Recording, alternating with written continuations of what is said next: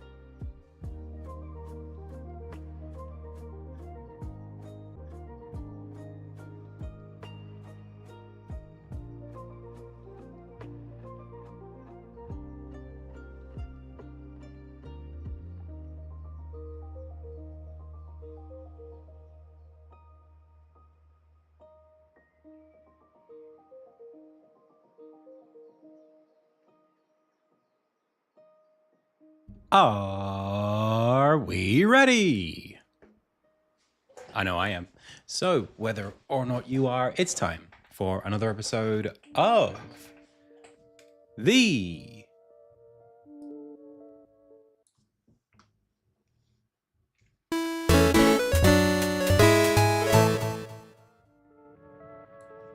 IndieTales Game Dev live stream. Hey, my name is Adam. You are the Pixel Pals. I've already said the name of the show, so without further ado, it's time to go. Welcome everyone to the Monday edition of the stream. Today we're going to be doing some more Insignia dev as we do. I'm trying to get as much pace as I can on the game, and I'm getting a lot of help from my team. I had a very busy weekend working on the game and keen to get straight into it. So I want to say a big welcome to everybody who's here in chat, and a big thank you to Lost Cyclops for the most recent follow and Twack God for the most recent subscription. I'm sure that's out of date. Let me see if I can get that fixed. One sec. Let me just see if I can just pow.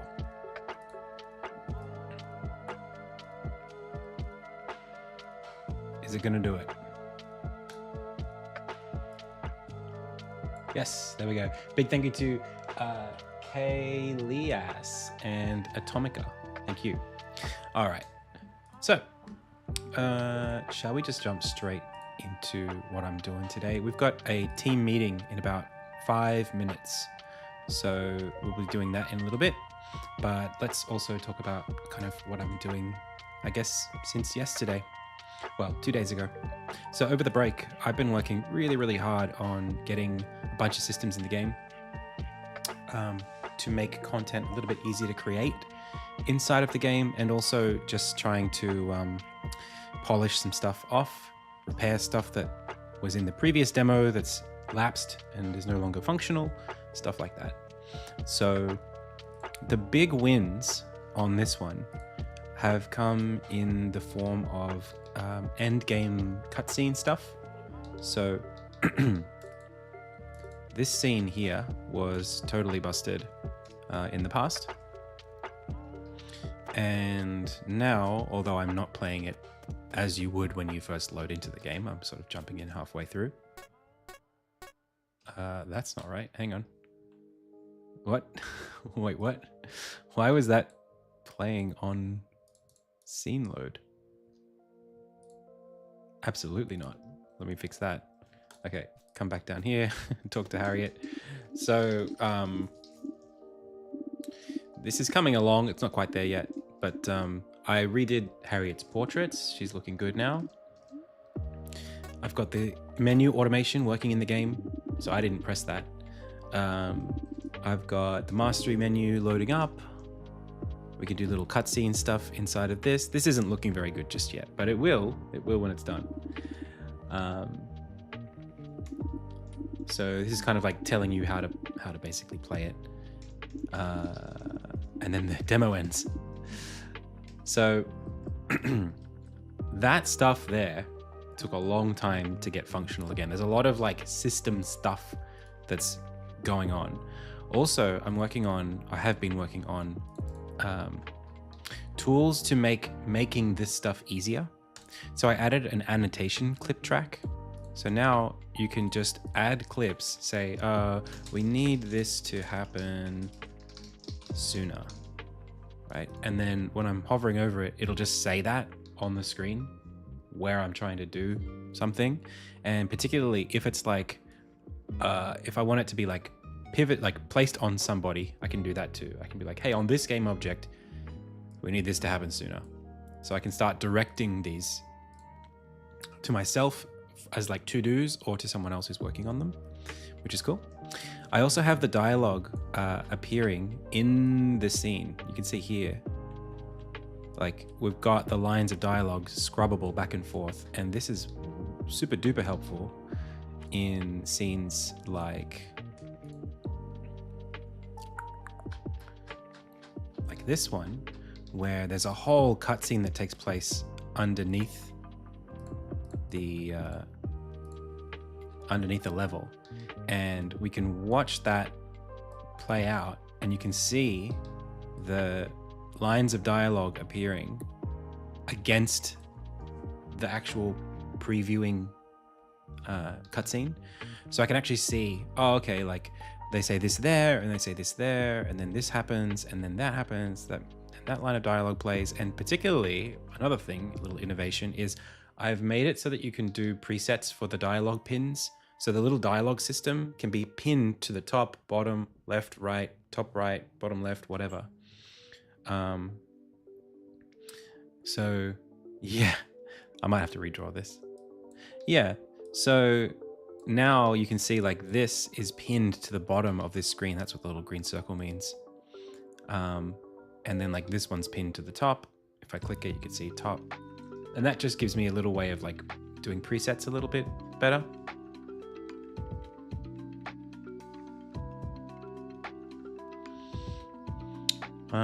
Just for like scenes, particularly when the characters aren't on screen. Like if we go all the way back to the top, the characters are here. Normally the dialogue will just appear above their heads because that's just like they're the ones talking. But yeah. Oh, I also built an entire system for managing gizmos during timelines. This is Unity, yeah. So previously I had gizmos for things like, you know, cutscene cameras and stuff like that, but you can't do gizmos in the timeline. What I have is a little system now that will actually let me write gizmos for the timeline clips, and then play those gizmos when a timeline is being basically like previewed. So it's a custom gizmo system. What that means is that like there's a point here, see this camera shot clip where this pink camera gets smaller, it zooms in on them. Previously that would just disappear if I wasn't scrubbing, because I wasn't able to, there's no like on draw gizmo for these things. Whereas now I can just set the playhead wherever I want, and it'll just like show me where that will be. So that's really, really useful for just being able to like say, oh, okay, oh, the camera's over here now. And then look, the camera's going to be panning left to right. Very nice.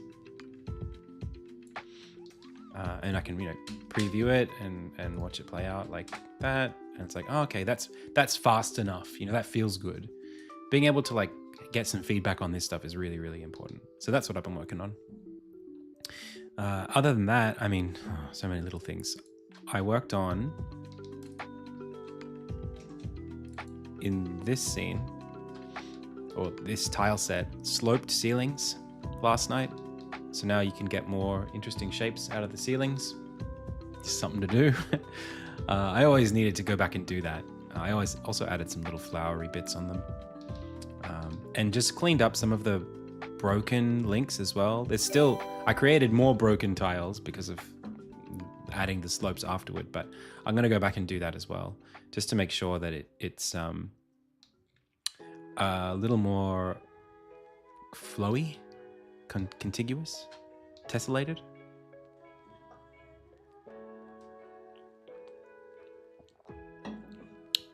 And then today, so I worked on that ensign cutscene, worked on the bridge sequence, and then this is pillow intro sequence. I'm still working on that. There's a slight little thing I got to do, but that is going to have to happen after this stuff. And those are my only big red tasks that I have to do.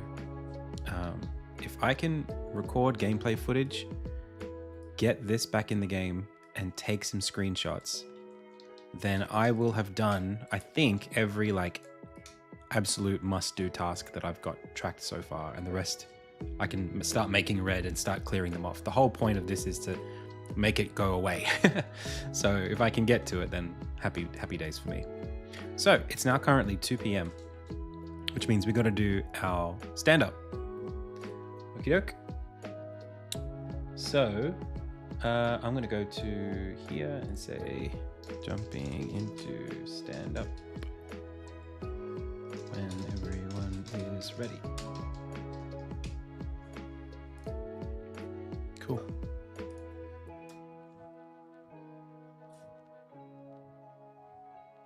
Hey, Elias. Hello. Hello. We spoke earlier. We don't need to ask how our weekends were. How has your last hour been? Let me turn the music down or off, because for some reason Discord just always sounds super quiet to me. I don't know why. Is there a mixer thing I can do here? Not you. Settings. Yeah, it's at max. I just wish there was a way to just boost Discord specifically, just even further. Hello.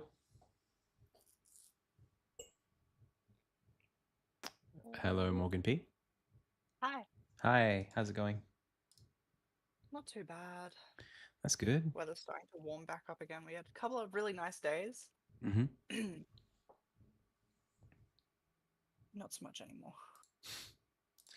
It was kind of cold last night, actually, here, surprisingly, but short-lived. I can't wait for it to get cold again.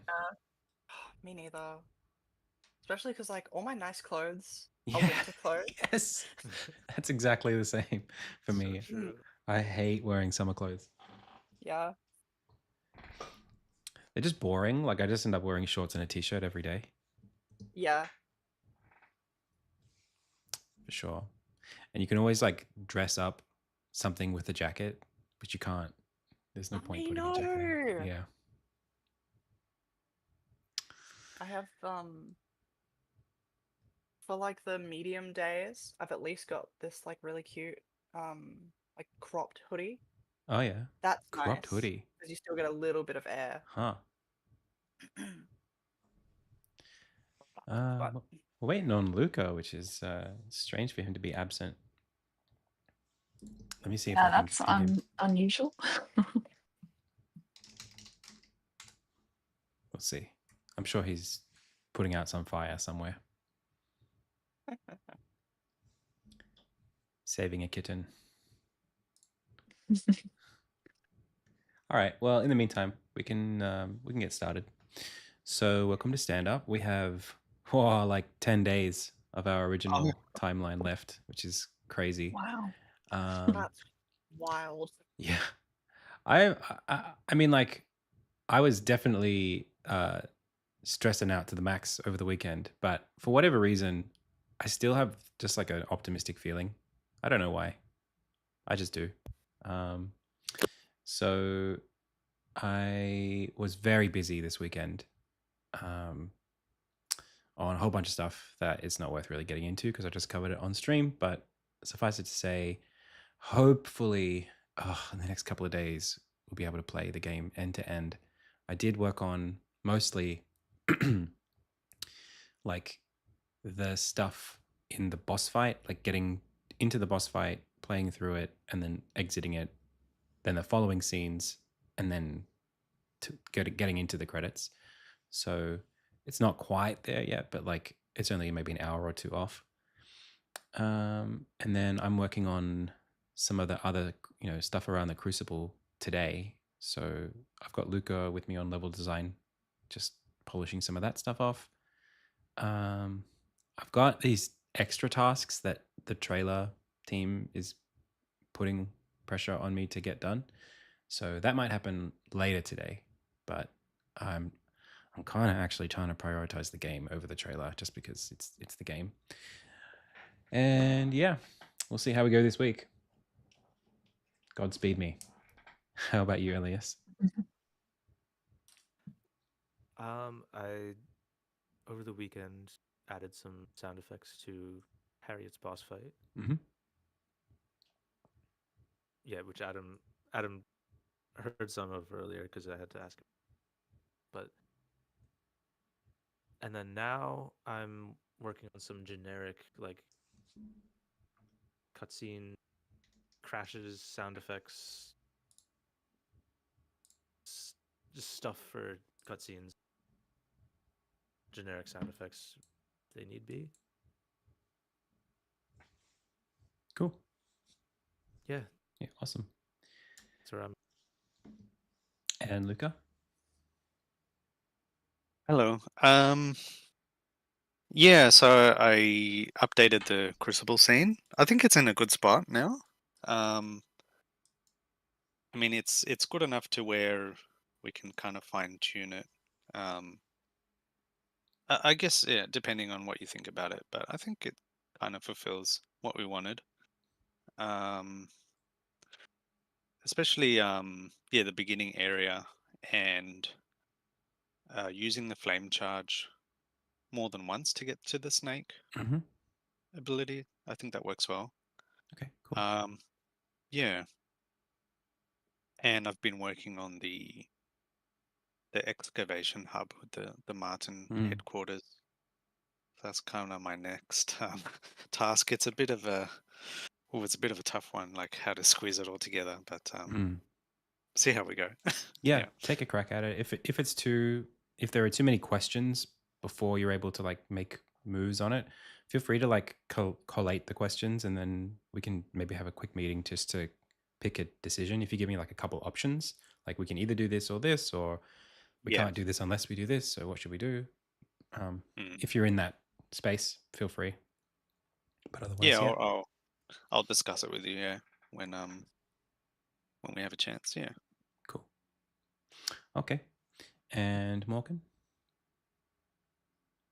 Yeah, Composer? so I actually did have a look this morning at the after the boss fight stuff, and I thought it was cool. Like especially the credits was cool to see Oh, yeah. in the project now.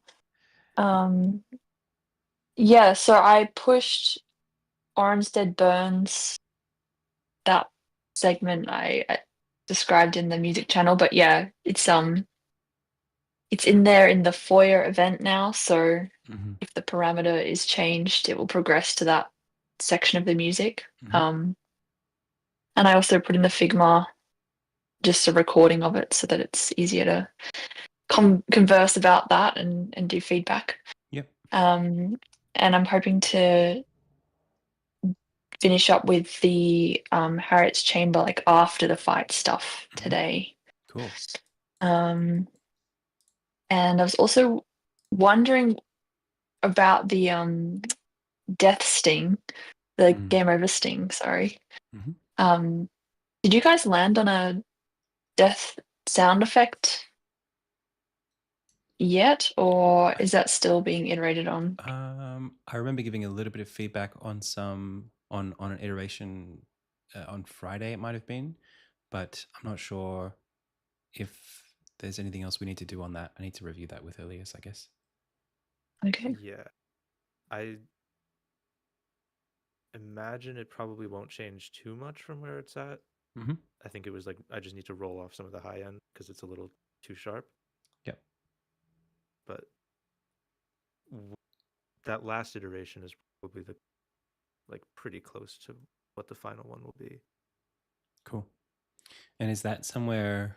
Because we were talking over Discord about it. Is there somewhere? I guess is it in the Fmod project? Yes, it should be. Okay, cool. If not, I'll make sure of it after this. All right.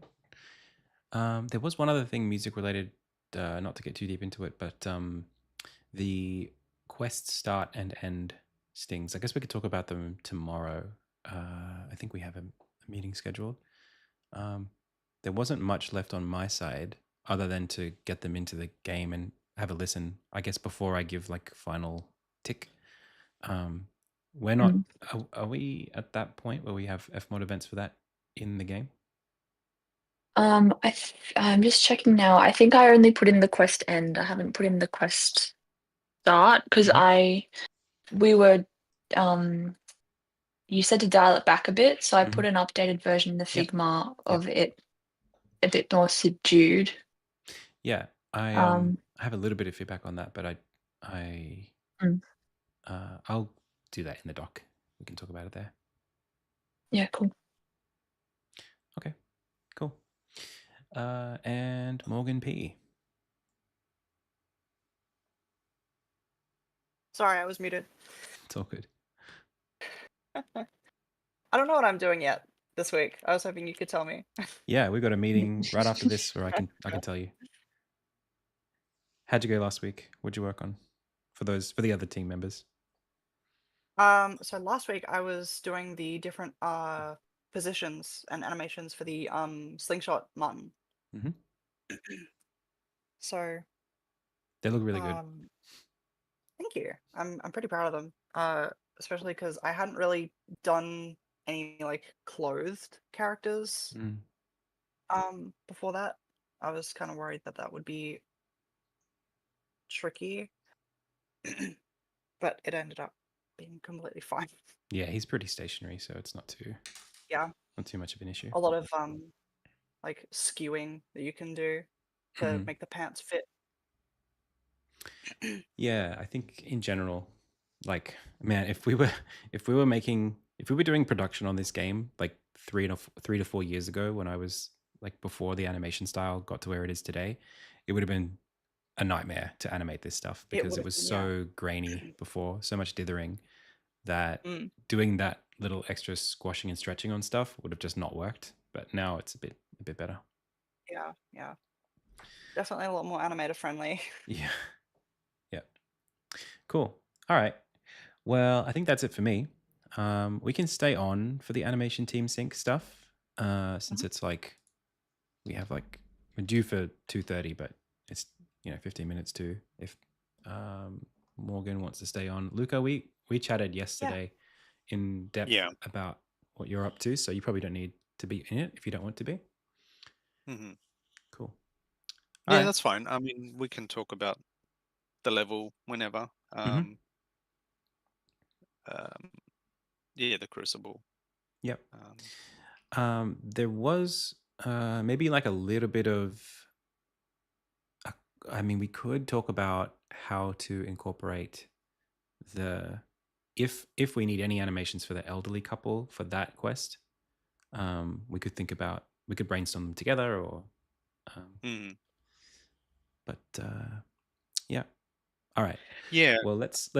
How about you stay on, and I'll let Elias and Morgan compose a go, and then we'll continue talking about it. Okie doke. Right. All right. Thanks, everyone. Bye. See ya. See ya. Hey, you two. So, I'm just getting knots out of my hair. What I had for Morgan and Luca.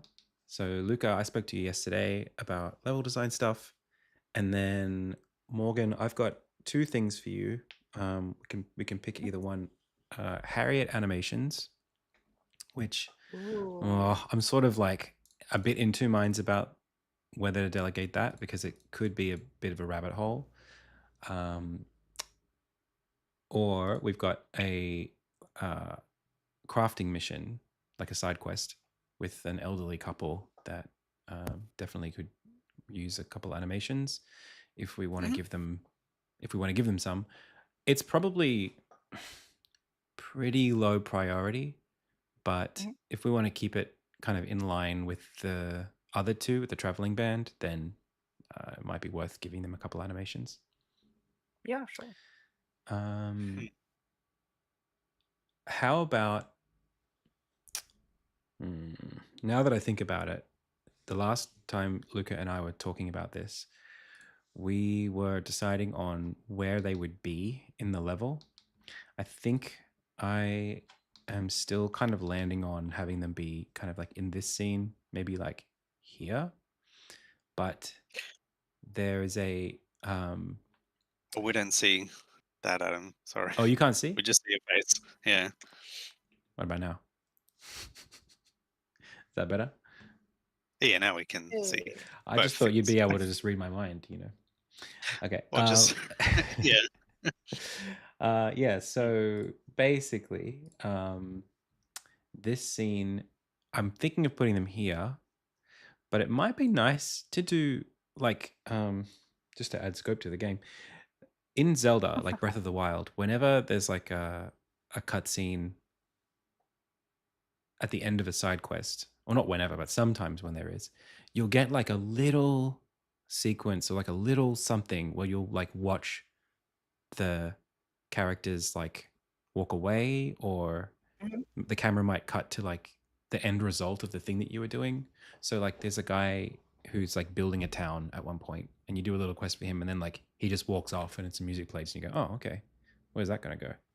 For these two, the quest is they're an elderly couple, and they want to lay some flowers at the gravesite of their son who passed away many years ago, but they're too old to go picking the flowers themselves, so you have to bring them to them. We don't have any graves in the game, but I'm thinking this, so there's like a a little bit of a layered thing here of we need somewhere for this to happen, if we want to put like a little bookend on it and put some animation to it. And also there's an opportunity here because this scene's getting a little bit cramped. In the past, I had a scene called Clearing, which was designed to be like you walk past it. There's an old man that you see here that has been relocated, but this was intended to be a thoroughfare for chapter 5. Like you go to that scene to start heading up the mountainside. So I was thinking, if I can get the level design right in this space, I might be able to create a little,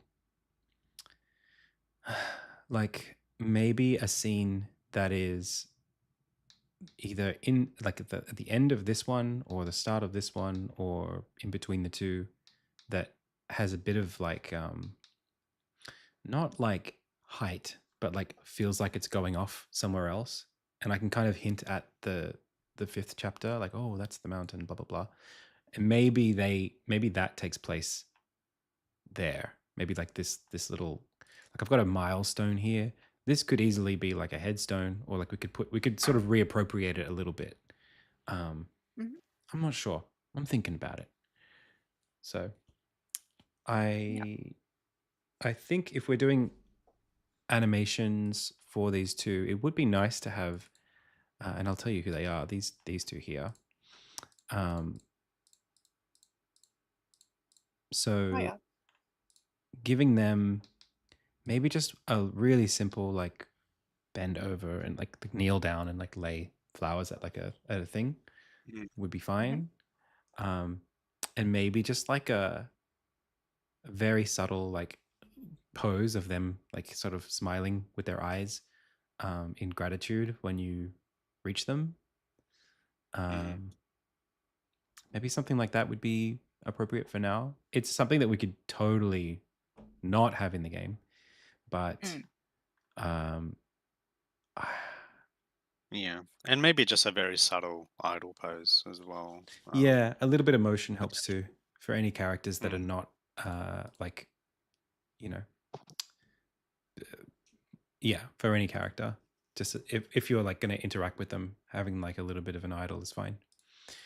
So that would be my first port of call for you, Morgan.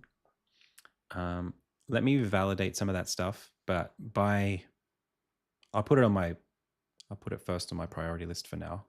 So maybe like hopefully in like 40 minutes, I'll be able to give you the file to then get started. Yeah, no worries. Okay. That's very ambitious of me, but we'll see how I go. All right. Well, I'm here all day, so. No worries. I know it's pretty early for you now anyway, right? It's like, what, 11? Yeah.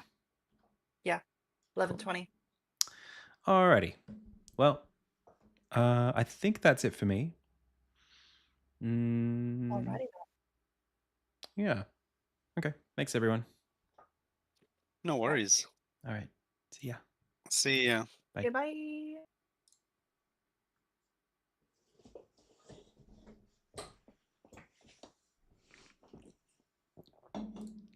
Okay.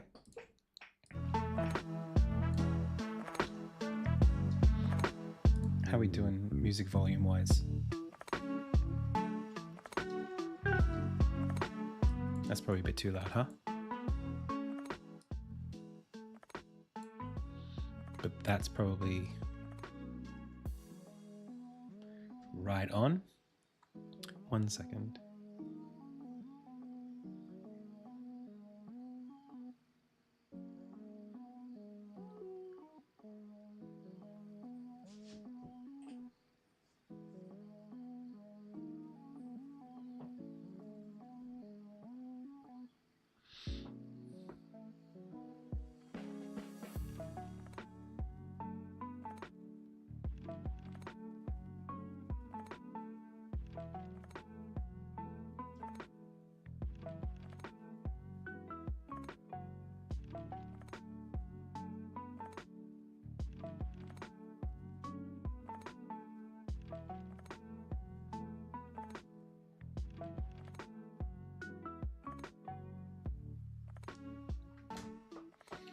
Okay.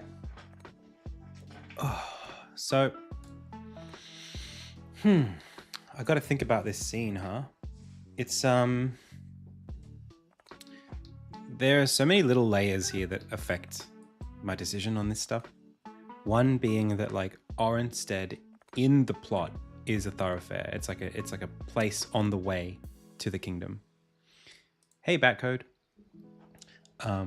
So for me, the trouble here is that I'm always serving like 6 different masters here when I'm doing this kind of stuff. So let's explain. Basically, you've got the scene for the neighborhood.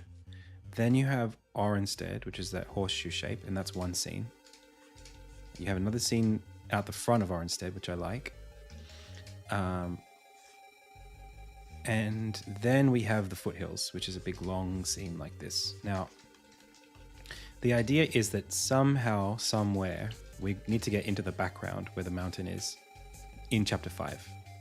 So the issue here is that we need to be able to sort of project this idea that there's like a road that's going to get us up there from here. And you can see like it makes sense there that it's like, oh, we're going to get over there. That means that there's going to be a road that goes through the forest.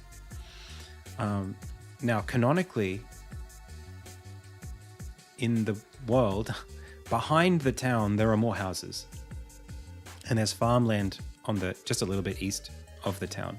So that's down here, there's farmland. So it might be nice to, yeah, 5 necks. Yeah, it is nice. It might be nice to have a scene that kind of shows that just behind the town. I could draw something very quickly that kind of shows what I mean. In fact,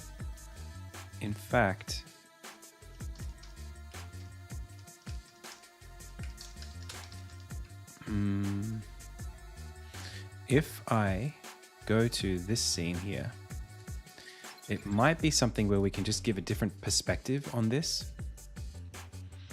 So if I go here and then check the name of this file, it is Athenium Road Reconcept.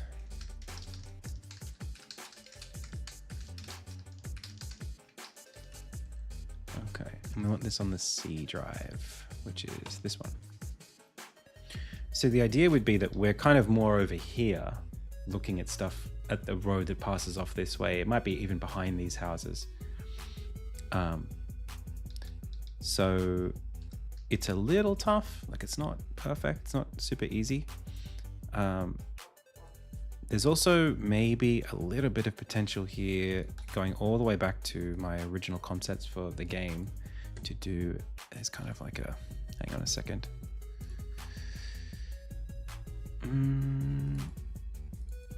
Insignia process screenshots 2017. No, 2016. This kind of thing. I keep wanting to, there's something here that I really like that, I mean, I know how much it's like everything else that I've done. This is very much what inspired this scene. But there's something about it that just feels very close and flat that I kind of want to recapture. So, you know, maybe it's, I don't want to put too much, I don't want to create too much work for myself. And there are, you know, scenes maybe that kind of could use, I mean, this is kind of feeling like it's almost there. And maybe this is the scene. Yeah, maybe we use this scene. I feel like I've put all the effort into it, into making it exist. It might as well be the one. I just need to update the background to feel a little bit more, I don't know, to make it feel like we can see the mountain off in the distance.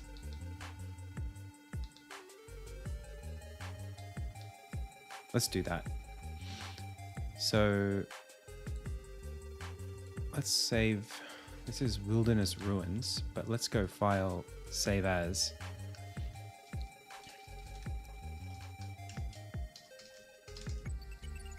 King's Crossroads. King's Crossroad? Something like that. And then let's just keep it really simple for now.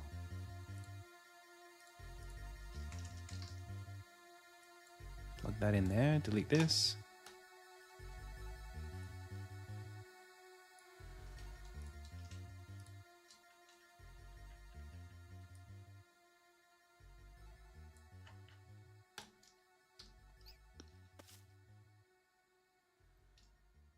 Good afternoon.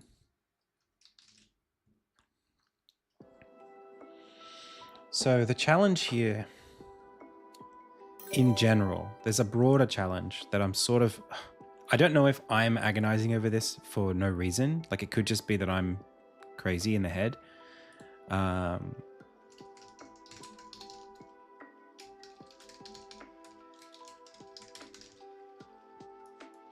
But I've been trying really hard in the context of this being a bit more like Metroidvania-ish, trying to make it so that the level is, I guess more, what's the word?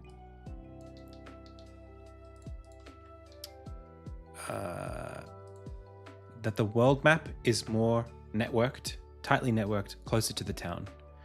So having more scenes above and below the town, or like forward and back from the town. It's something that I'm just playing with, you know. So here, let's just bring this way in like that for now. And then again, way in.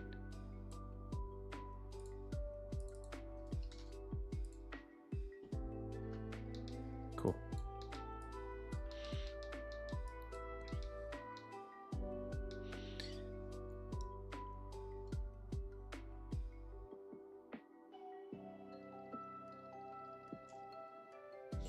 Hey Desmond, working on some level design at the moment for some quests that are coming up a bit later.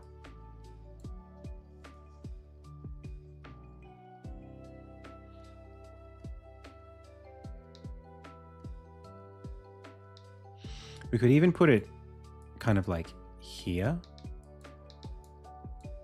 like before the town. Hey, Meowj, thank you so much for the sub. Welcome.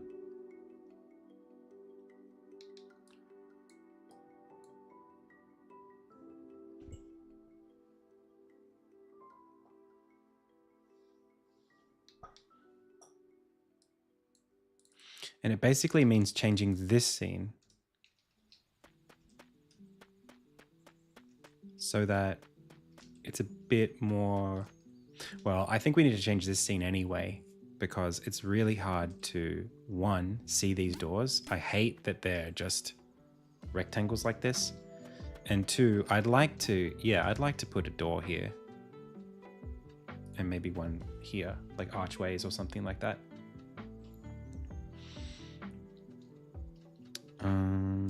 We'll figure it out.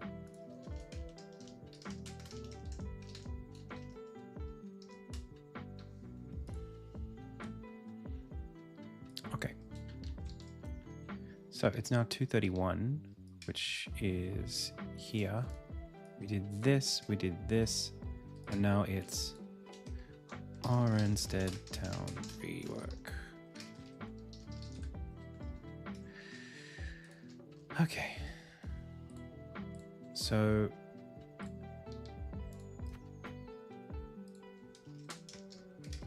I mean, an easy thing that I can do is basically just maybe broaden out the scrolling bounds of the level a little. So bring the left edge further out. 617, 617. Bring these bushes out as well.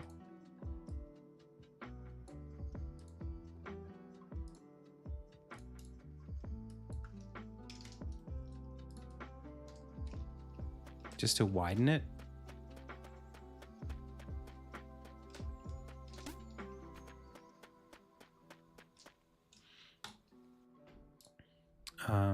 This whole thing with the background trees is kind of all messed up.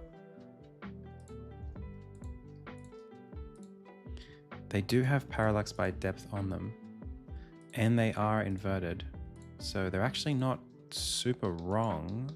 They just look weird.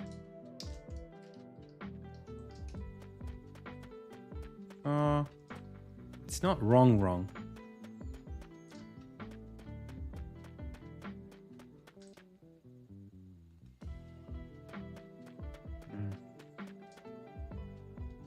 It's okay.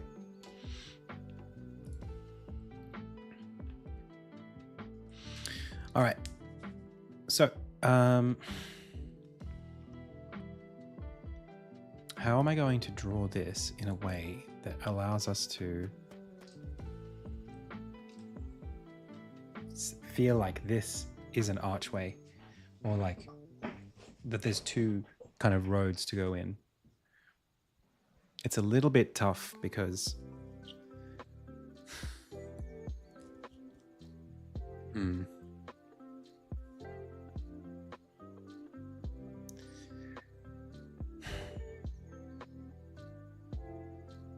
I guess you'd have to put something in the middle. Yeah, signs would be good. Not a bad idea. So what I wanted to do actually was put doors here. So let's just clean up this level a little bit. I want to organize it a bit. So I have this little system where I go scene template. I grab all of these things. You. Copy. And then I go here. And then I paste. Bring them up to the top. System, level, character, sequences, enemy, decoration, objects decoration. Better. So then I can go you are system, you are level, and level could go below sequences and character. That's fine where it is. Doors go in level. Wilds detail.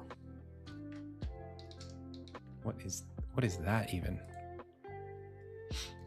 think I know what it is, and I don't need it anymore. Foreground. What is that? Nothing. Get out of here. Town. Oh, wow. Oh, wow. This is from like 2016. Damn. Wow. Huh. See ya. Town camera focus. We don't need that anymore. That's not relevant.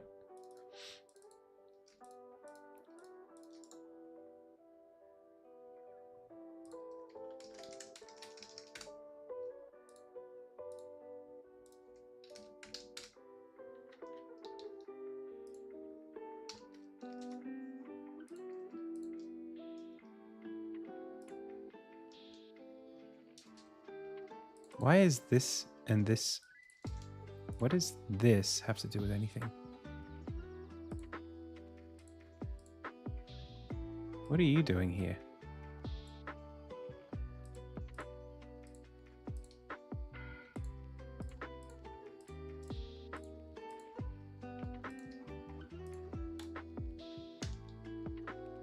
What? What are you doing here?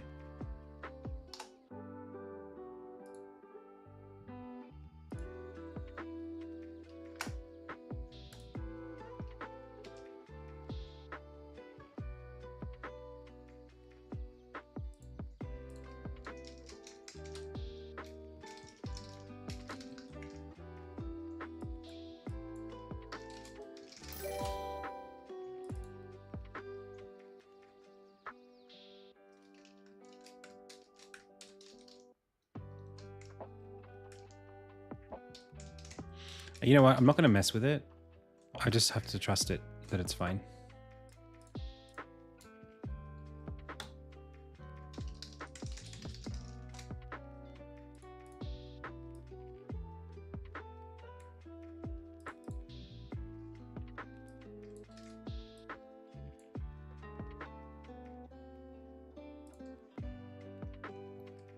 This guy was a lie. Hey, GG Sammy. Playing around with Unity's UI toolkit. Have you got any thoughts on it? I don't really use it very much. I'm trying to organize my hierarchy. What kind of game is it? It's a side-scrolling action adventure, a creative name. Pinkerpox says, what's the most annoying thing about 2D side-scroller development? Level design's really complicated because you don't have 3 axes. You don't have the foreground and background. You've just got like side. So when you're trying to do like mapping of the level design, it can be really complicated. Other than that, it's pretty straightforward. There's not that much to it.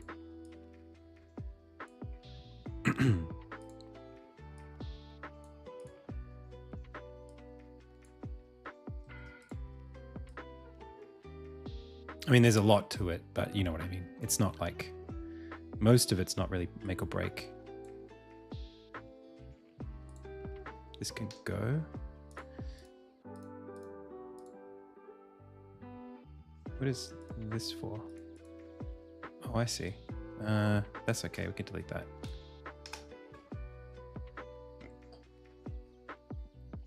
Yeah, like what happens is, because you're in 2D space, like I've got lots of different things that I want in this scene, right? It's like I got a door to go into the south part of town, a door to go into the north part of town, this guy who's blocking the way, these characters, which are a quest. There's going to be another quest here, and then 2 more doors, because I want to kind of have it be a bit dense.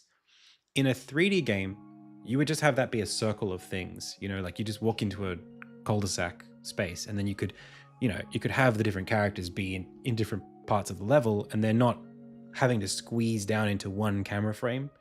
Whereas here, it's like, if I have this guy here, that just blocks off now like 15% of my entire level design space. Like I can't do anything with that space because he's there. So stuff like that, it makes the pacing harder to manage, because now you have to like run past that guy. To anytime you want to go from some place to some other place, you got to run past all the stuff that isn't what you're trying to interact with. Whereas in a 3D game, like you just got so many more directions of travel. in a 2D plane. Here, it's really a one-dimensional direction of travel.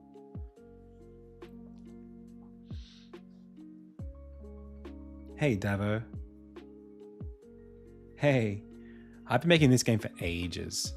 Like, since I started working on it in 2014, not in Unity, just as like a concept, drew a bunch of stuff.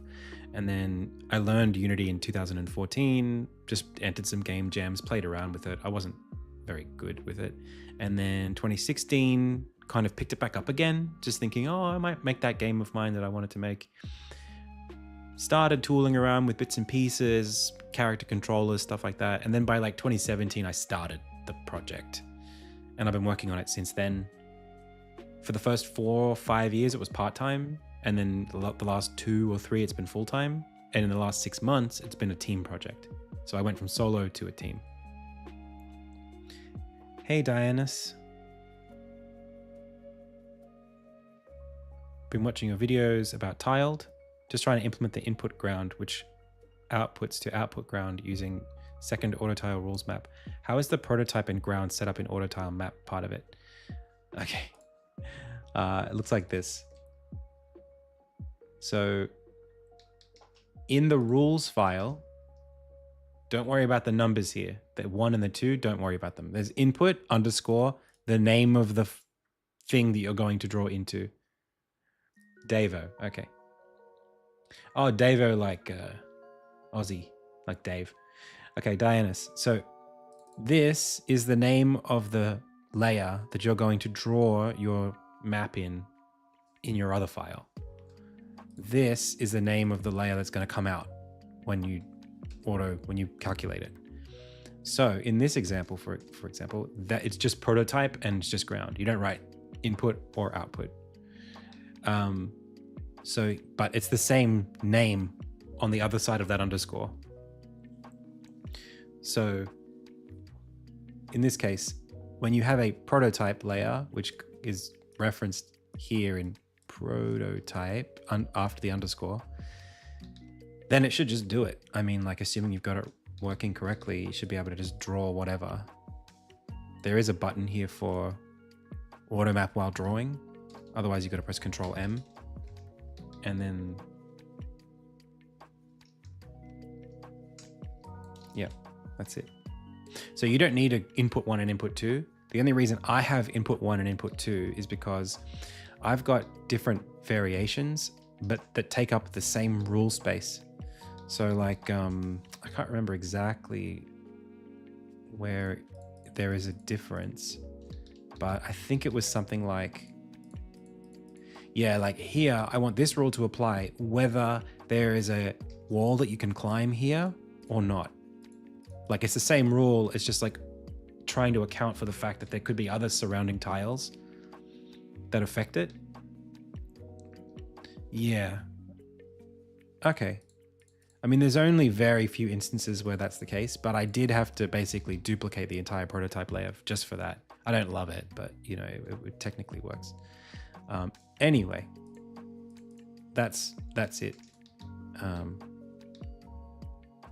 That's the naming structure. It's pretty straightforward. Have you tried Level Design Toolkit? I'm aware of it, but because I use Tiled, I'm kind of like invested already in this setup, and I really like the way Tiled does it. I know LDTK is good. I've seen. I believe that it's probably similar in terms of how you set up logic. I just know that like Tiled is very capable, so I basically just committed down that road. All right, no more questions for a bit. Going into focus mode. So this is now organized. That's great. Objects in the scene. There are no objects. Background sprites. That's fine. We want to have some doors here. So the idea is I can just put something here. Forest Gateway, Oranstead Cave, Z door. Yeah, like that's too much. Crucible Z door. That's too much. yeah. I mean, Forest Gateway is kind of fun, but not really going to cut it. I'm going to need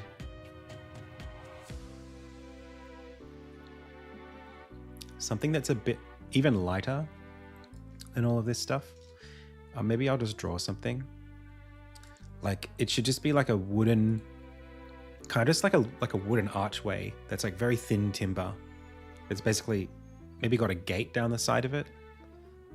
Almost like this with a little archway, but in the background of the scene rather than sideways. Oh, that looked cool. So let's quickly go take a screenshot of the level. This is how I do my prototyping. I drop it down to 640 by 360 and just snap a shot of it exactly at the base resolution. Go to a new file, paste, done. Now we can draw on top of this and we know that it's going to come out looking the way that we want it to.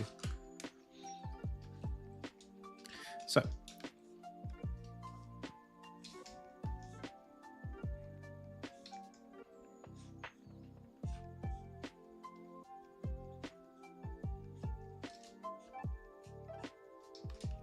that's way too big.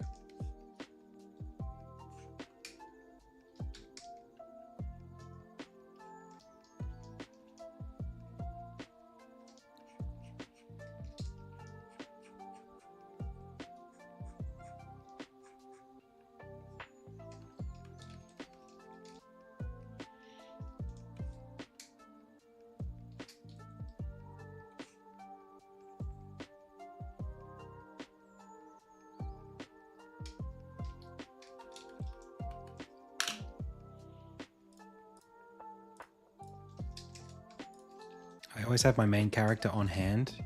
He's pinned in my recent files, so I can always just grab him and drag him in. And I mean, of course, we could, you know, cut this one out, but a bit easier to think of it this way.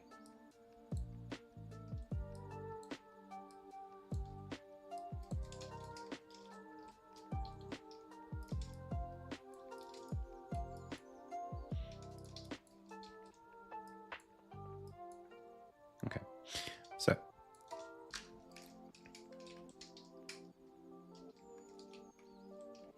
that's pretty good. Might make it symmetrical.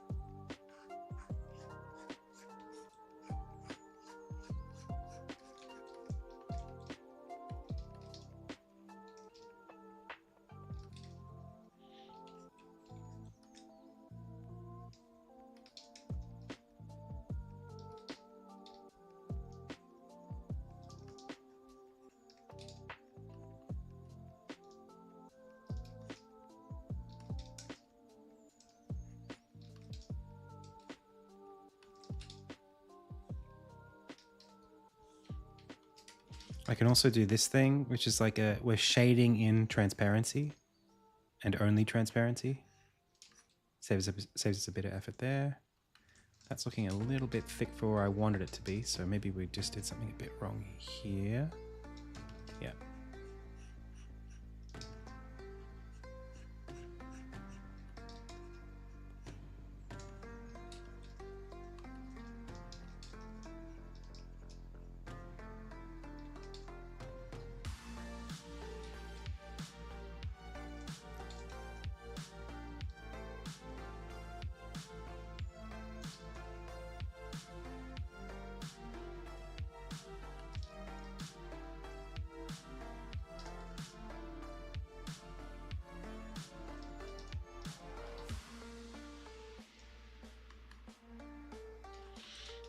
Now, I'm not really convinced that I've got this right, and I don't know what I'm doing wrong. Oh, yeah.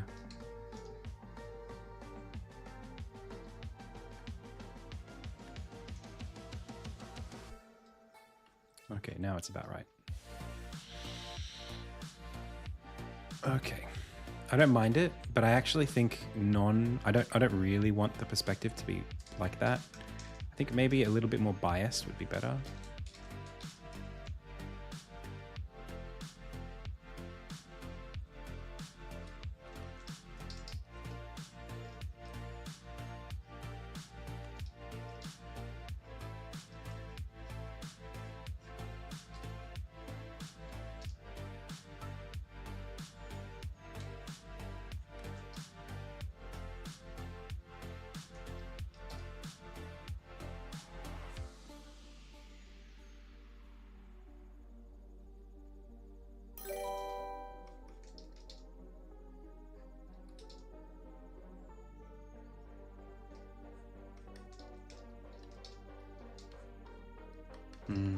Don't like that. That'll do.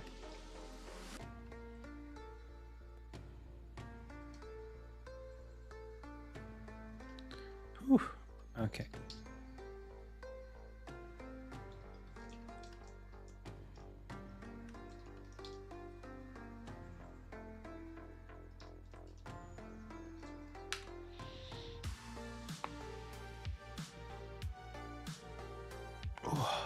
My poor neck. Do you still do all of the art in the game? I do, yeah. Not all of the art. I do all of the environment art, all of the portraits.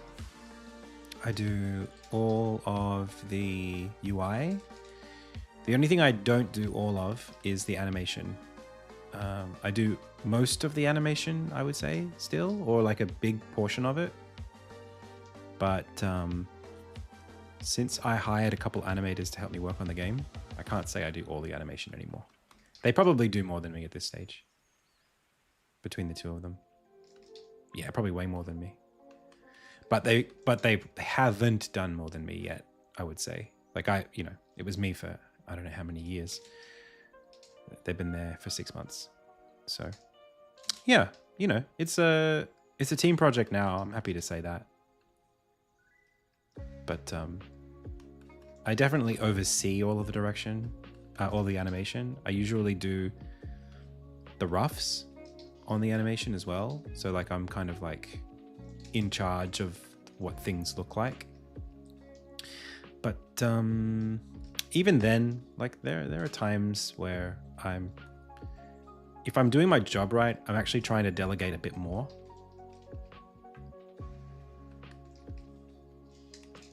Because if you are going to hire people to help you work on something, like you want to use them, Can't be control freak.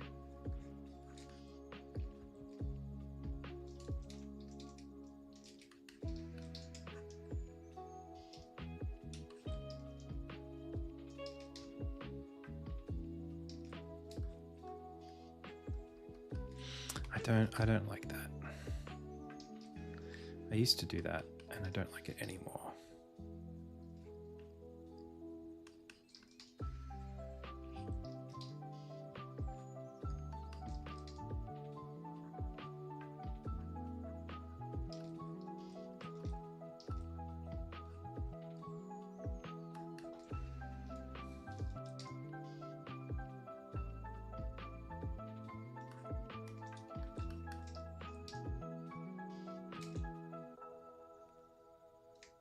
Yeah, by the end of it, like maybe it will be like 50-50 between what I started with and what I've done versus what was like outsourced. Because it's probably going to be about, I don't know, a year and a half's worth of somebody else's animation, or like two man years of animation done not by me.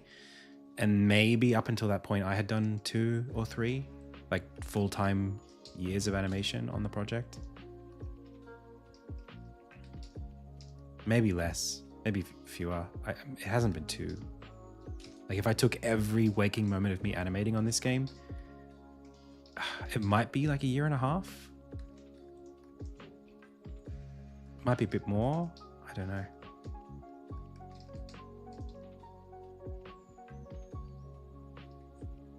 It's hard to judge actually because it's been so long.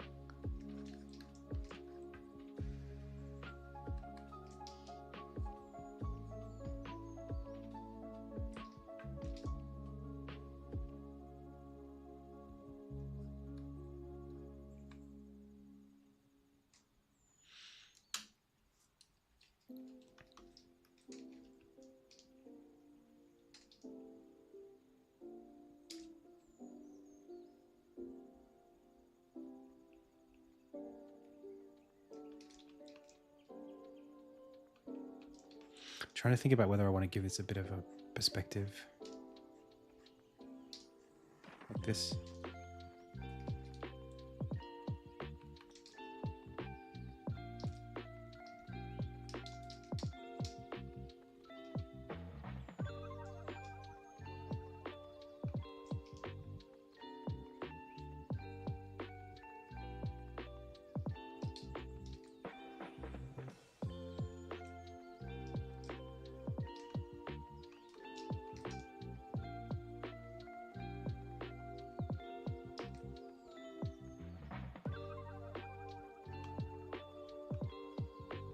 I think so. I think I prefer the perspective.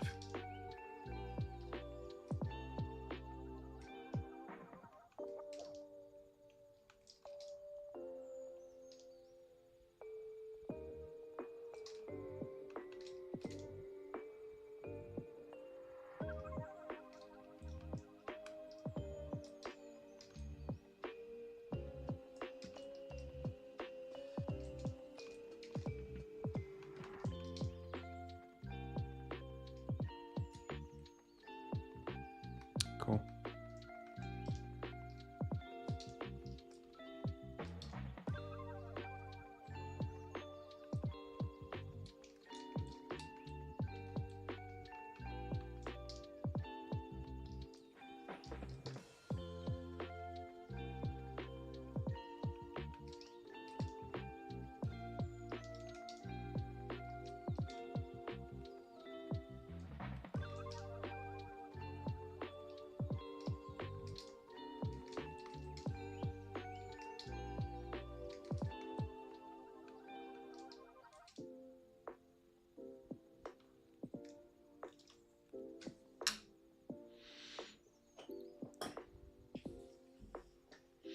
Was 960 by 540 one of the good scaling ratios? Yeah, it's very high resolution for pixel art though.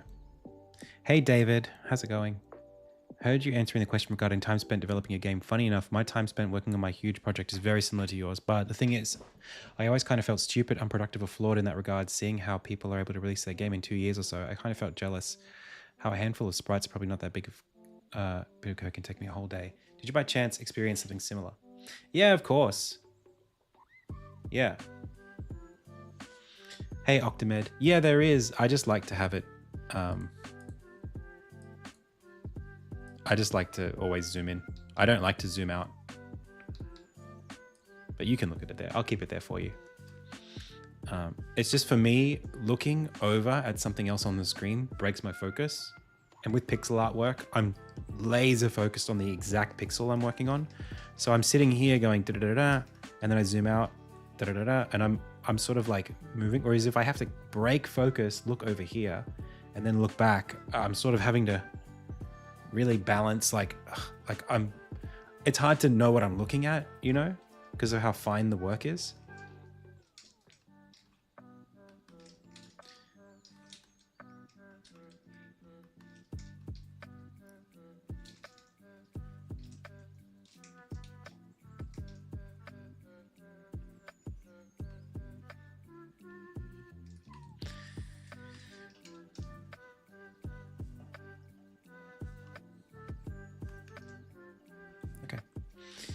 And then I want to rough this thing up a little bit. Actually, let me save it first. So assets, sprites. We are going into objects, I guess. And then architecture maybe, or just Hornstead.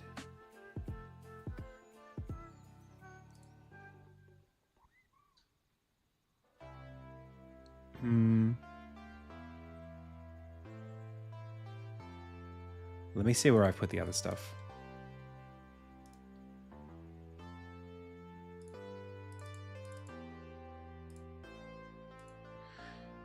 Architecture. Okay. All right.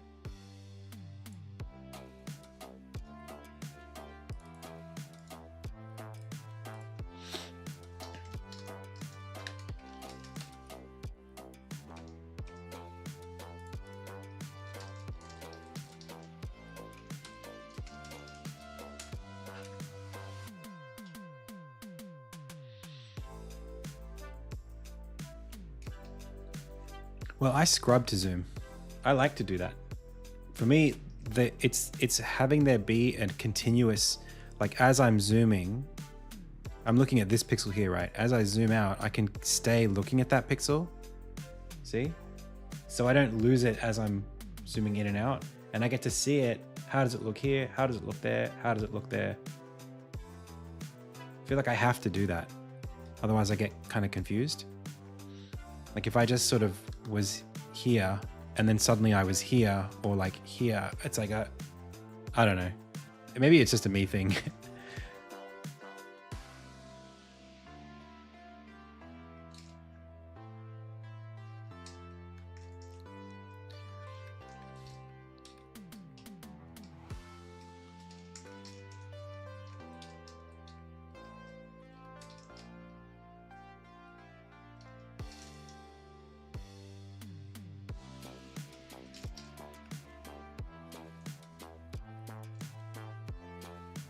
So the question was about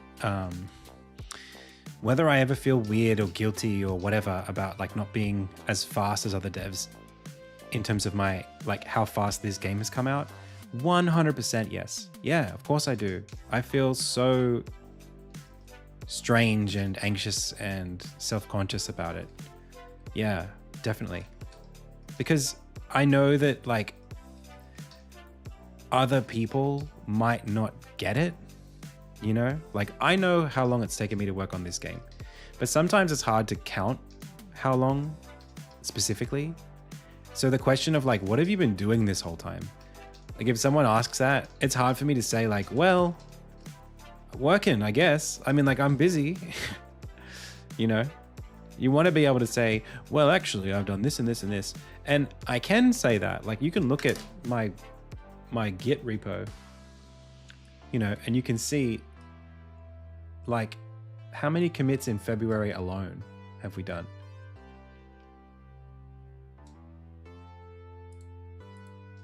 $130 things were done in February, and it's 17 days into February. And that includes like whole tile set changes. Like yesterday, you know, I was working on this tile set. These sprites, they're not great, but like, you know, that's a lot of work. This took like an hour and a bit to do that. And that's part of one commit, you know? So like, there's hundreds of hours of work in there and you can't always see it. And that's true all the way back. Like I fired up a new repo in 2023, but this goes back to 2017. And it's like, I'm working really hard, but it's always hard when you don't necessarily have something to show for it. And it's even worse. Do you know what else I worry about? And this is so dumb to think this way, but I think it's real as well, which is unfortunate, which is when I finish my game, and it will happen. I'm not worried about the pace of it. We're making good pace at the moment. But when it gets finished, do you know what's going to happen? People are going to look at my game and they're either going to say, wow, that game was made in this much time. That took so long. I can do it faster than that. And they'll make the exact same mistake I did. Or they'll say, wow, Adam's so productive. He's so special. I could never do what Adam did. And in both of those scenarios, it's kind of unfortunate because you're either going to overestimate or underestimate the amount of work that goes into this stuff, or misattribute the effort. You know what I mean? Like I want people to know that why what some projects can take as long as this one is. Because I probably want them to know, for the sake of like choosing for themselves, like, hey, is this what I want to do with the next 7 years of my life? Like, it's not easy to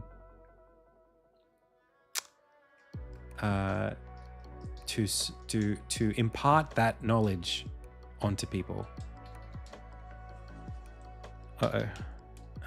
Save. I can't seem to. Okay, there we go.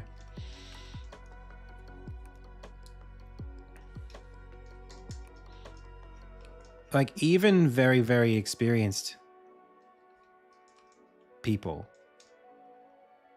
might not really appreciate, unless you've built something yourself, it's kind of hard to appreciate just how long it takes to do any task. Even I find it difficult to figure out how long it's going to take me to do some task.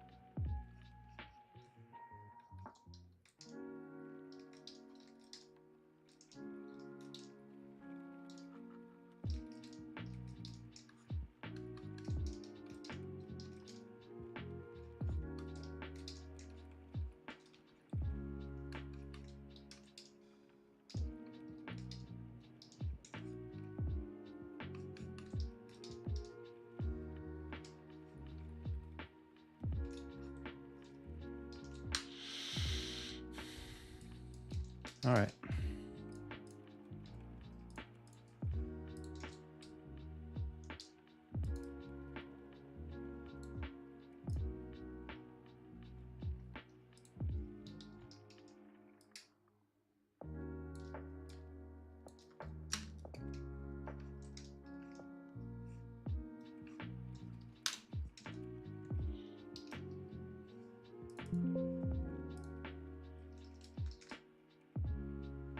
I don't even think I need depth layers for this.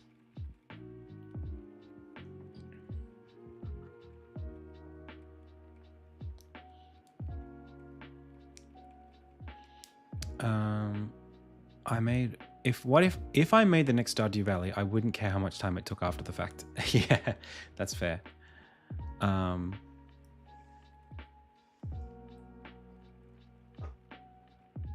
Can you please give some tips regarding on that mindset regarding time? I don't think you can have tips. I think you just have to accept that things take as long as they take. And only when you have some sort of deadline in sight should you be really focusing on how long things are taking. And you should only really be setting a deadline when you know how long things take. So it's important, I think, to understand generally what's practical for yourself. And you do that by reflecting on the time it's taking you to do certain things. Like, you call them retros in like agile software development. When you do like retrospectives and you look at like, oh, this took me like a month, or like this took me a day, then only then can you start to think about how long it will take you to do certain tasks. And only then should you have some judgment about it. Because otherwise, like, if you set a goal and you miss it, but you had no idea how long it was going to take to do the thing, why are you responsible for that goal? You know what I mean? Like you're not what it's not. That's like having a 7-year-old be in charge of a construction site. It's like they don't know anything about construction, you know? So why are we blaming them if they set a deadline that we can't meet? It's like that with game dev. If you don't know what a certain task should take you, if you don't know how long it ought to take you, then there's no point setting a deadline, and there's no point feeling good or bad about it if you meet or don't meet that deadline. Track, but don't make deadlines unless you know.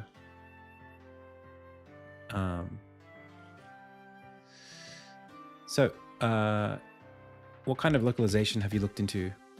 I mean, I'll be doing localization, but I haven't looked into much. Damien Reloaded says, I'm in favor of adding a layer of AI generation. I mean, it's up to you. I don't think that's like a catch-all solution to anything. I think it's very personal. Like this game, I would never. Maybe if I was making a game where I don't know, where the art was immaterial to the way that the game felt. But to me, that's like impossible. Like for me, the art is I kind of get a bit this way where like when people talk about AI, I know that like workflow wise, like particularly with let's say hang on a second, what did I just do here? Okay, well that shouldn't be there, that should go like out here, and then we'll call this archway door. So for me, like literally any one second, sorry, I'm going to do this task and then I'm going to answer the question or continue my thought.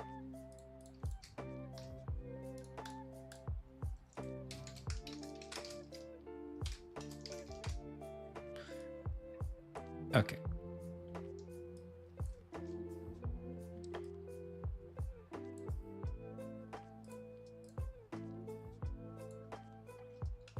$420. Cool. And then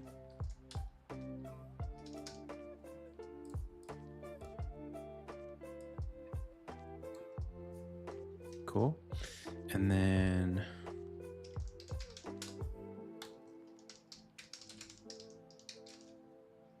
this, and then archway door. Cool. And then I can delete this, make my door come back, and then pick archway door as the sprite. Then I can go here to archway door.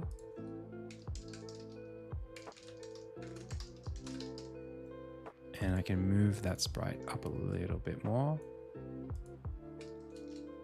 That was probably too high. Oh no, that looks just about bang on. Nah, we're gonna go up 1, 2, 3, 4 pixels at least.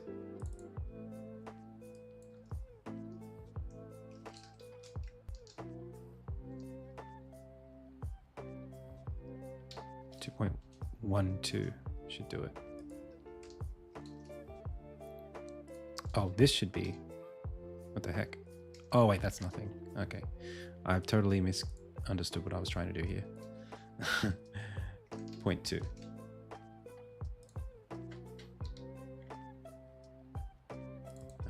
Hang on a second. Well, this should be 0. Why am I moving that at all? It's the offset, which should be down.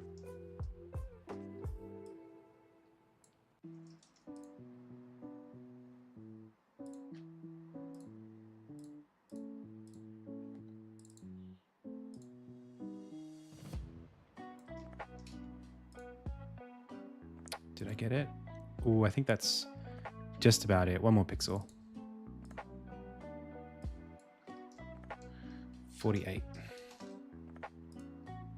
Nice. Okay. Yeah. Cool. All right. So, for me, there's something a little awkward about using AI, because AI, yes, it makes things faster, but why am I trying to make this take less time? I feel like that's the important question. If it's purely an economic question, I guess that's okay, but you are sacrificing something when you do that. Because AI will never have the intent that you have. And that's not to say that AI is bad. It's to say that when you delegate too much, you lose control in general, even with humans. So being a really, really good director and having an AI do a bunch of stuff, assuming the AI is good enough, yeah, maybe there's something valid there. But for me, it doesn't make sense to do that, because the whole point of me working on the game is because I like making games. Do you know what I mean? Like, if I'm doing less of the game dev, then why don't I just make a smaller game and make all of that? Do you know what I mean? Why am I making a bigger game but less of it? That just seems weird proportionally. Like, I want to maximize the amount of time I spend making my game because I like making games. That's the whole point, you know? Yeah, I do want to make a profit eventually, but like, if I could make $1 million and do no game dev, that wouldn't be better. You know, if you could give me all of the revenue of Insignia, but kick me off the project, that wouldn't be better. That would be worse, right?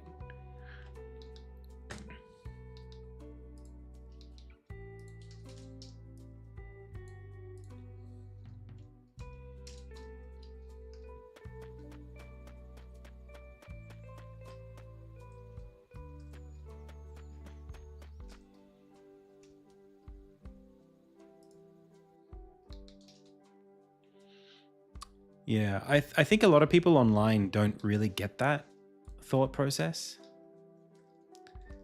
The only thing that matters is if the game is fun, isn't it?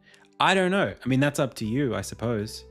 I think it's just the difference between, like, if you want to be a business person or a game developer, like a game designer or an artist or a programmer. Like, for me, I want to be responsible for the game.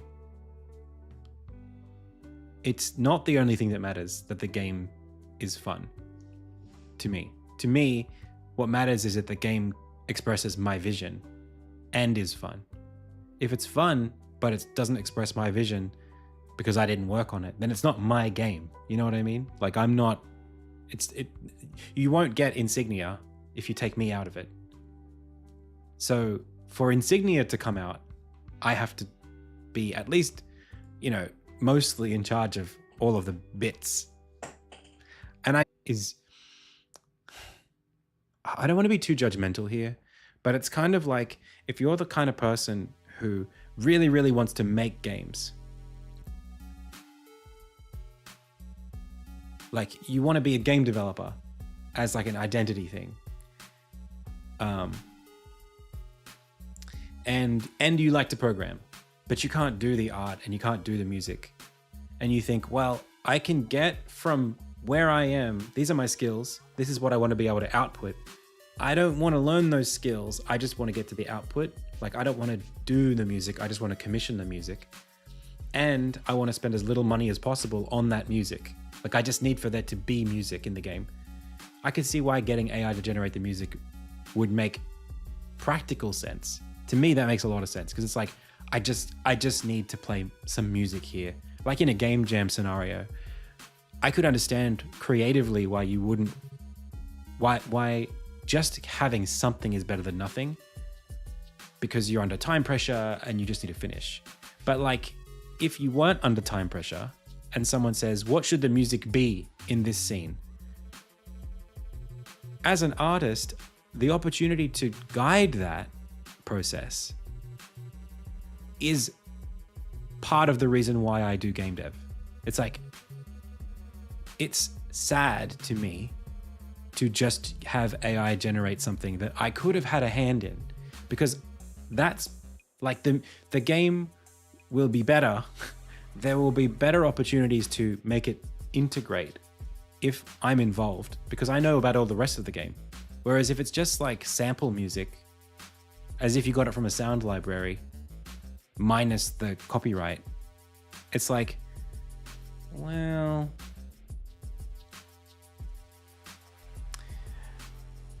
yeah, but like I don't do commissioning. I don't download assets, and I don't commission work to be done. I do contracting. So like, it's not just that I'm paying someone to do something. It's that I'm paying someone to be on the project, taking direction, and nothing comes through unless we've sat down and had meetings about it and we've talked about the references we want. Like, that's being a good director. You know what I mean? Just saying like, oh, I need some art, I'm going to pay someone $50 to make some art for me, and then I'll just deal with whatever I get.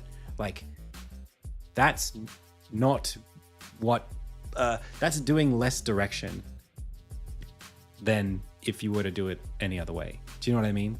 So like, this idea of like delegating away your responsibility to any process, I think is worse for the creative output of the game. Again, if the creative output of those aspects, like BFXer is another one. Like, a lot of people use that for sound effects in their game. It's just like chiptune blips and bloops. Again, it's like, it's better than nothing if you're in a game jam. But like, if this is your like game you're going to put out on Steam and you use BFXer, it's like, people are going to feel that. They're going to know it's generic because it is generic. It's not just a vibes thing. Like, it's like, we've heard those sounds before, and they're not contextual to what I'm seeing on screen. They're just sounds. So therefore, the lack of direction is something that we feel. Now, of course, you know, some people care, some people don't. Artistic merit's not the only reason you make things, but to me, it's important.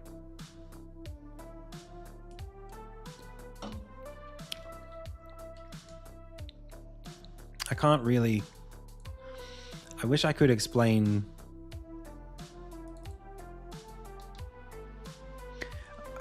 It's not even about explaining. I just think maybe that means less to some people. It just means less to some people than to others.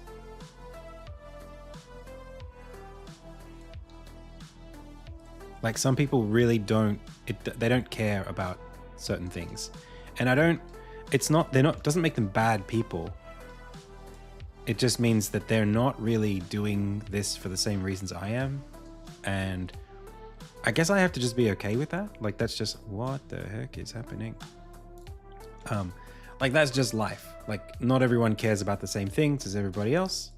And people have different values.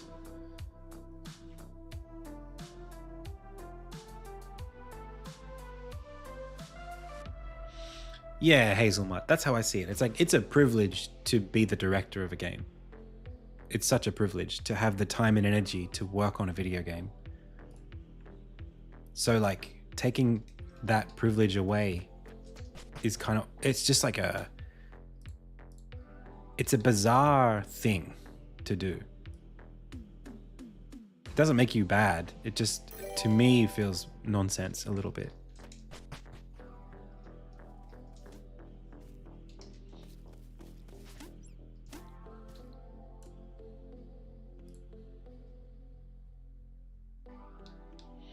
I really hate that these archways, they kind of break the purity of this scene. I know that sounds weird. I love them. I want to use them, but they do something to this scene that's not my favorite.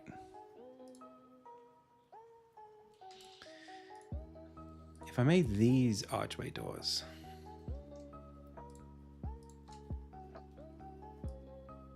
what does that do?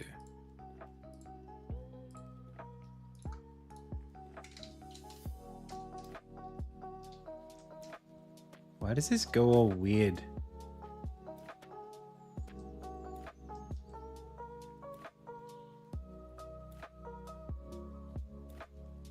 when I do that? Why is the game so framey right now? Stats. Press play. 17 FPS? What?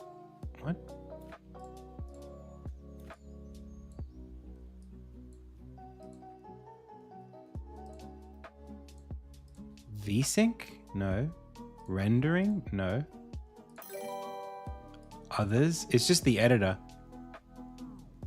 Oh, is it some... Is this just... No? What? Unity editor is just like dying on me. Okay. If we change scene, does it stay? No. 300 FPS. Okay. It's just Unity. Hey, Slap.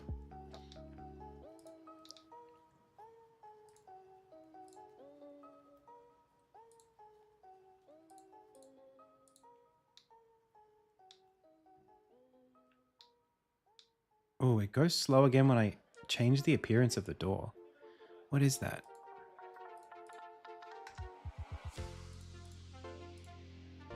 I wonder.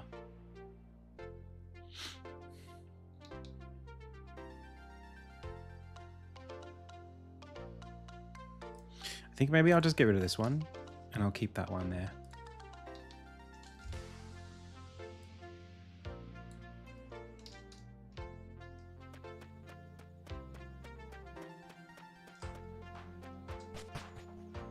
And then on this side here, I'll put this. I'll make it a foothills door deeper.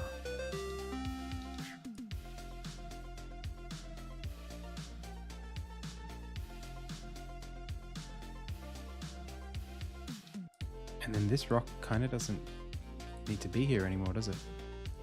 I guess I can put it like, I don't know, somewhere else. It's a bit crowded here now, isn't it?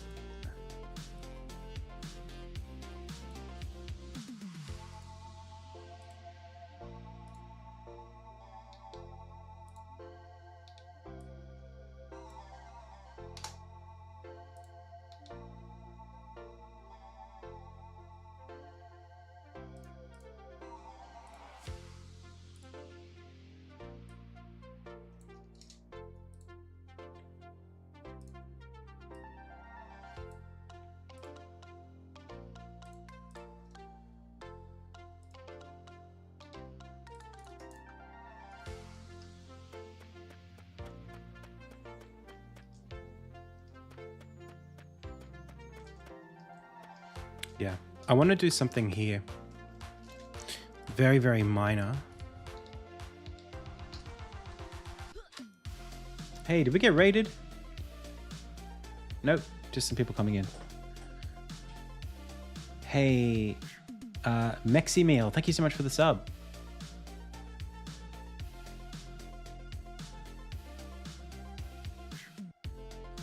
How did you get / make the music? I have a composer that I'm working with. I wrote some of it at the beginning of the project, and these days, because the project's gotten so big that I physically can't, I work with a composer. So they're under contract, and we go through the process. I guess it's like, I mean, look, at this point, to be what's the word? To be internally consistent and not a hypocrite. My point really is, if I could spend the time to improve as a composer, or to work even more closely with my composer, such that I had even more creative control over the music, I would do that. I would consider that a privilege to be able to do that. But given that the kinds of games that I want to work on simply can't be made by just me anymore, or at least this game has gotten too big to be worked on by just me, given my need for it to release, like, it's not just a hobby because it's a job, and it has an economic pressure on it, and a practical pressure. Like, I'm getting older. I can't be working on this in this capacity as my first big title indefinitely. Because of that, I have to sort of give up the reins a little bit over things like the music. I kind of have to. So, you know, in that regard, it just kind of is what it is. New tag, full arch.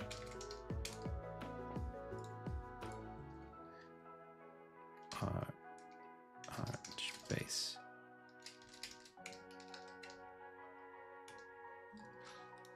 How old am I? 33. Like, I just want to be doing different things in my career. That's really it. It's not, you know, if I could make Insignia 2 from scratch and have it take 10 years, at a certain point, I'd start getting too old to continue working on games. Like, if I want to make 10 games in my lifetime and it takes me 10 years each, I'm not going to live that long. That's really the limiting factor.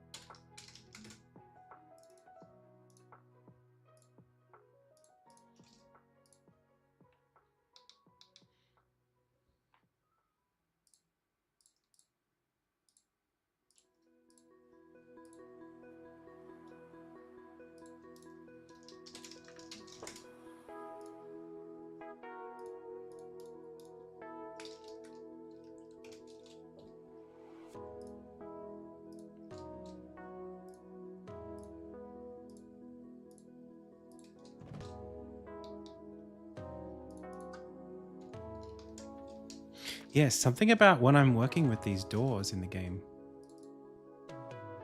When I add a new door appearance and then I implement it, the editor just goes way slower.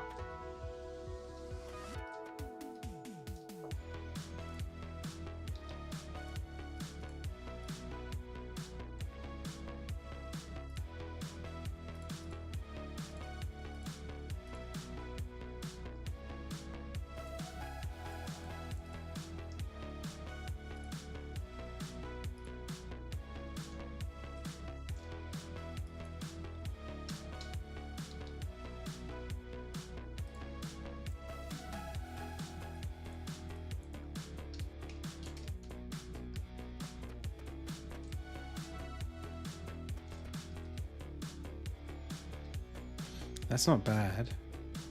I might need to take away some of this dirt. Now, how the hell am I going to do that? Actually, it is the dirt. Oh, I see. Then I need to go to the tile set.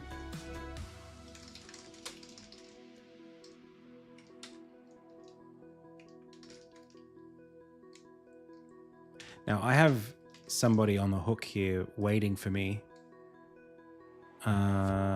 Grass to tile set. This one. Morgan was waiting for me to do a bit of work, or to delegate some work to her. I should still be able to get to it. I just need to hurry up. I got a lot of tasks I'm trying to do today.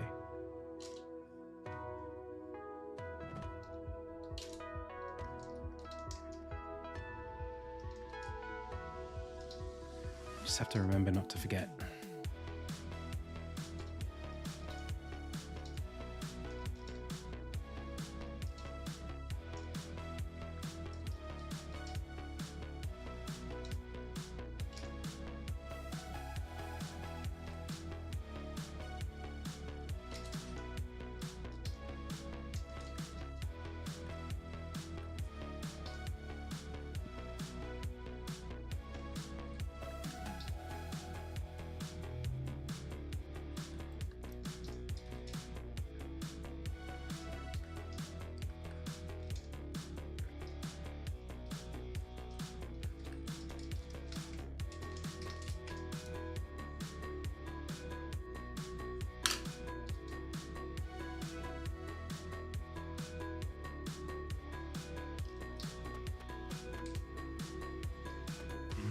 does help a little bit.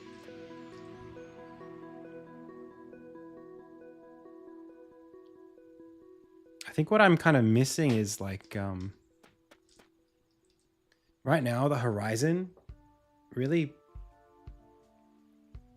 because it's so flat, like what I'd like to do is like maybe elevate the town a little bit and show some street here. But it's so messy here. It's so dense that I can't really do that. I'm kind of okay with, you know, like, because if you put like a curb up and then you have a break in the curb where the archways are, then it makes sense.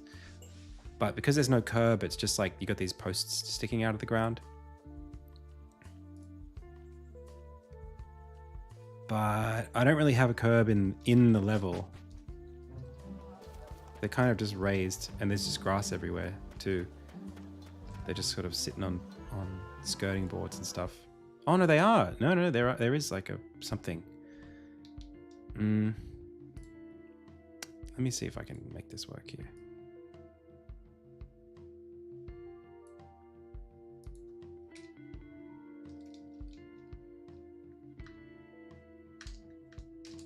Well, that's a bit better, but it's still a little disappointing.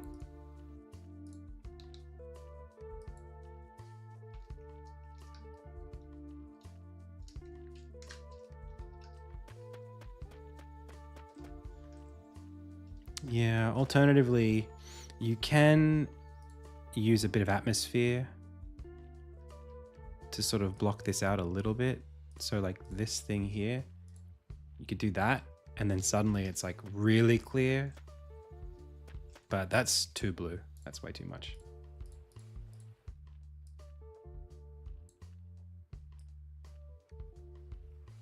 Maybe like that much.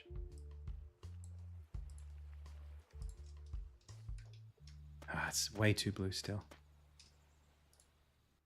Because it's so close, you can't really get away with that. This might be okay, but I feel like we've just washed out the game a little bit. Gradient? Ooh, I don't really use gradients in this game.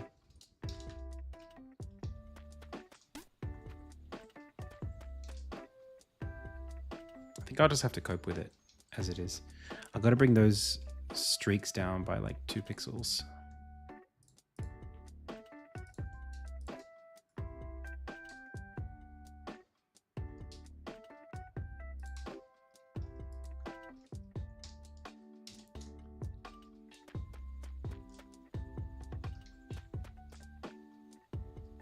I think they're on the UI frame.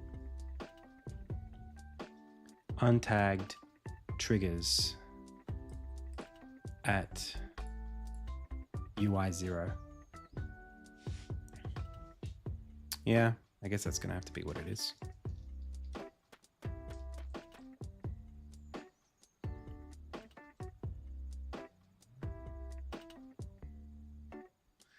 Were you talking, since we're talking about time here, how long do you think it'll take you to release your game? I do get that question a lot.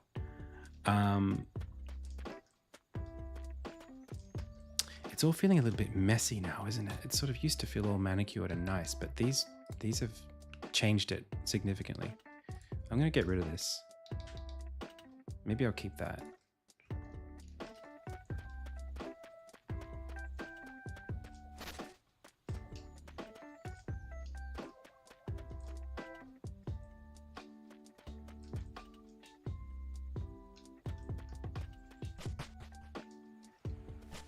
Creates a bit of confusion here.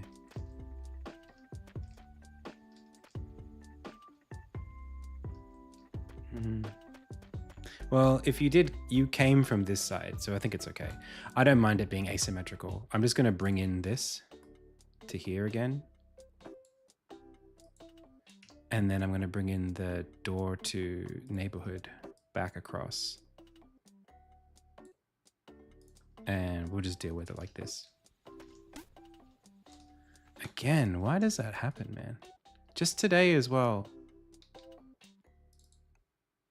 Like, as soon as you unload the scene, you go back in, it's like totally fine again.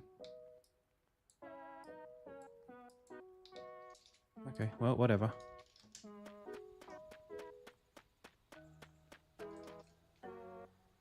Yeah, cool. Okay.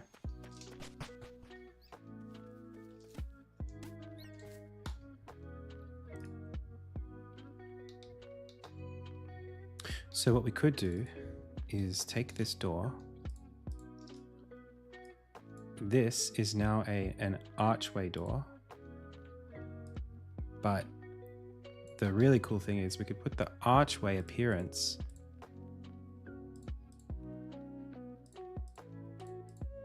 and put this on the foreground.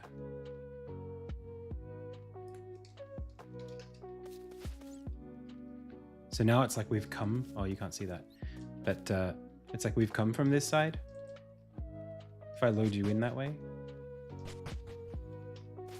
How did you get the scene graph plugin? Through development. I built it. And I've had some help with it as well. Hey, Red Dragons. Oh, great.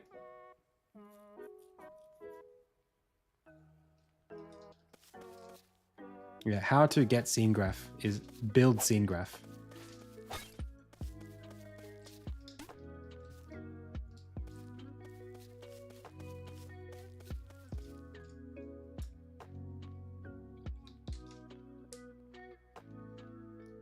Why does the tree's trunk wave too?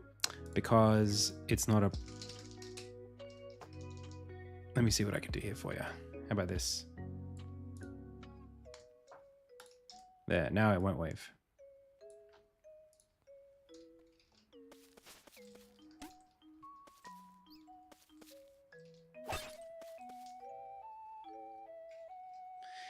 Favorite kind of takeout food? I don't know.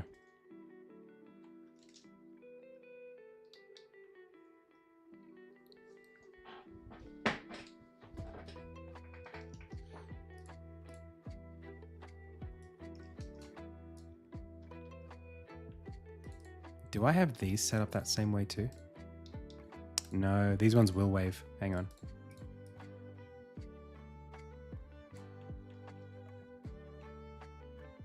Just a little bit.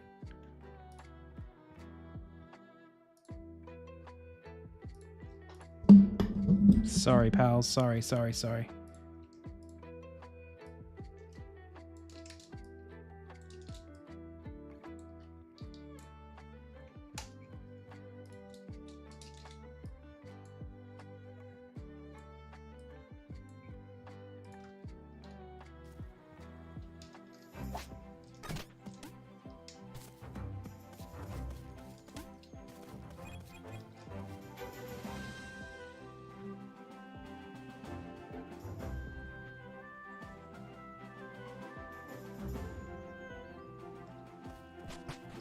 I should make the noise on that shader be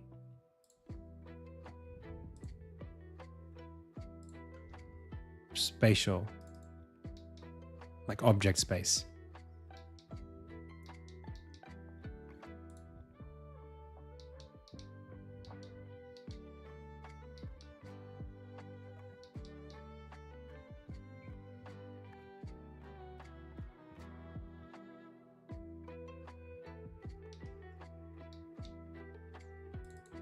I'm not sure if I can do that.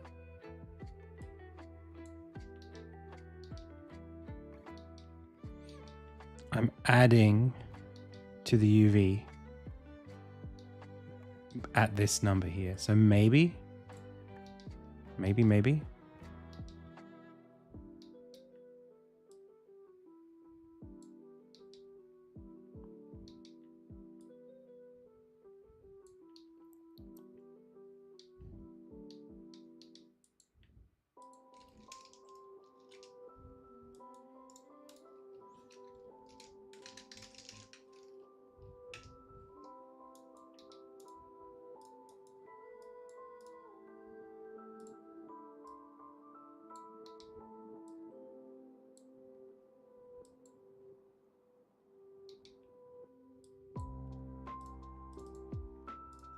That might screw up everything.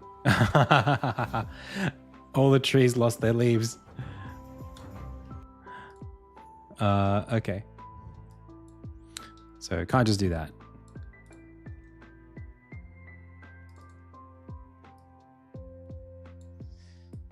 It's the wind offset specifically.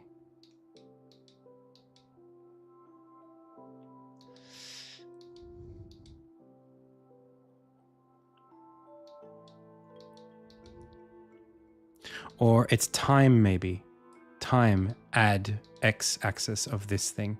Yeah, that's better.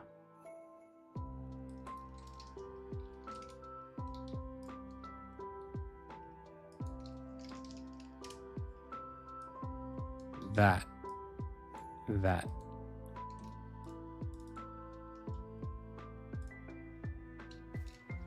So now they just happen to be offset at different times. Or at least they should be. They are now. You probably wouldn't have never have noticed that, but it was going to bother me. Okay.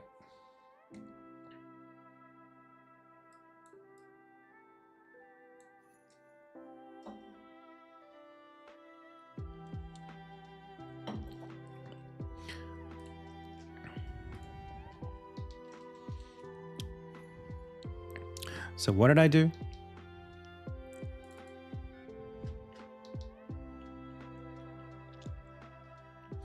I really hate this.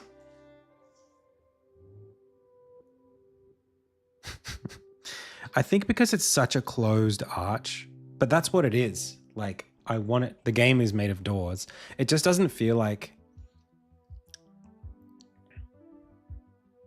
Maybe because it doesn't feel like a road.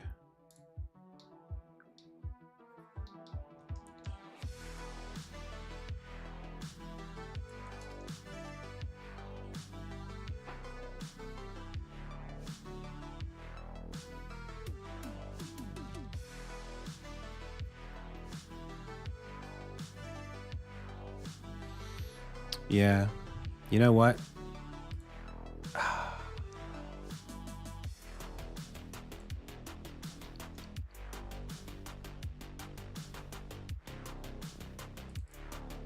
What do I do? Which scene do I break? This one?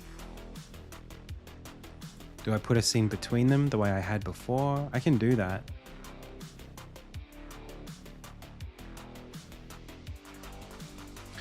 I just hate the idea of... No, you know what? I gotta pull the trigger on something here. I gotta just do it. I'm not gonna update this scene at all. I'm gonna go back into Fork and I'm gonna... Well, I'll keep it actually as it is, but I'll delete this door. I'm putting this back across.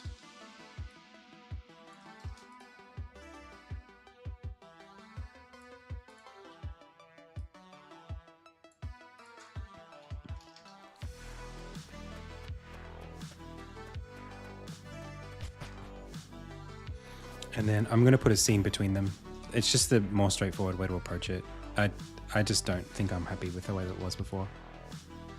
So now this guy, I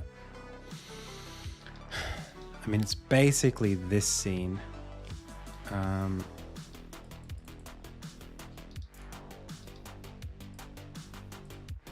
West foothills.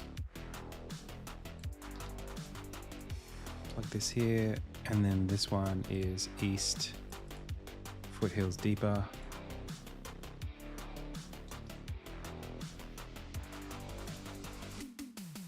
This goes here, done.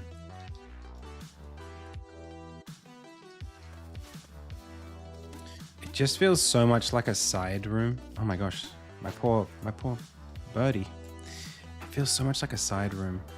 How do I do it otherwise? No, I want this here. I gotta commit. What do I do? The alternative is to put it here, like between these two. which it's not out of the question.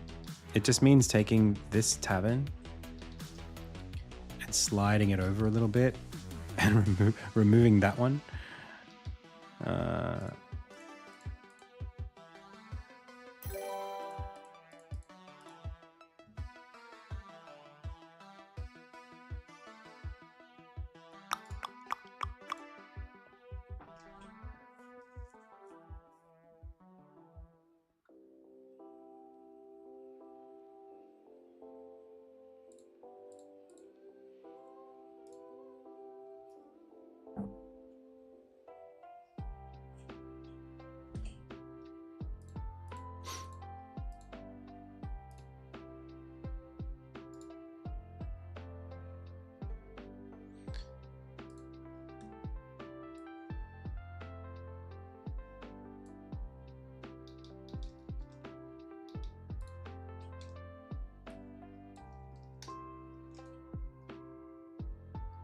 Tell me that deletes everything. No good. Okay.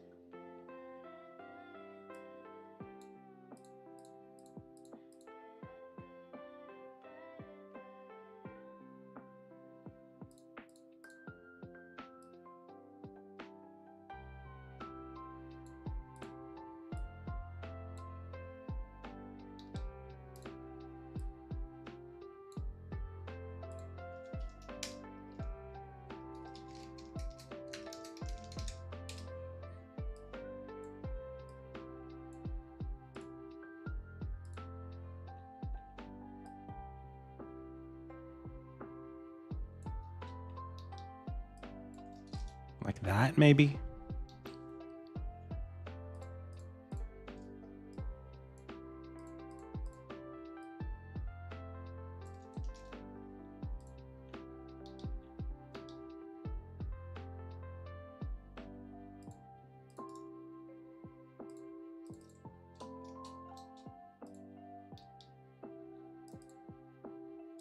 Wait, where's my door?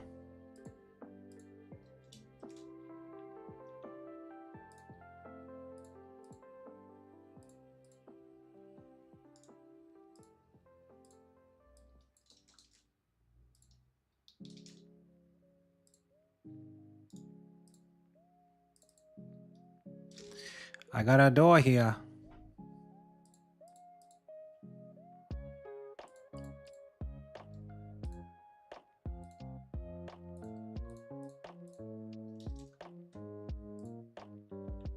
Nope. Nope. Okay, well. I guess I can't. I guess I can't add this door to scene graph.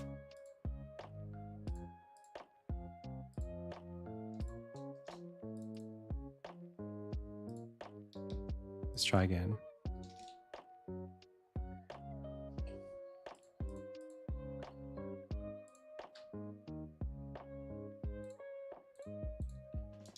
It's got a scene link, and scene graph just doesn't see it. Okay, well, I don't know what to do in that case. Guess I can move the door a little bit and then save it and then check.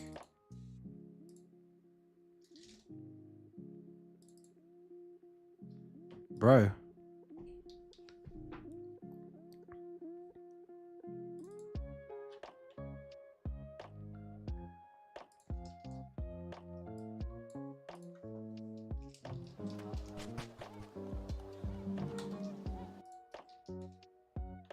Give me my door.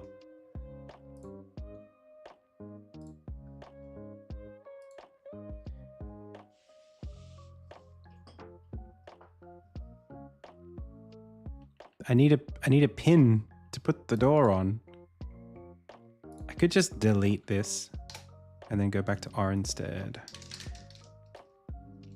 R instead. Scene. Boom. Hey, there it is. Okay, let's see if I can get this right. That goes there. That goes there. That goes there. That goes there. That goes there. And this goes here. Cool. And then this door can go. This door becomes a neutral archway door. But the door is foreground 1. So I can go like this.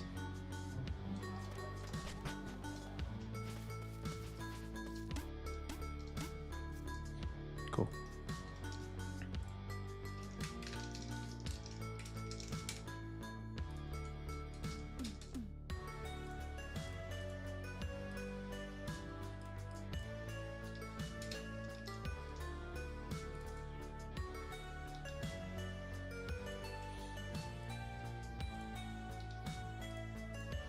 Okay, I kind of want to like get rid of all this stuff. Maybe not the very background, but the well can go. And then... Okay. There's something wrong with the sparrows, but I'm not sure what it is.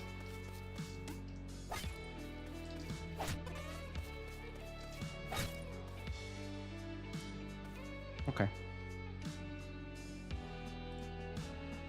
So here I'd build like a road that goes off towards the mountain.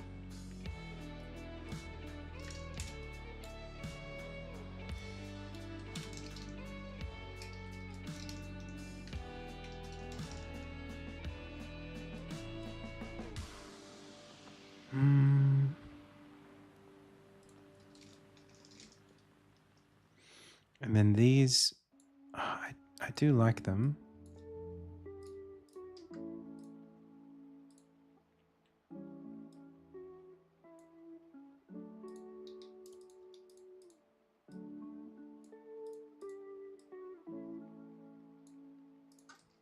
They're gonna look really tiny here.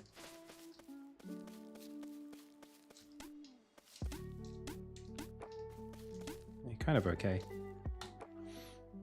But our background has a parallax by depth, and these also need one. Then we go like this, we go like this, go like this, and then we go like that, like that, like that. This tree gets a lot closer, and now we got it. It's not even, it doesn't even really move much. In fact, this background, I'd love to give it a bit more depth.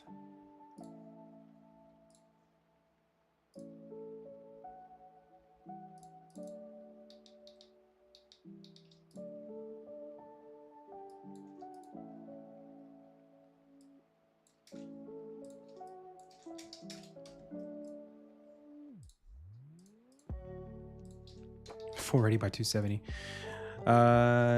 At least 640 by 360, or like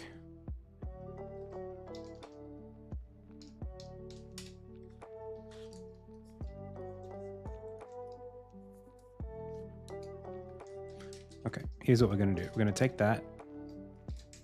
We got this color first. We're gonna take that and go on a new layer and fully just put that underneath. And then we're going to delete all of these. Then we're going to take this. We're going to do the same thing. Then we're going to do this. And we're going to do the same thing.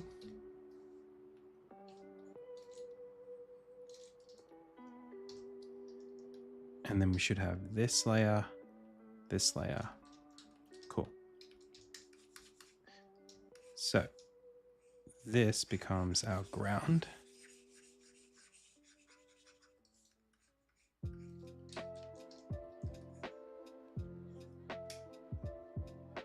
This becomes very, very close trees.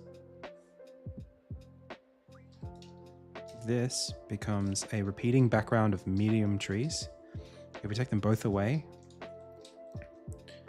this becomes our kind of further back. So I think what we're looking at is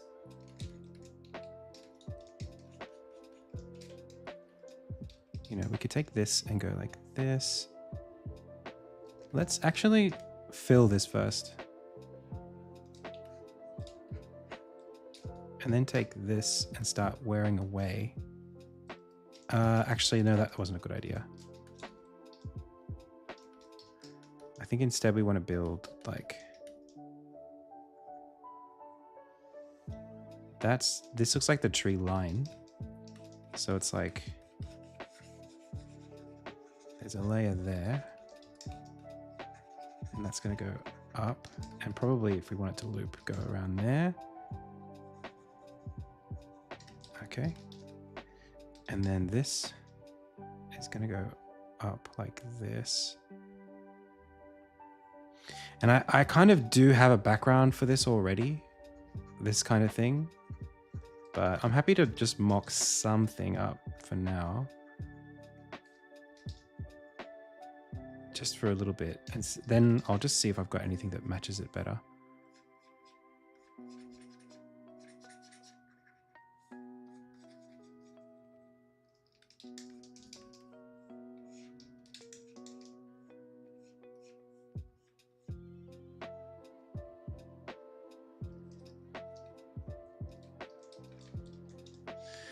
Particularly because I want there to be a road here.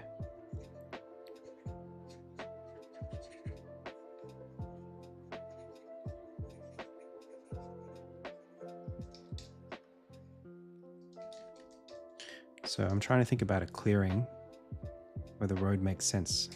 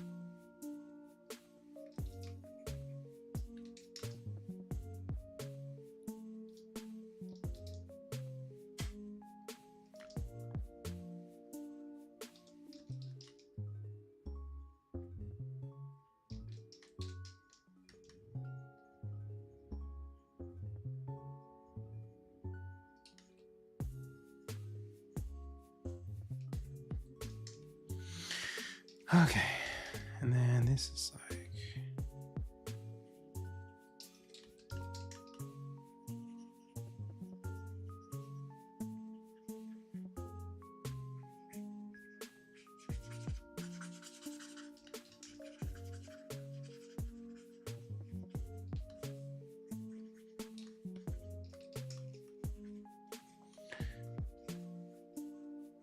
Ugh, my eyeballs.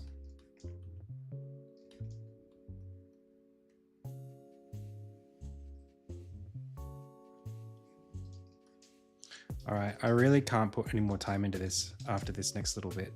Like, let's call it 10 more minutes, and then I got to go pens down and do something else.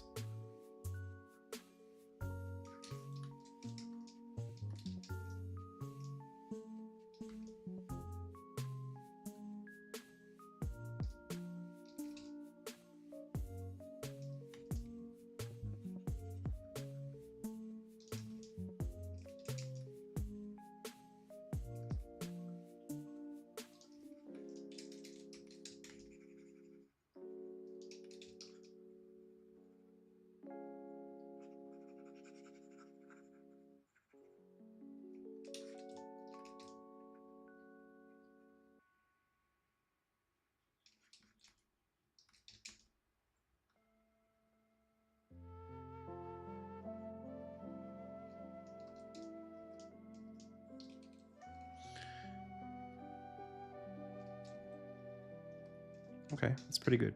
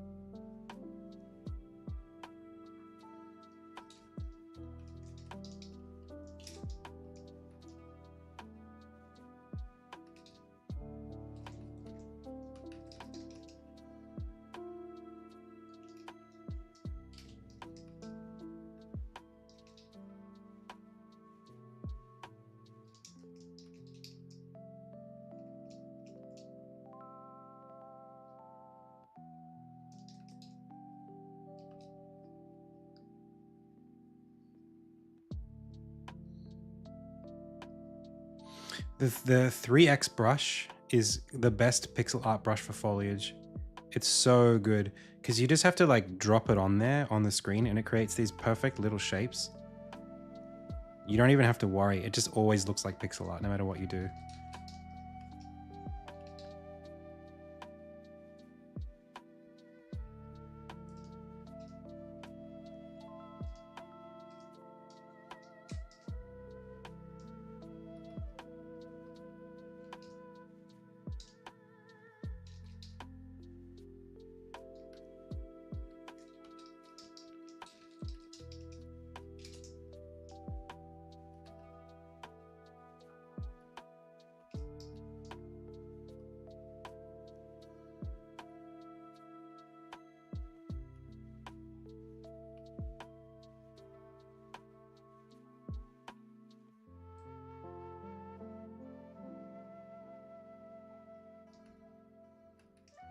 This is looking messy.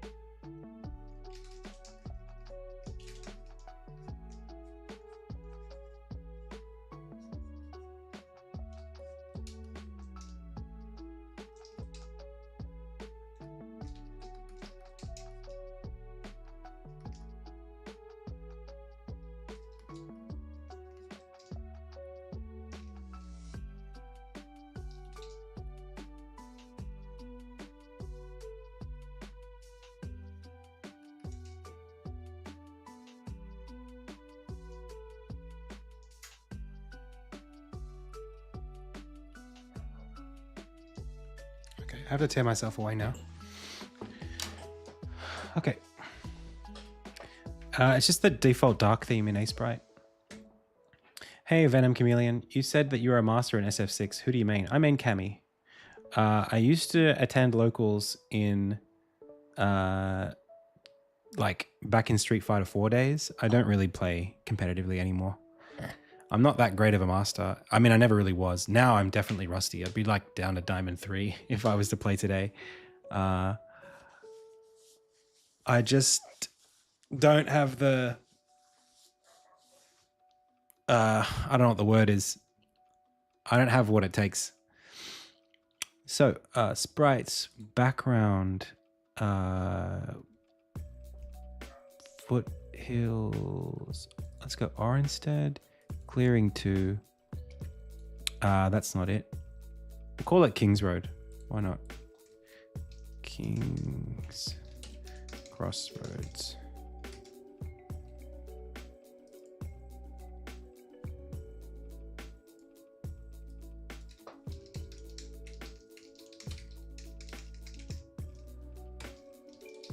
I'm probably going to hate that later. That's not going to help me out, but anyway.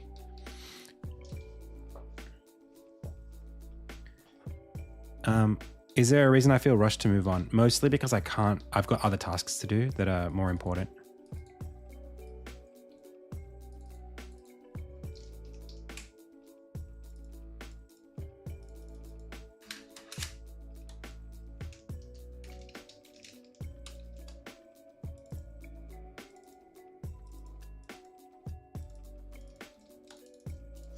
The hell?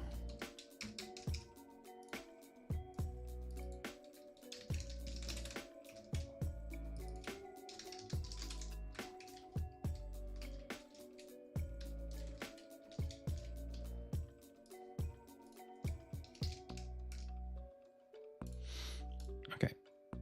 So let's just get rid of that. And then we'll go 1, 1, 2, 3, 4. Single apply, and then take this, do that, and then go 1, 2, 3, 4.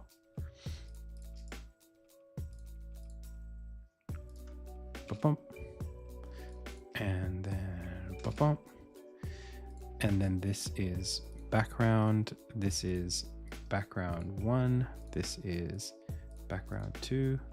This is background 3.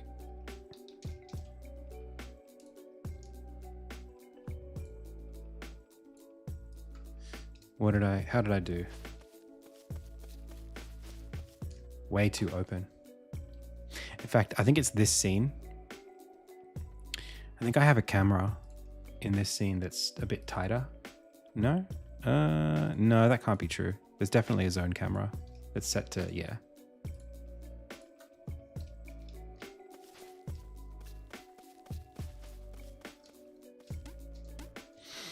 But these houses are in the overlay 1 layer. If I put them on the background 3, maybe that works. And then I got to go parallax. And then I got to go, okay, you way back. You're at 99.9. You are at 40, 17, like that.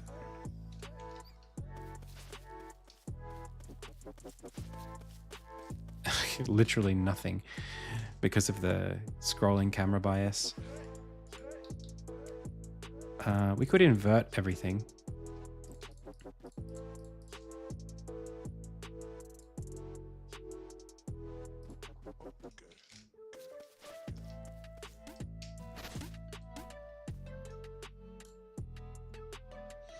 But we need more space for the scrolling.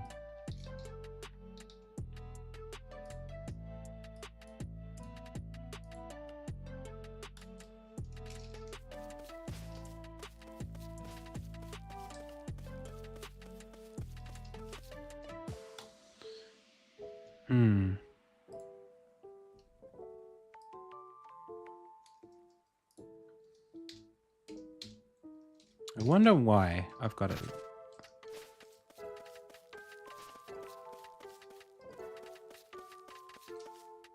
I don't really like it.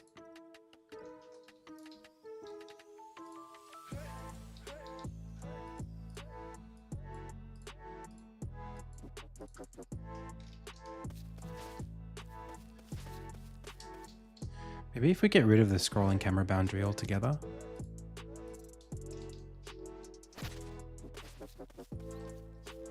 Wait, no, there is another zone camera in here. I knew there was something off. Oh yeah, I literally created it myself. Okay. All right.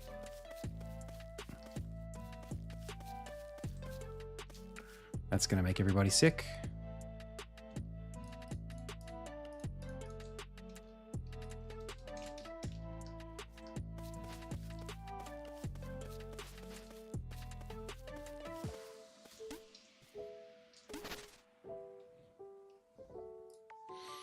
And then I think the way I fix this is it needs to be tighter. So this layer here, let's go view tile mode in no access. I think I've got to just bring this across like that. Bring this in like this, bring it closer. And then, oh, oh, oh.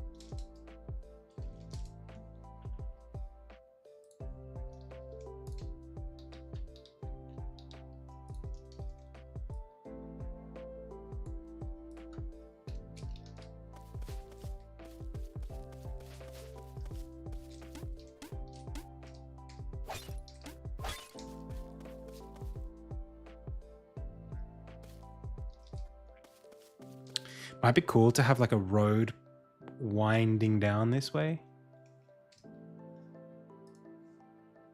That could be cool. Why does it look so different here? Is it this atmosphere layer? Might be the color as well.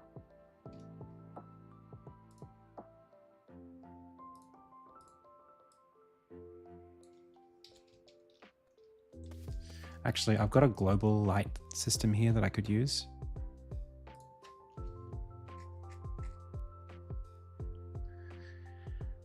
Oh,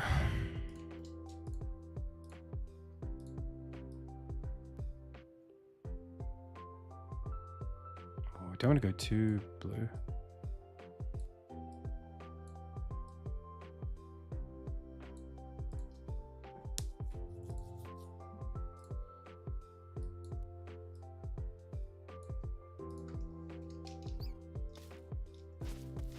Oh.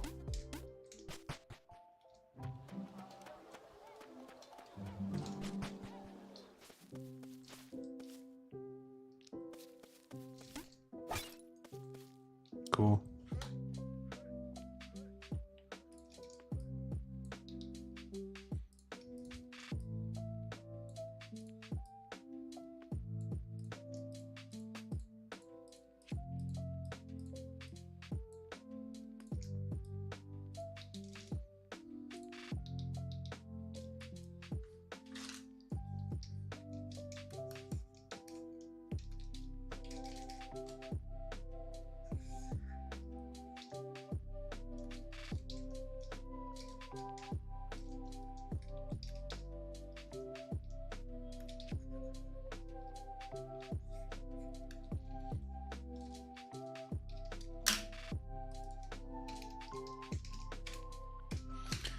So then maybe like it's something like this.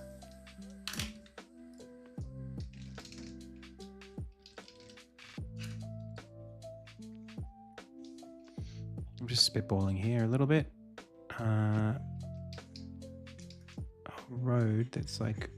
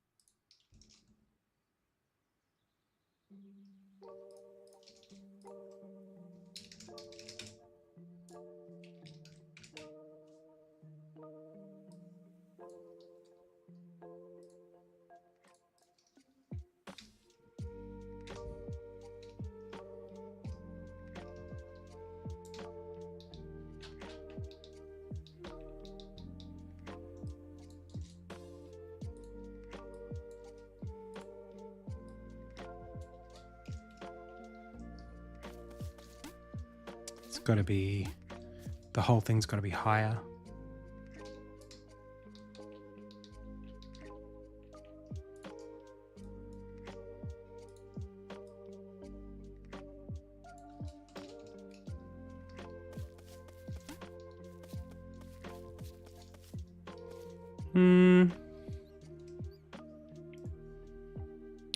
It's very dark.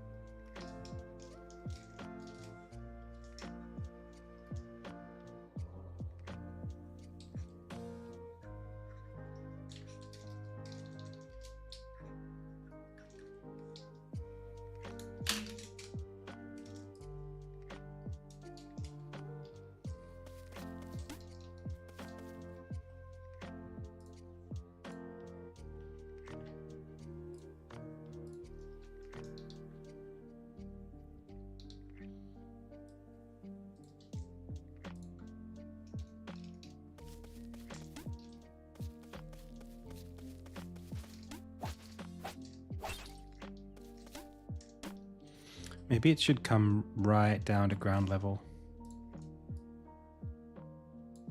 It just means that I probably should get rid of this incline.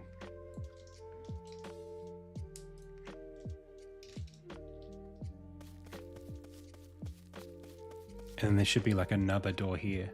That's like another archway or something like that.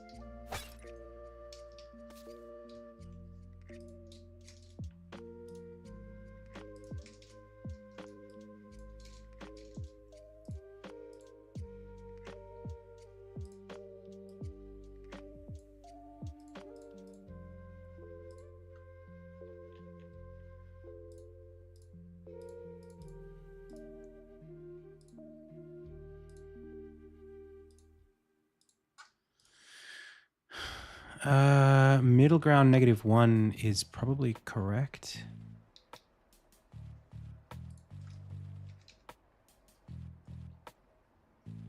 Maybe I'll just make it a base.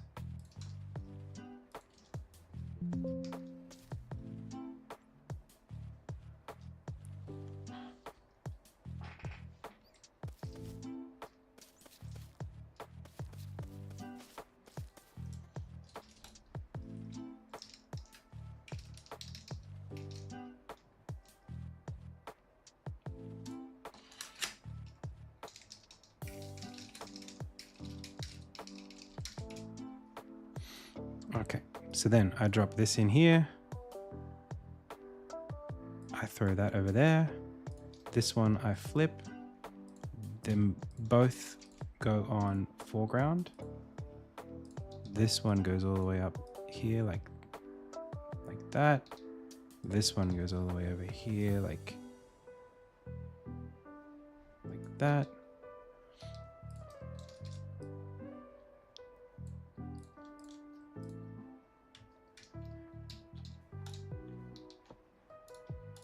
They both go here.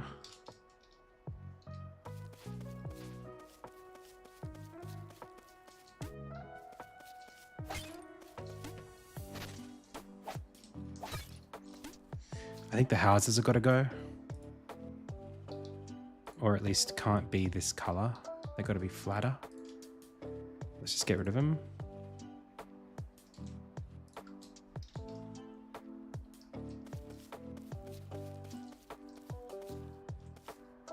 I don't know why we're bouncing so much. Am I on 640? No, I'm on 1080. What the heck? Why is the player character? Why is Armin doing so much bubbling? Have we got two sets of ground tiles? Am I confusing myself here?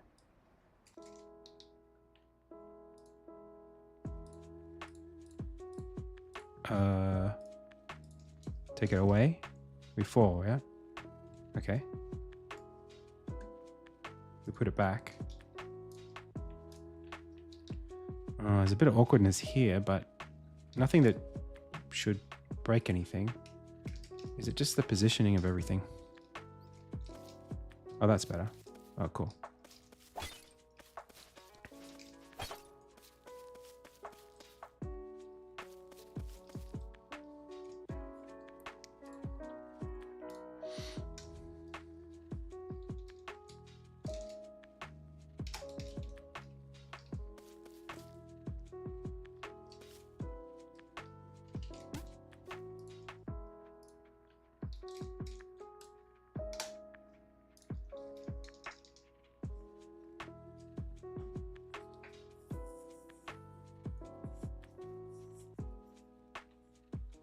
I quite like some of these tree tiles.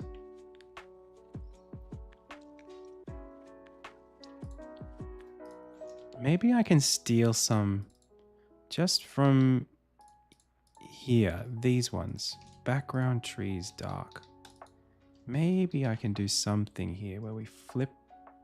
Well, we don't have to flip it. We can just...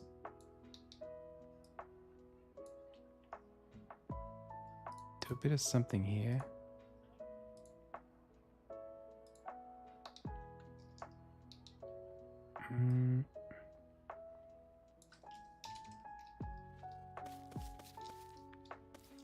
It's a bit too dark, unfortunately. It needs to go towards blue, but this goes towards black, so you're out of there. I want to put some grave, like a graveyard here. I think that's what I want to do. There's something else I can do here to make this a bit better. And it's here in this scene. I think I can just bring everything from this scene across, actually. So let me just... I take these two guys. I take this.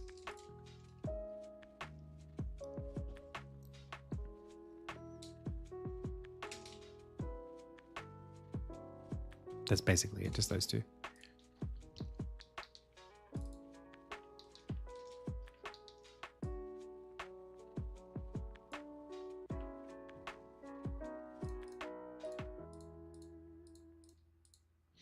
Bro, where'd you go?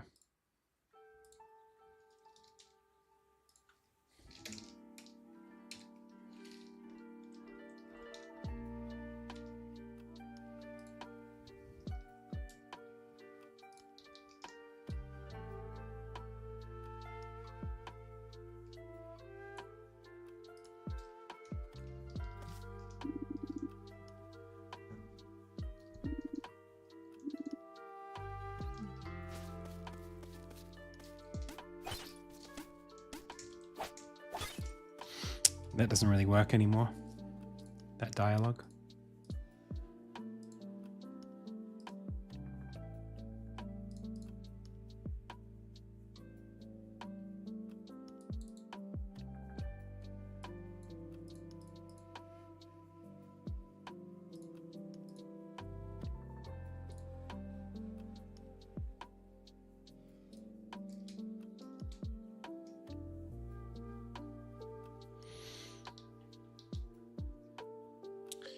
And then let's just like super quickly chuck in what I was going to do before, which is bring in the elderly couple.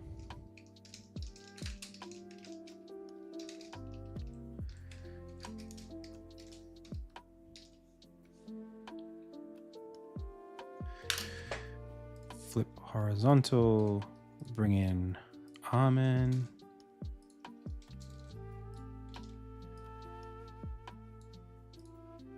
Flip horizontal, and then we need headstone.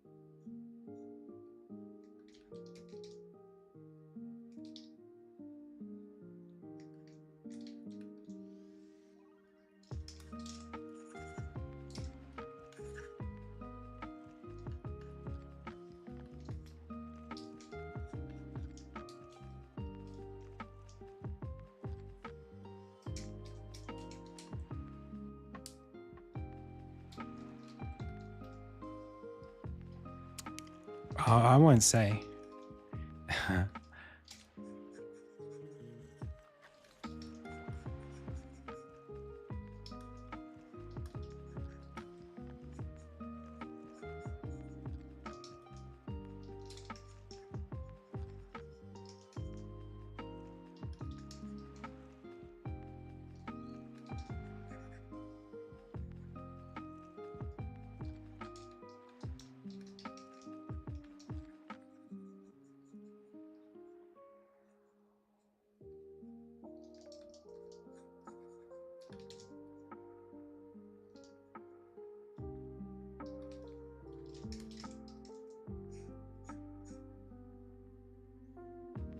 No, it's not. I can tell you that.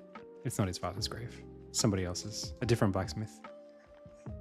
It's actually the grave of the blacksmith that used to live here before Armin's father got here.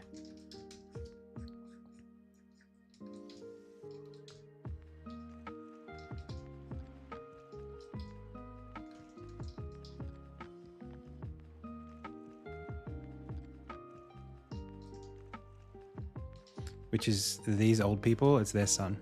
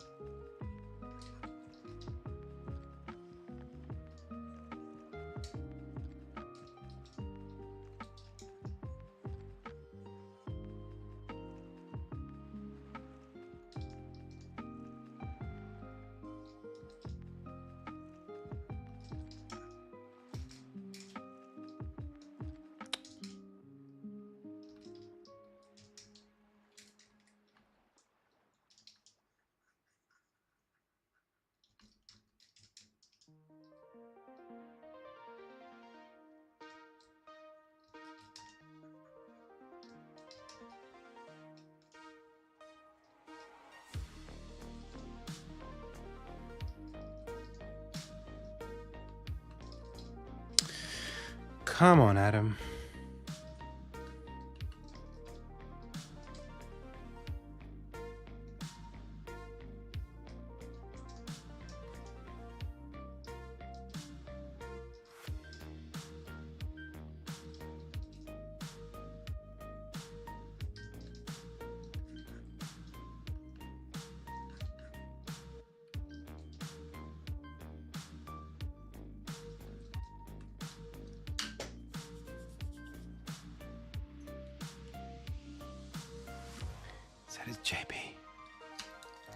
The Street Fighter character? Oh, this guy is JP?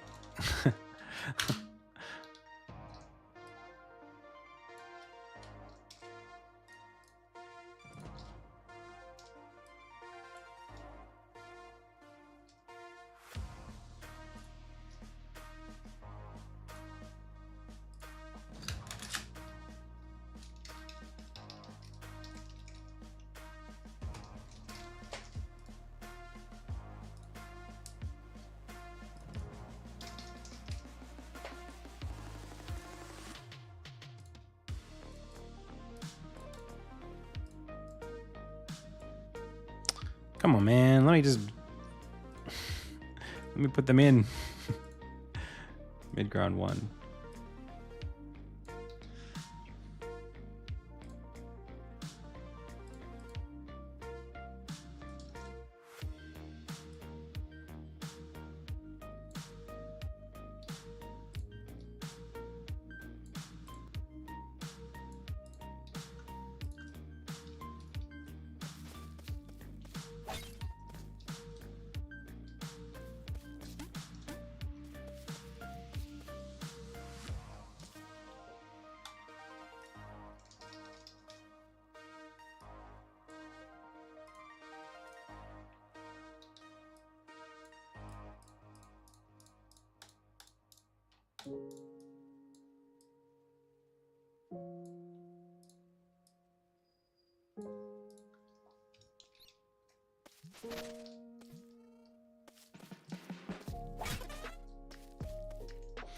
All right, chicken's got to go. Rabbit's got to go. See you, chicken.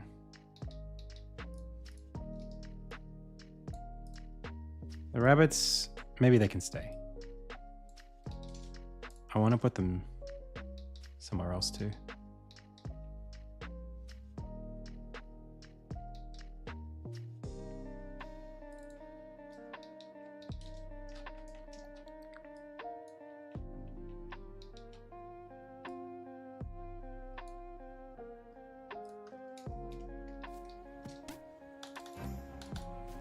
No.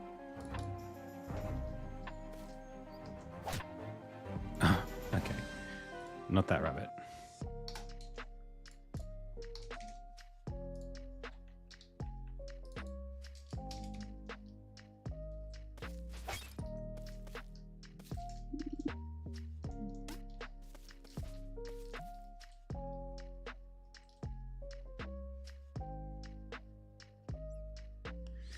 All right, we take a screenshot and then we do this.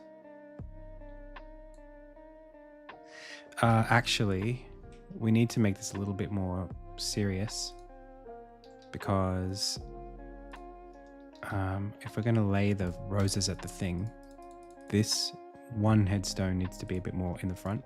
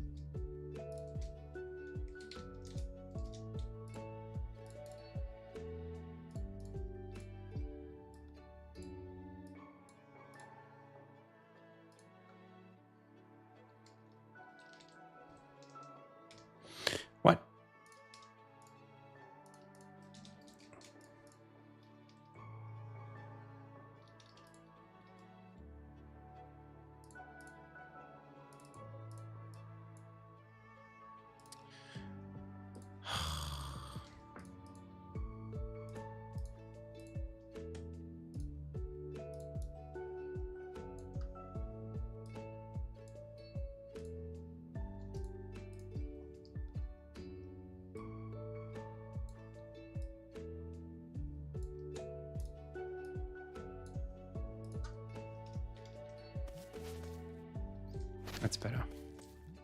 The problem I have is that the milestone is so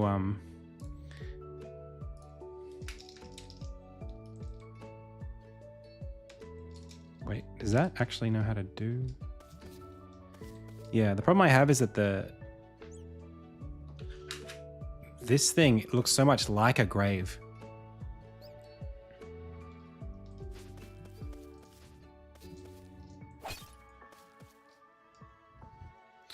Also, like, why is this color here is so much...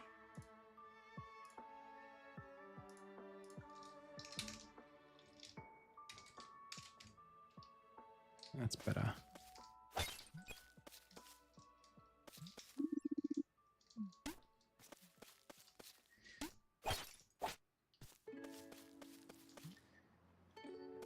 Okay, and then these two need to also be on the character layer. That's better.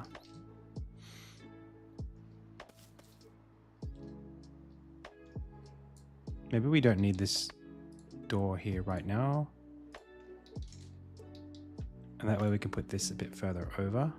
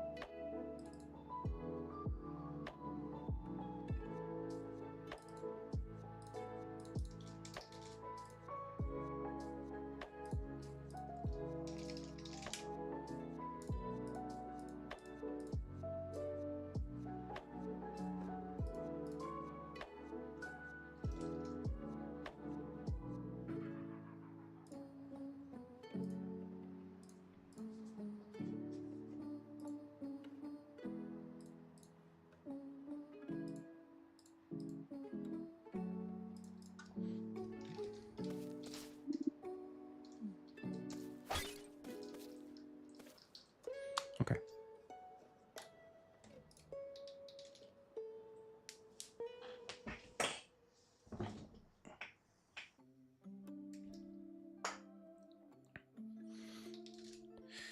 Alrighty.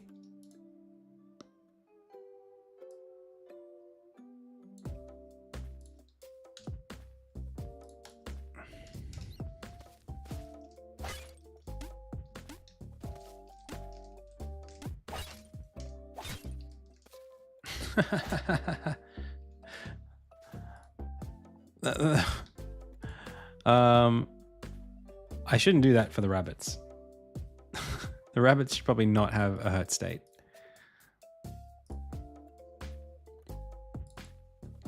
I'll just remove their hurt box.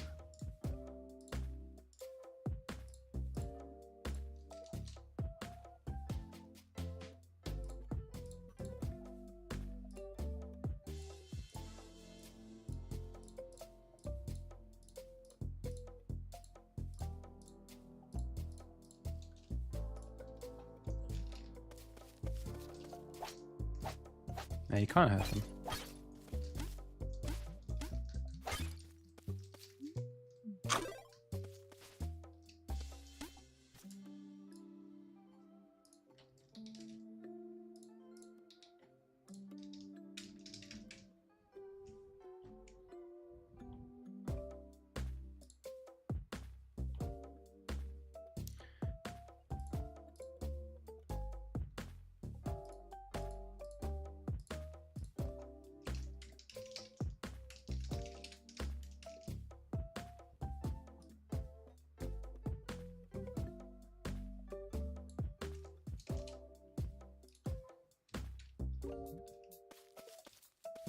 That's better. The flickering was killing me.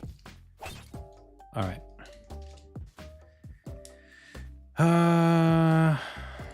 Let's see.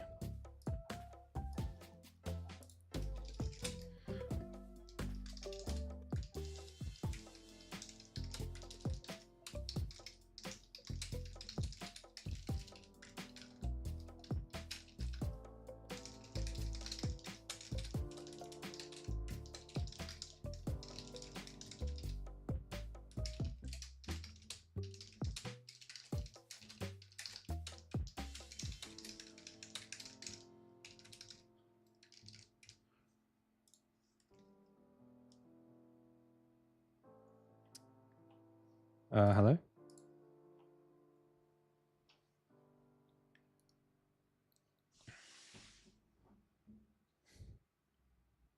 Why is it taking so long to commit?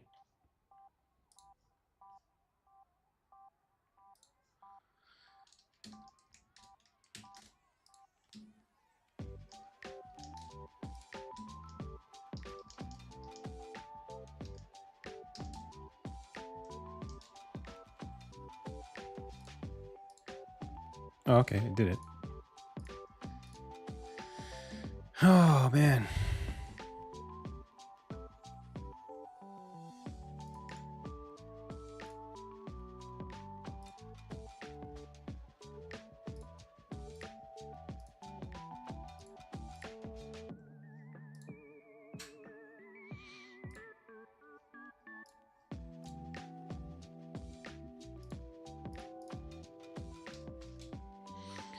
All right.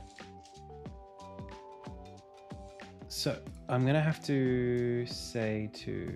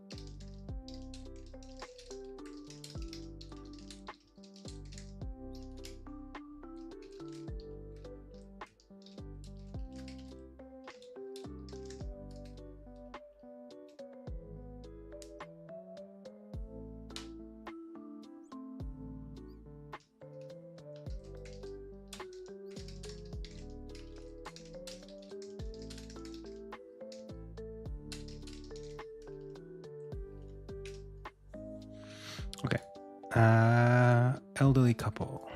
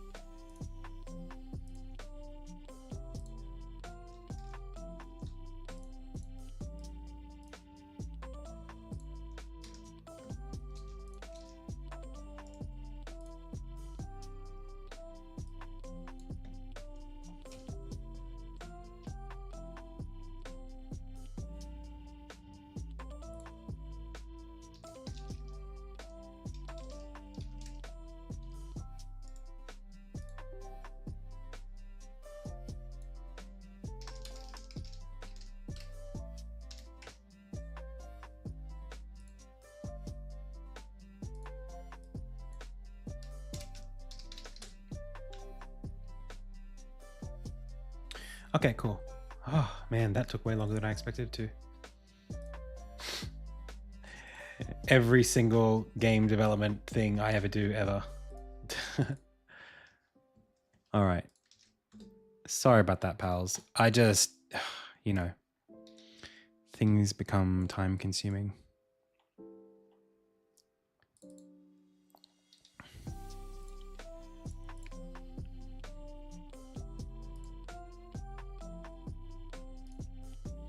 So this is quest flag quest toggle, and this requires this. What's banned from this is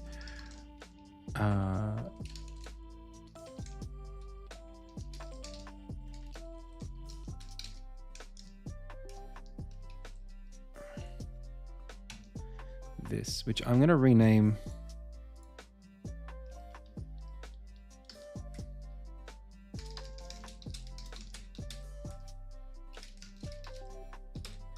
Chapter 1, Day 2.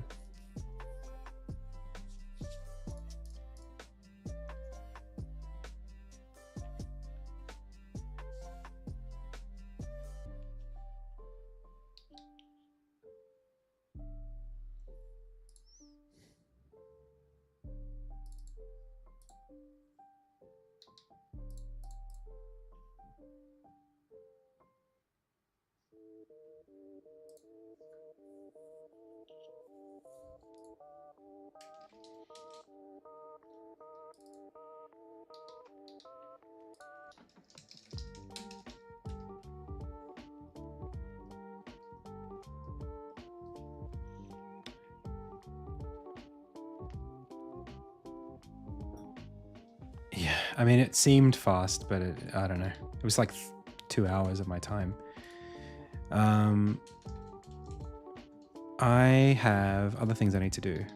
So that, where are we now? We're at 5 o'clock. Okay, well, damn.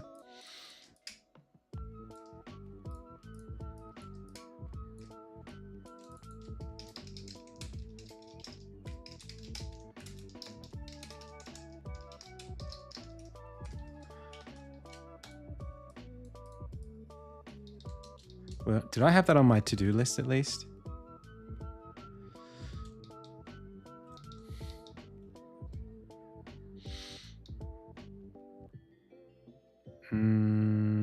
Nope.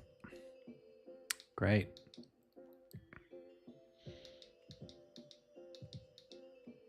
Oh, these are further. I think I just did those two yesterday. Oh. The idea of actually being able to like move something out of the way. Pilo intro sequence. Oh, this is pretty far along actually. I was working on this earlier. I don't actually need it in like 2 hours to do that. What tool is this? This is, well, it's Figma, which is a UI design app, but I use it for task management. Just because that's the kind of guy I am. So this feather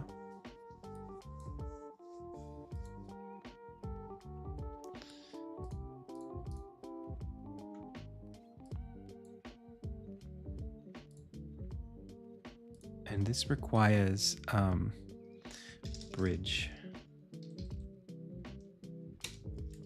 So check this.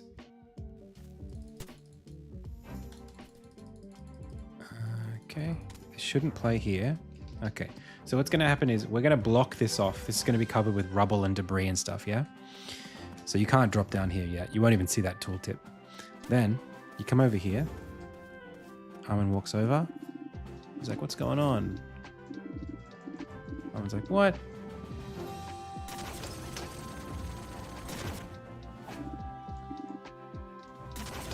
Then, oh, okay. Then you come over here and this feather exists.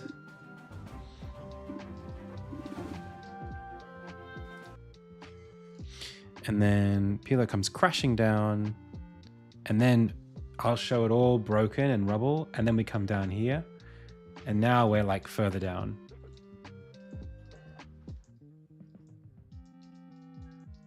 So he kind of like opens the way inadvertently.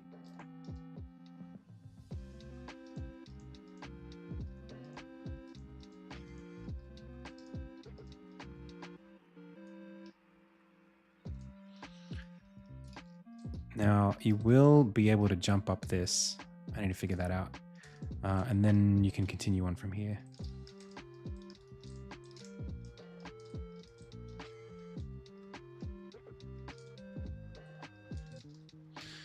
So.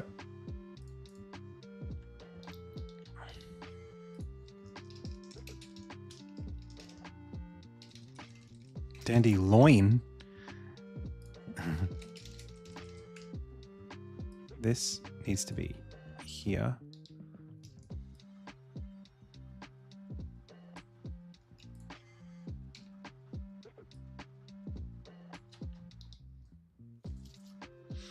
And then this thing, let's open the model, and we need this to be like one more down.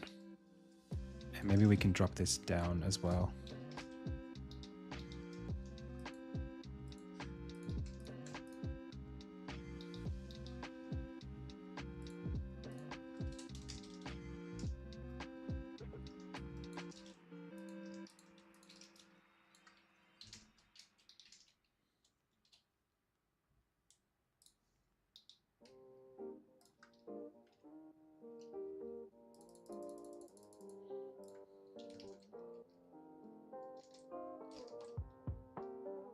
Oh, but you won't be able to come up here yet.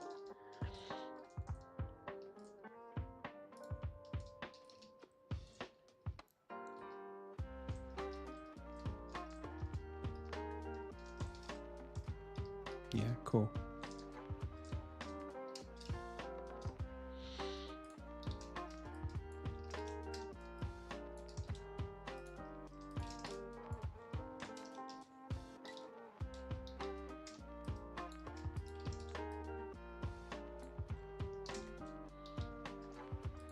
I don't know what this is doing like that.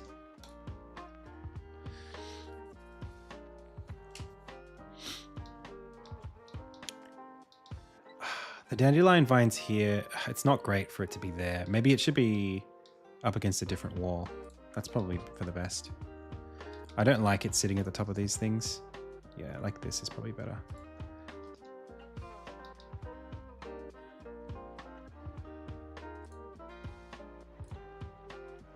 Just bring this down to here.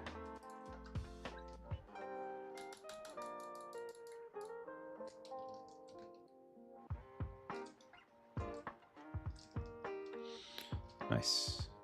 So if I'm on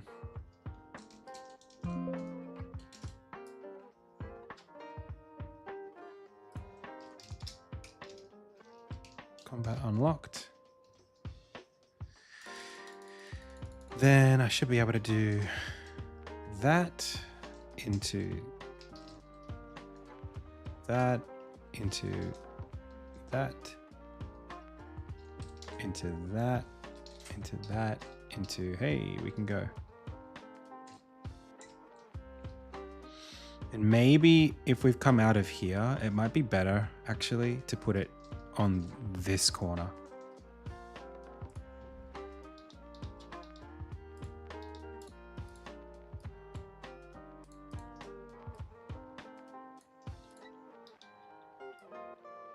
Yeah, that's even better.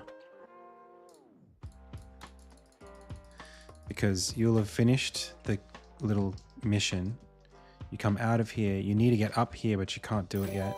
So you come over here, you take this out, and then you run over, and then you can do it.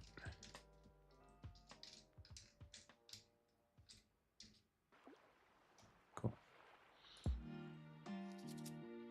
Hello, Brutalistic. How's it going?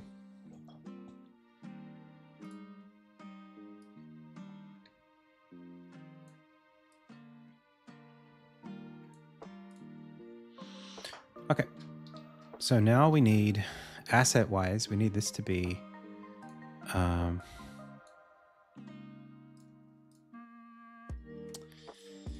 east door, kind of like that, but not exactly like that. But one where it's got a foreground on it that blocks off the rest of it. Kind of exactly like that, but it needs to have like a one-way door aspect about it.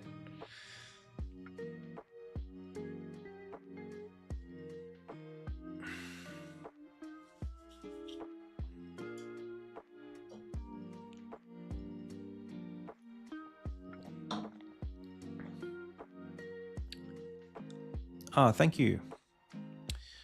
So I'm thinking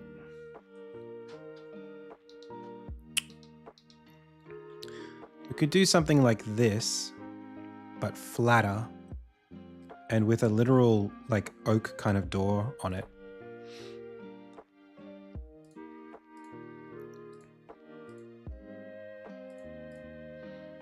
Maybe even like steel bars or something.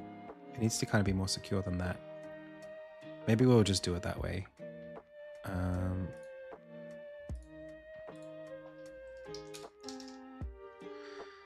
Let's try this.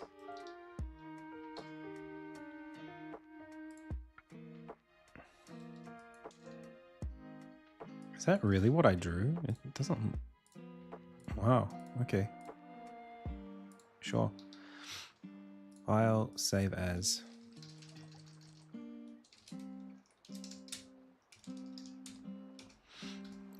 Side door. And the idea behind this is going to be, I'm going to take all these mid-ground ones, or at least this one mid-ground one,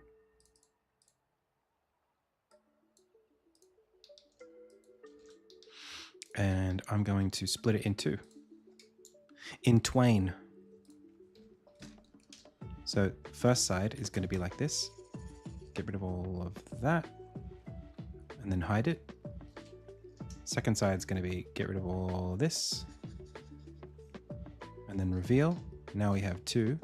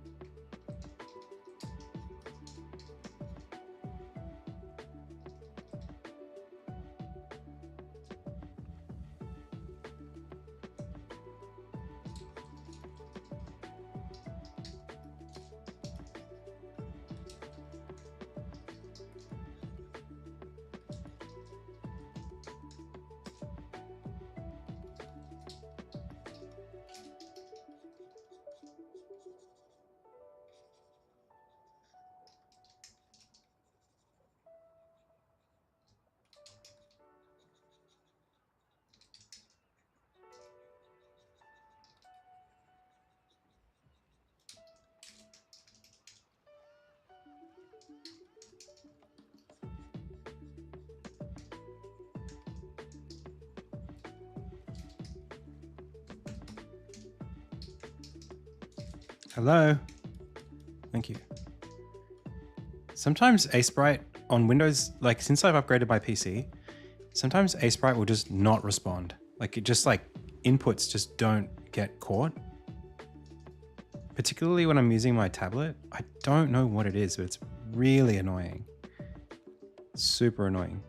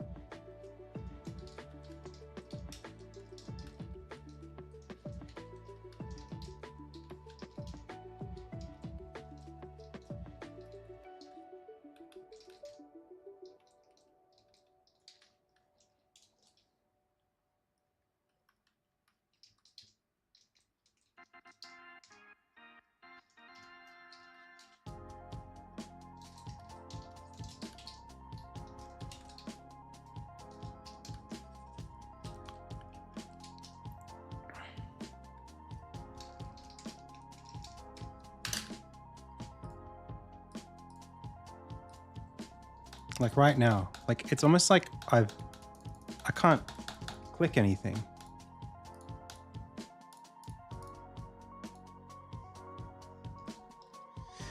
And earlier on, I thought it was the Discord overlay. I thought that's what it was.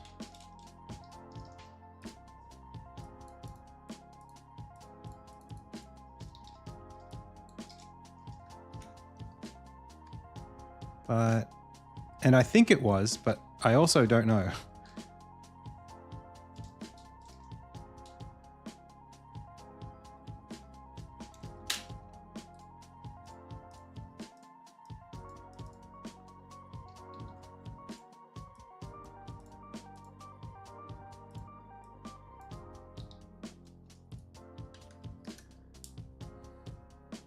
Did I press Shift Alt?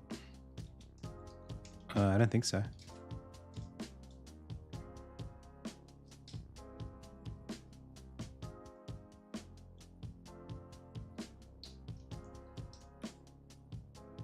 Why? What does that do?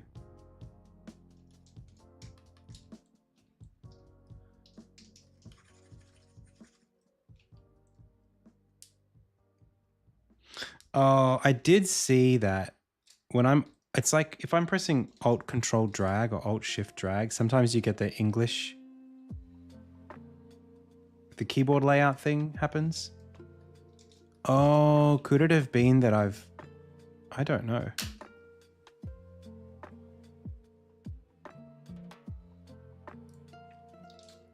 Hang on, let me just try something. That's correct.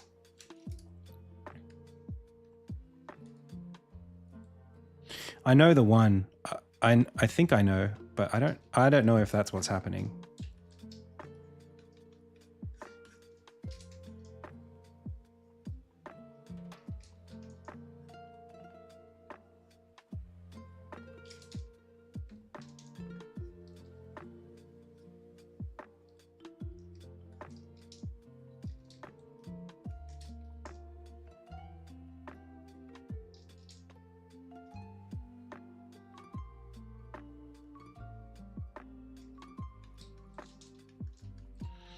All right.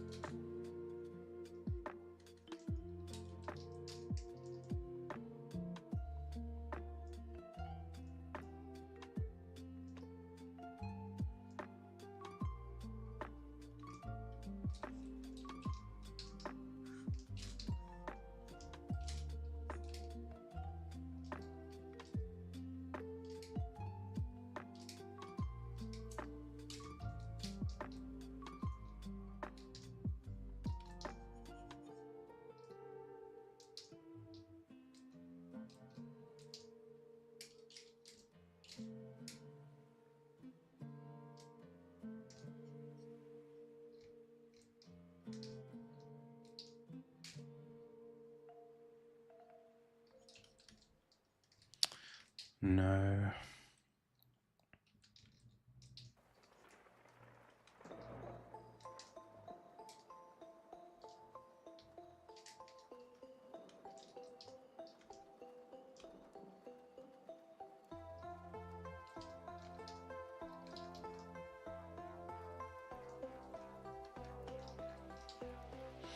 These colors are no good. Have I changed them recently? No. I just don't like this brown at all.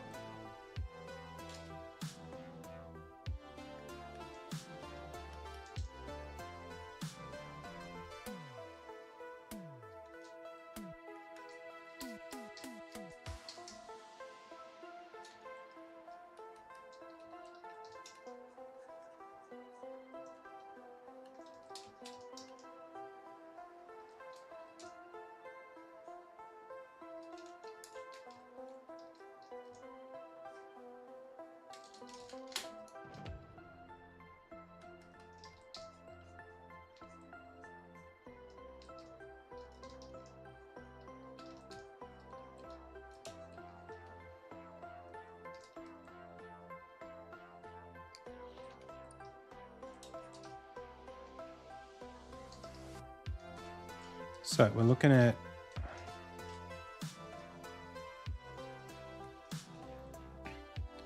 a one-way door. Maybe it just looks exactly like this. Maybe there's nothing else I have to do with it.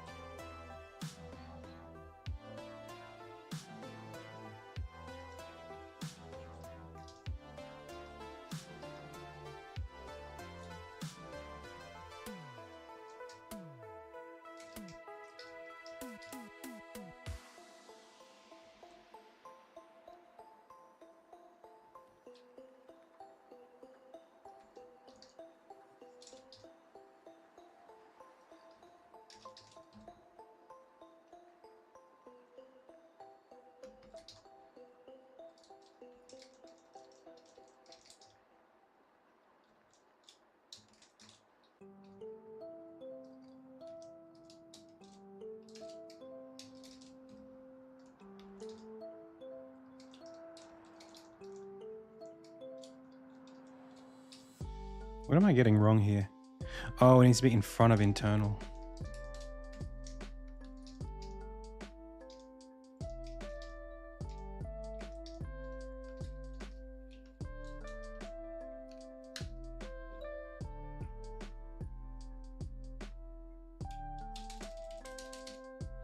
Are you talking about sticky keys? That's shift, right?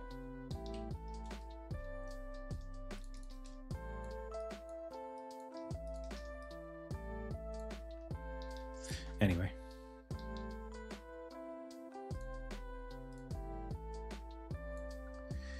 It's all good. It's all good, man.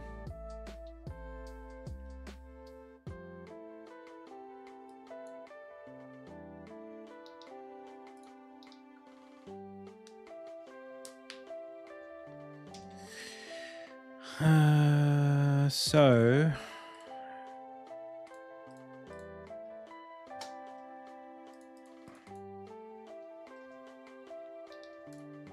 this one here, we could hypothetically do this and go like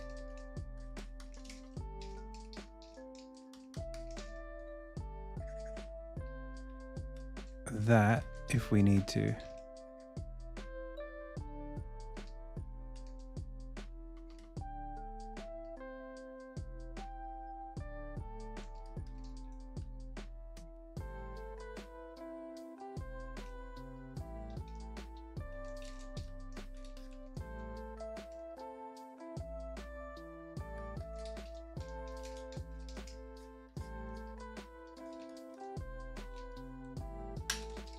All right, let's get that puppy out of there.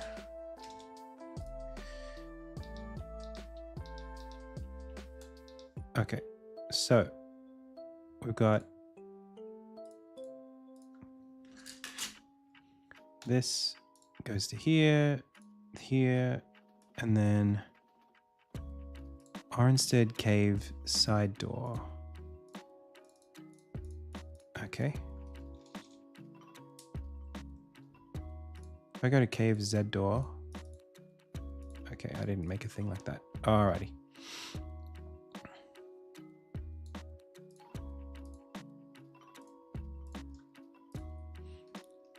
Cave Arnstead Cave side door.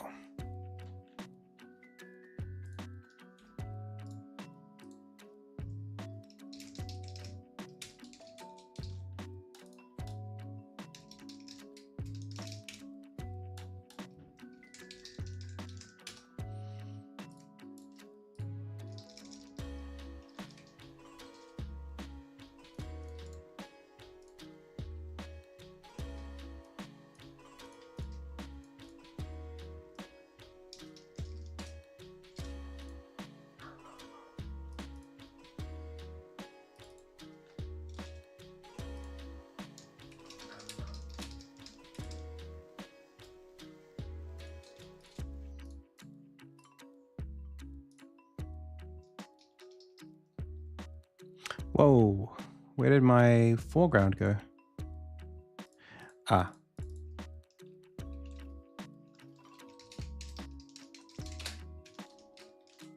Foreground 2.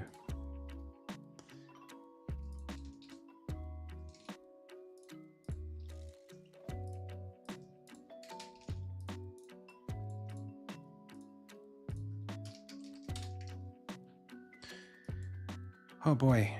All right, let's put this like up here. I thought I had this. Oh, geez, I did. Okay, well.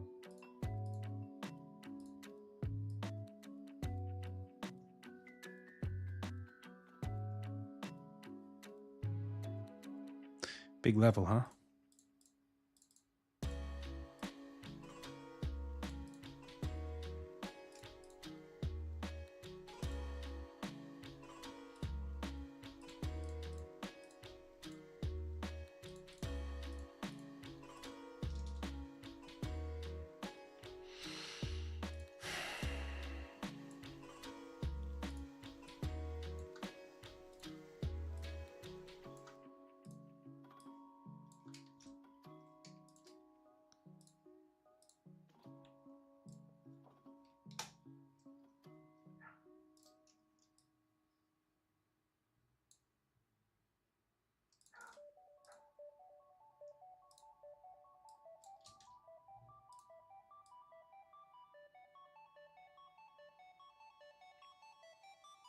That's reasonable.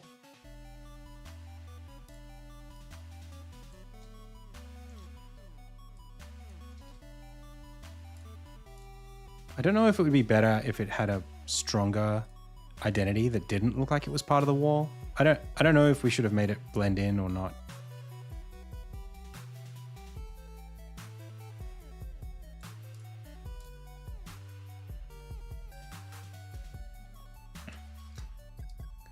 Like maybe it would have been nice to bring this kind of away and keep this a bit more square.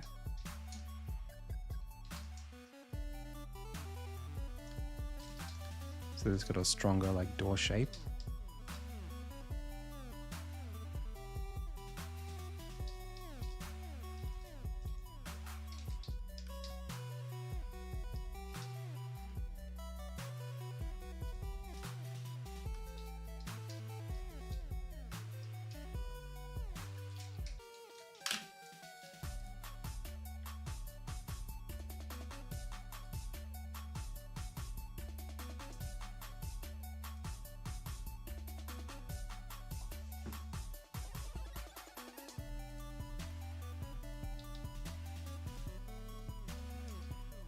Pardon me. Oh, that's no good.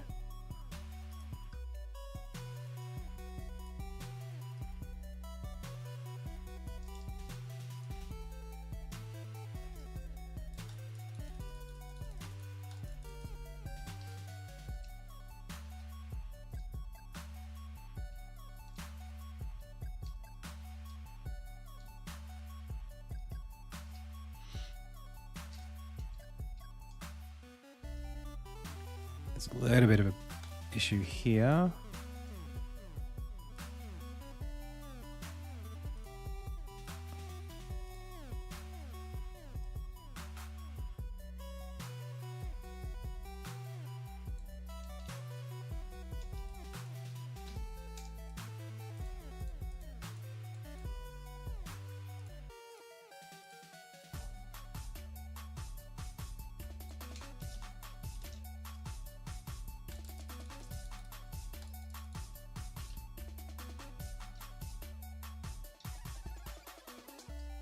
If we make sure we don't let the camera cross out of that space, I think it's going to be fine.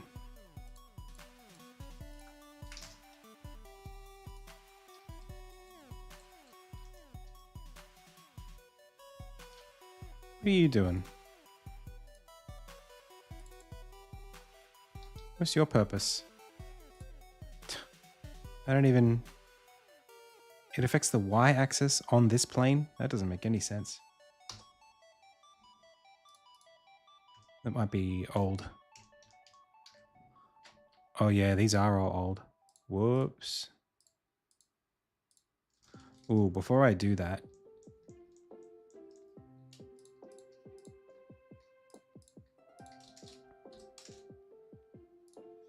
Let's go back over to here and make sure I don't...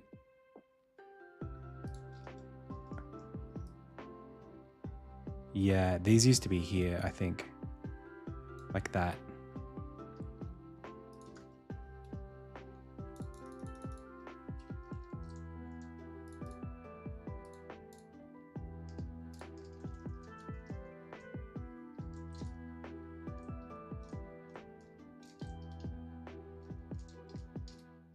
Who?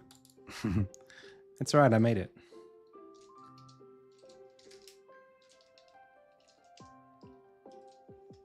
Cool. Secret tunnel. Secret tunnel. Through the mountain. Secret, secret, secret tunnel.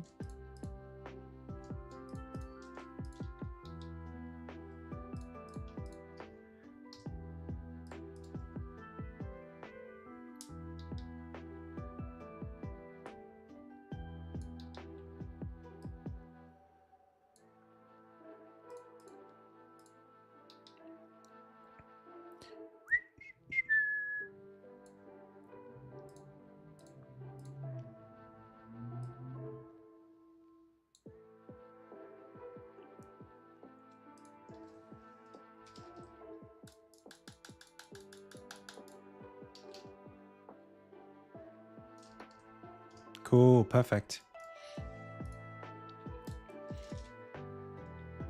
So now this can be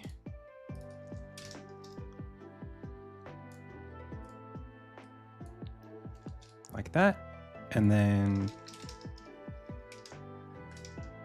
in the door collection, side doors, we add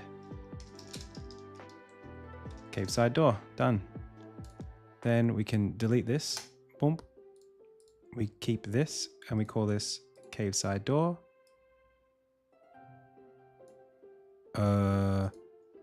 We make it east. Okay.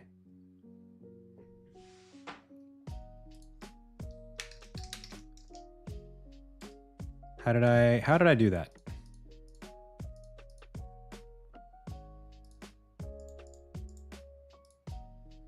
There we go.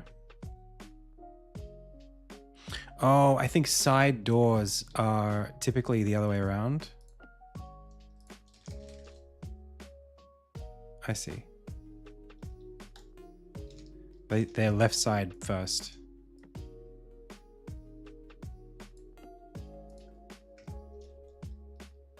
Okay. And then this door has a flag.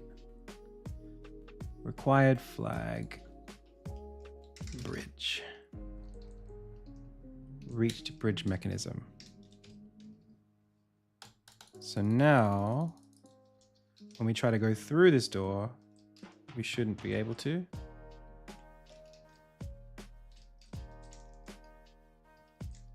What the heck?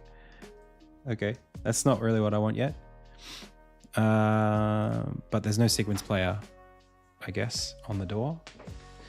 Or at least the way that that door used to work doesn't work anymore. Also, this is way off.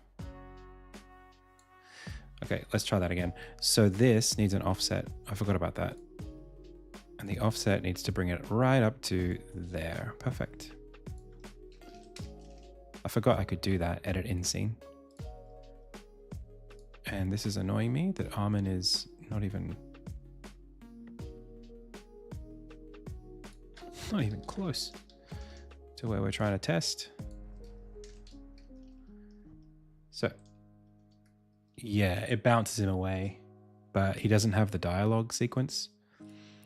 Right, it's not playing the dialogue sequence. Try playing next sequence. Now, is that...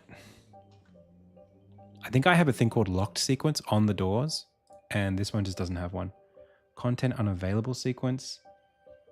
Closed, open, unopenable sequence. There we go.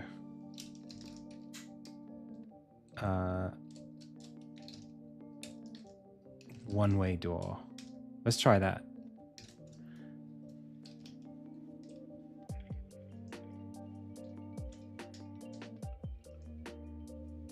Cool.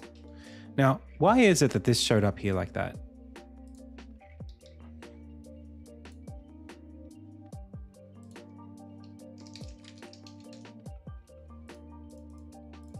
Because Armin's got a random dialogue pin sitting in the top left of this screen for some reason. Let's just get rid of that altogether.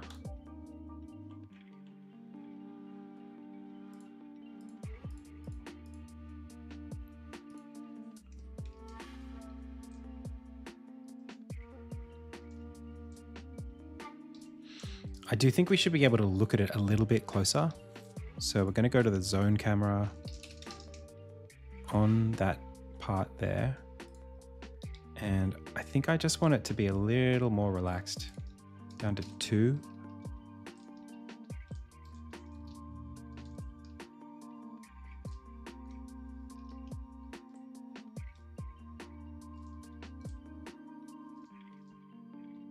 That'll do.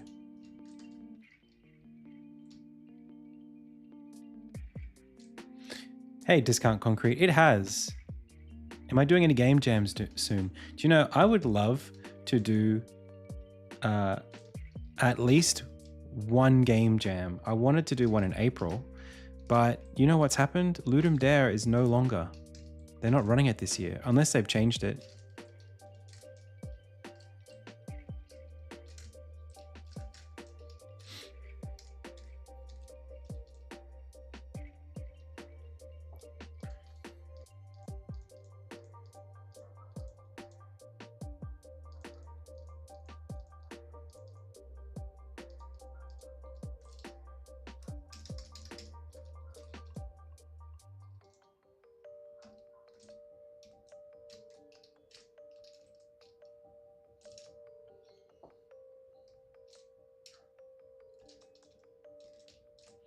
They stopped because the guy who runs it doesn't have enough money to run it.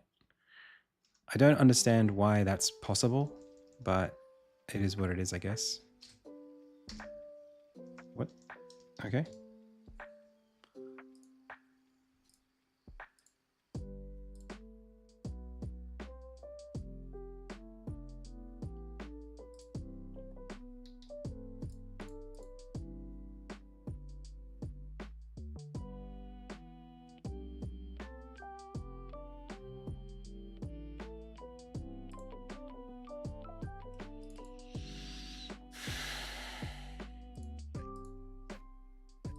How could that possibly have broken?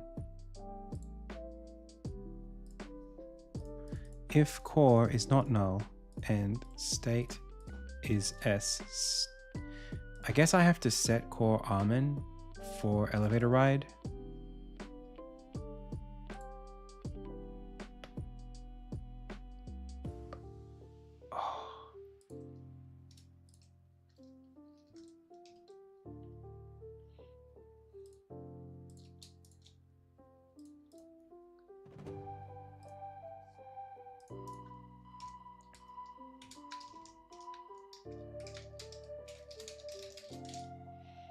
but it's crazy that that is broken now. Is the game ready yet? Sorry, McAnil. And you know what else isn't ready? Merch. Also not ready. You know, I looked at the camera just then and everything.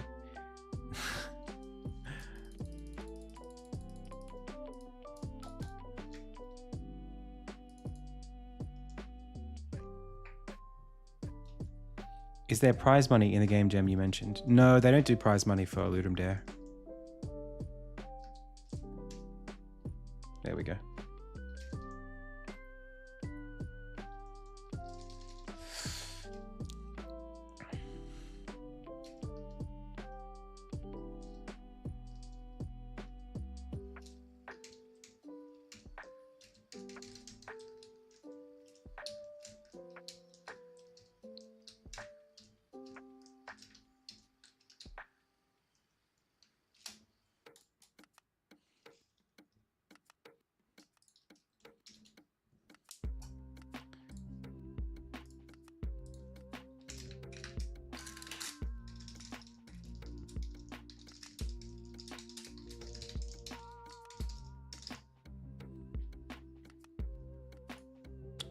That's also not what I was supposed to... Well, I guess it was on my to-do list, kind of, but not really.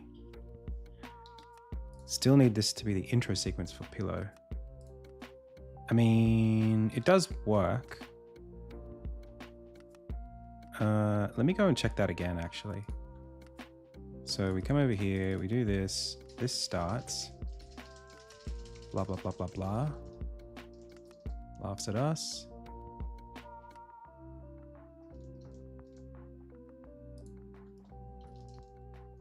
Then we do this.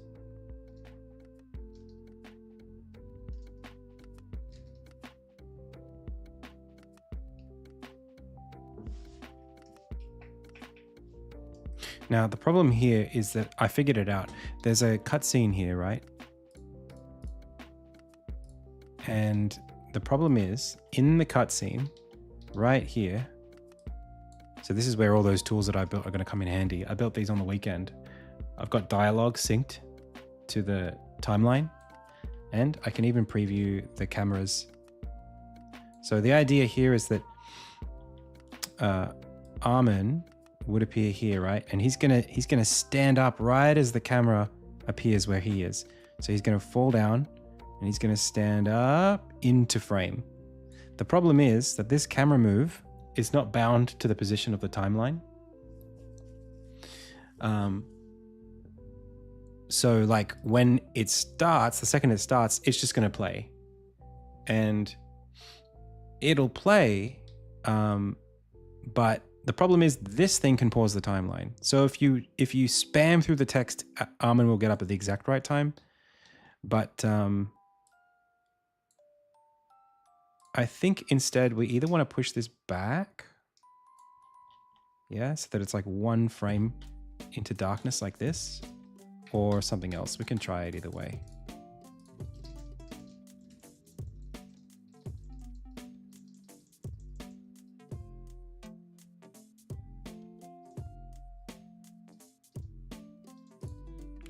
So arm comes over here, triggers the cutscene.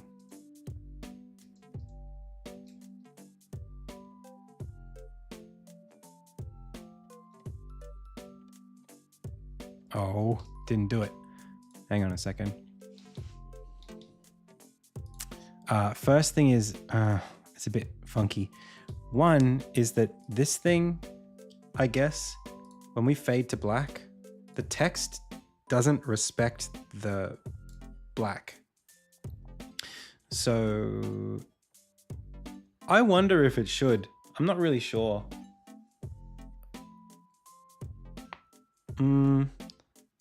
It feels like I should be able to have text appear over the top. But at the same time, if I've got a scene and it's fading out and there's someone talking, I don't know. Let's try it for now. So back to Insignia camera, black bars, animated exposure canvas, I think is the thing that this is. And it's on what's called final black. But it could be on foreground 2, in which case you see the text over the top of it. So here, maybe I'll just take away the quest flag on the feather. Take this off. And then I should be able to, damn it.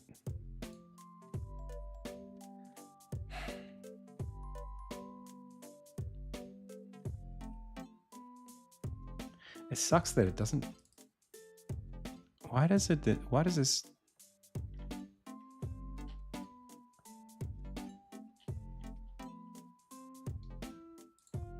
Does awake run even if the object is not enabled?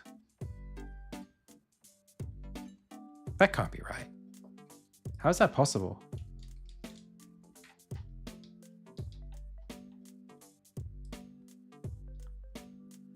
Anyway. No, that can't be right.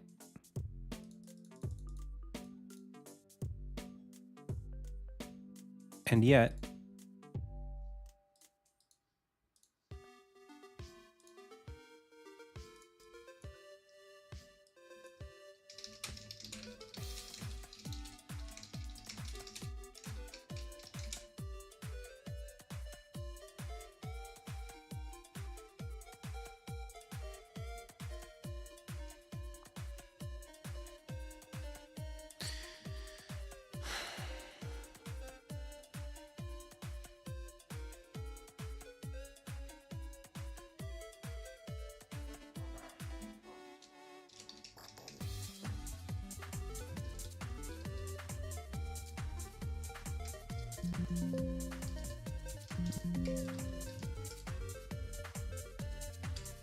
on enable is only called if the object is active. On all the active objects in your scene. No idea. No, I've got a quest toggle. This thing makes the quest go away. The quest is currently going away. Even when this, if I remove this, yeah, it's fine. So it's literally this component, which I'm disabling. It's somehow still doing what it wants to do.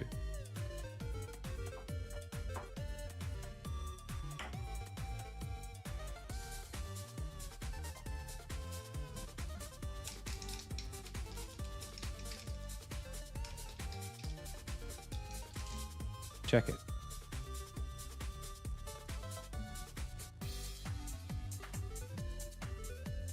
Not enabled component.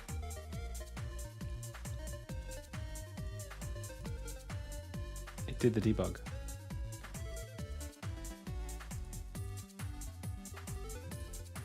So awake is running.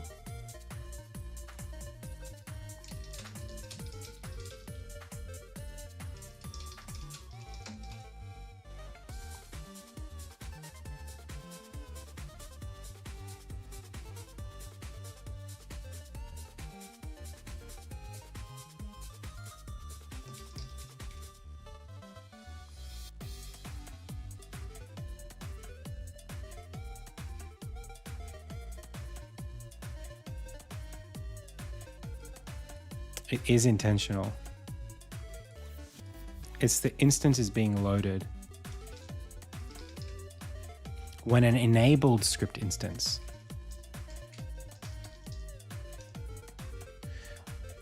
Awake is always called before any start. This allows you to do order initialization of scripts. Awake is called even if the script is a disabled component. So it is actually even if it's disabled.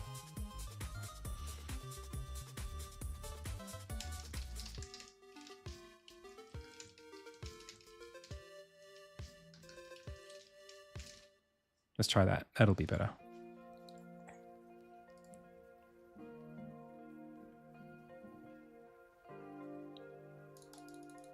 So now this should work. Cool.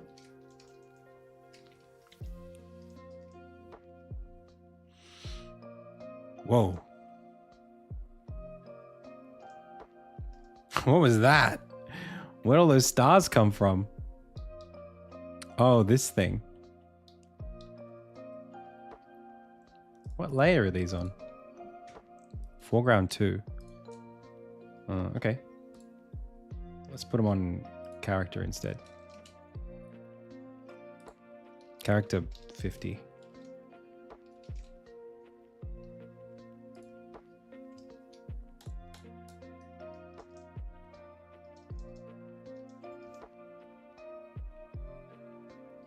What is that?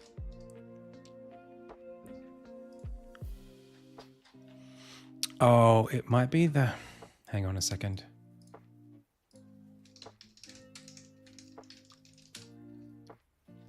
It might be from the crash.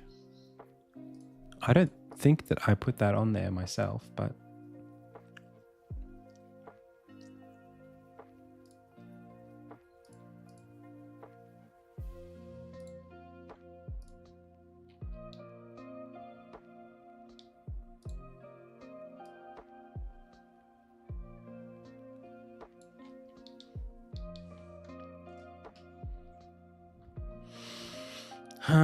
Okay.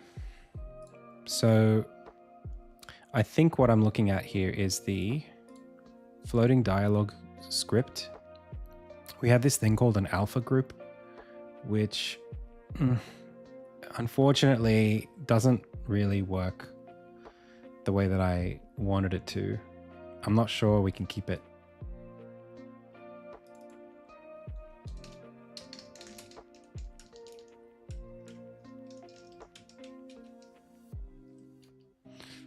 Yeah, it's unfortunate. Basically, what it was supposed to do was flatten all of this so that it runs as one texture. The problem with it is that it doesn't respect that black background, because the black background isn't part of the scene, I guess. But hang on a second, why can't I make it part of the scene?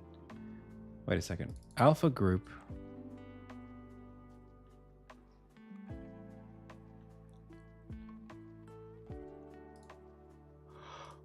Puts on portrait alpha group outline material,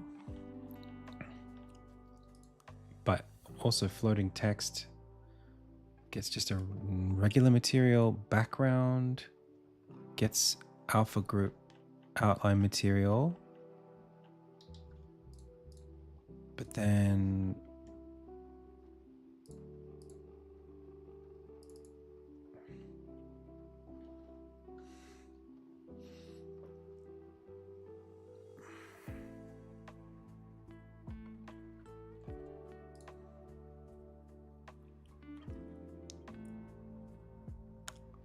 what about the game object that they're on? They're just on UI. Wait, what? How did I do this? Is this inheriting from something? No. It's not doing anything fancy at all.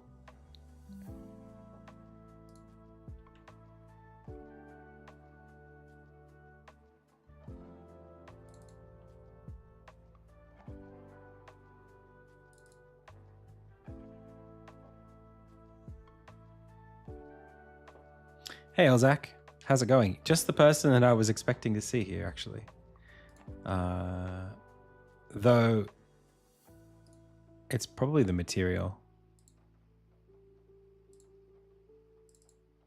This shader, right? We're using sample scene cameraless with the camera sorting layer texture. Yeah. And the problem is that the foremost layer of camera sorting layer texture includes foreground. I mean, it doesn't include foreground. It just goes to character.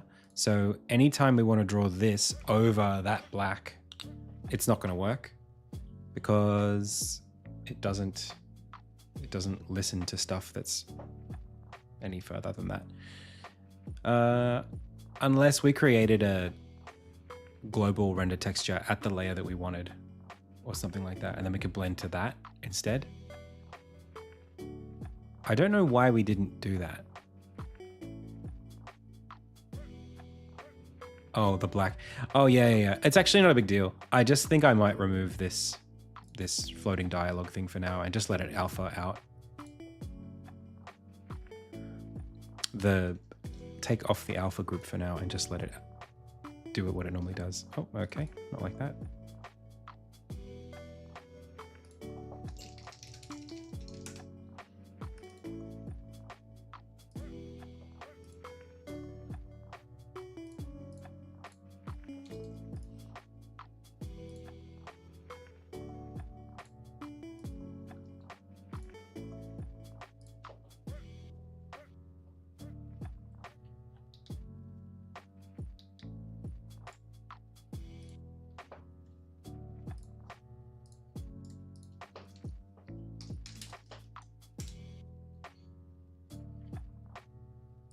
The black is just a background. I mean, it's like the scene fading to black. That's what it's supposed to be. We're just doing a bit of cutscene stuff at the moment.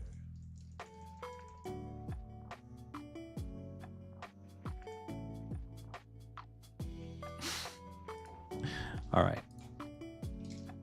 That'll do for now. I still don't know what the sparkles are though. I don't know what those are coming from.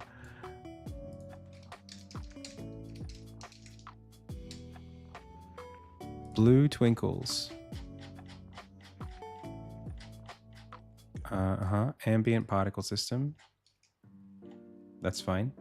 Cello. General feather particles. No.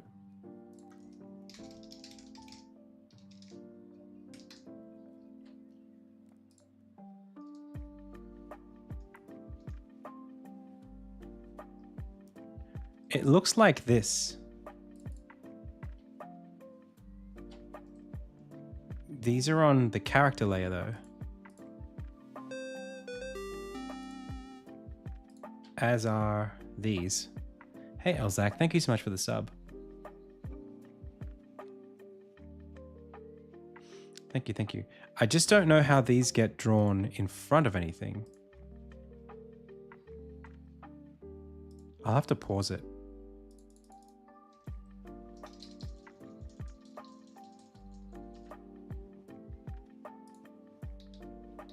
You.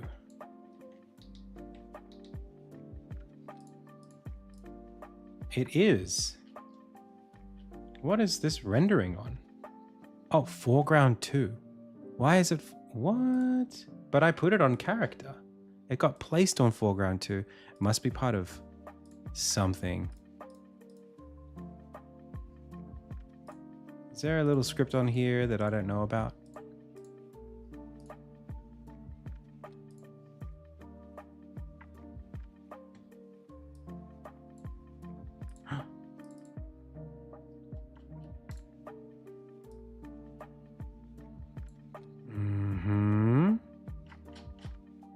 No. Hey Bounty, welcome.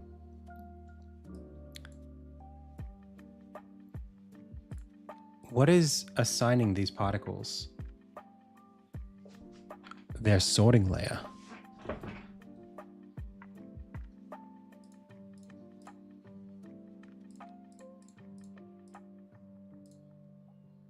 Yo, Ocelot, you know anything about this?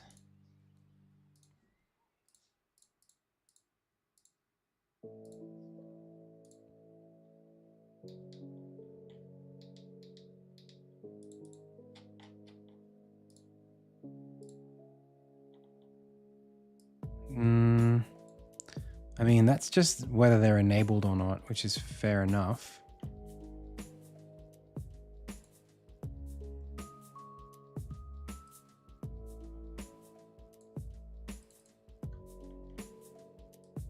For now, we can kind of just fake it.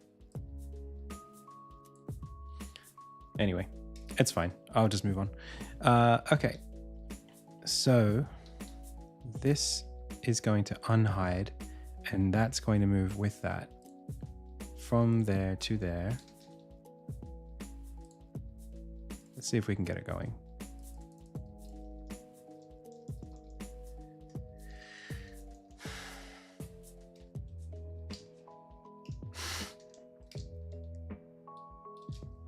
It bothers me so much, like so much, that this is not deterministic. And I don't know why it's not deterministic. It's really, really annoying. There's absolutely no reason. So like, boom. There we see my head. Yeah. Watch this. Watch this almond land. Yeah, so we go boom.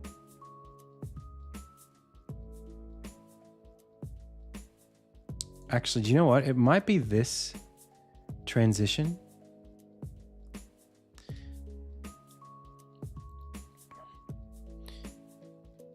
It might be because we're transitioning from the previous camera to this camera, which is moving, but the transition, hang on a second, we've got move. This needs to be fade.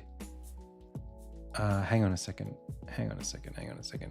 The in transition is fade, in. Its move is set to 1. So that should be instant. That shouldn't even matter. It should just, the camera should just be here. But there is something weird about what's happening here where we're seeing the camera, like in this instance here, when the camera goes from here and starts looking up, I'm going to watch it again. Something was wrong.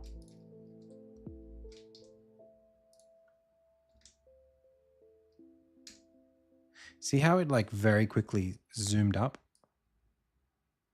Oh, that is what it's supposed to do. But it's supposed to be like a little slower than that. Like look at how long it takes.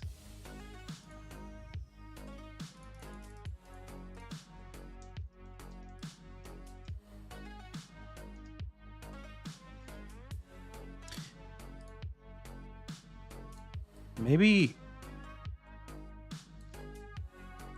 No, because you can see the sign the whole time through it, right? You should be able to watch that exit the frame.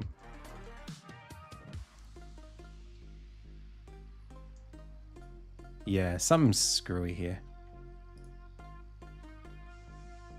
Maybe it's that the first position of this camera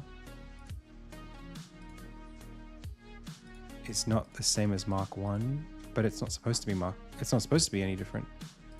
Also, what is this? And what is this?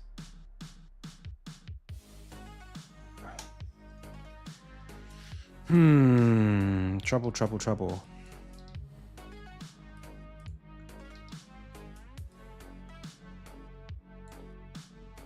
Hey.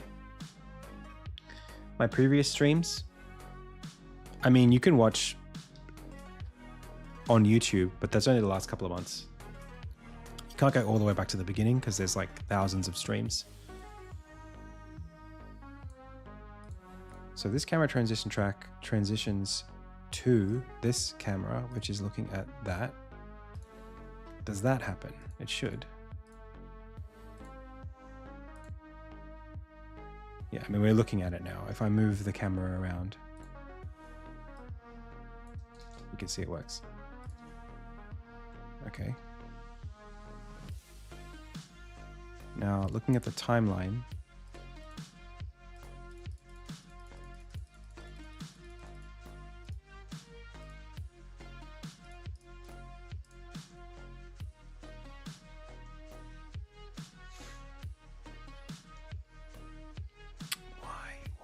why?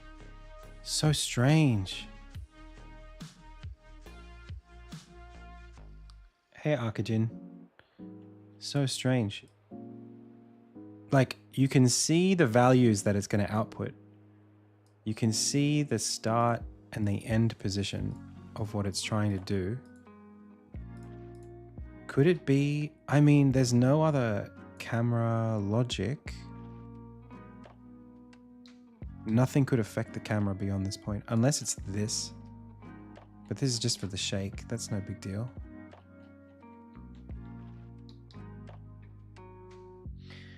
How does an aspiring game dev fund their game dev time? Look, it's complicated, but there are lots of different ways you can approach it. one way would be to apply for grant funding after you've done things as a hobbyist for a little while, if that exists for in the place where you live. Another way you could do it is to save up, which is what I did, and then quit your day job, and then gradually do fewer and fewer contract jobs until your content creation that you're doing is enough to pay for your cost of living. So like right now, that's kind of where I'm at, but I've done all of it. I've gotten a grant, which I use to pay my team. It helps pay for me as well. And then I supplement my income with content creation. So like I have a YouTube channel, I have a Patreon, I have my stream. Each of those things together adds up to about 3K Australian dollars per month, maybe a little less, 2,500 at the moment, just because I'm not really putting a lot of time into content creation. 2,500 is not enough to live on, but it's enough to sort of gently, it's not nothing. So it buys me time before the next funding round. Speaking of which, yo, Elzak, we gotta, well, not now, but like maybe next month, look back up into Scene Graph. Oh, by the way, Scene Graph's been behaving recently. Sort of, actually. We did have one weird thing happen a little earlier today. You could watch it on the stream. There was like a 5-minute period where like this node, it's a new door that I created, put in the scene, saved the scene, came back here, nothing. Couldn't see the node, the port. And then saved it, changed to something in the scene, hid and re-showed, like disabled and re-enabled the door, nothing. Couldn't get this thing to work. Right click, refresh selected nodes, refresh selected ports, nothing. Delete the node, recreate the node, port shows up straight away.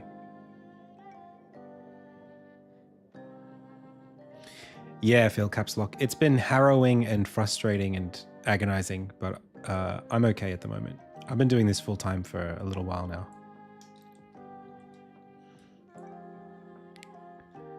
So, camera shot clip. Camera crash landing. This camera will receive the shot data when it starts transitioning. So we should be able to watch that play out, actually. Here it is. Duration, 0.55.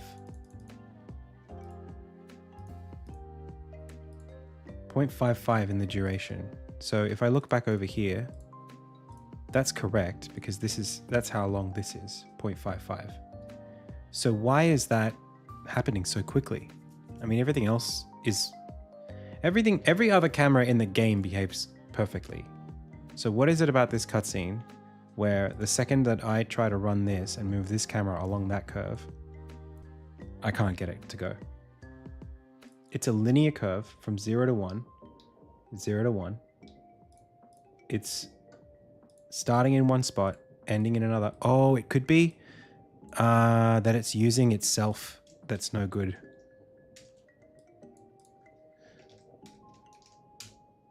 It could be that using itself as a mark is no good.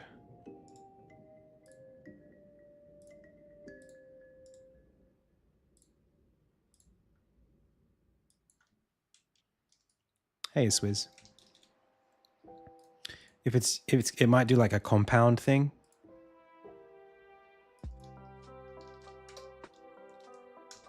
Where like its position is being factored into the calculation of where it needs to go.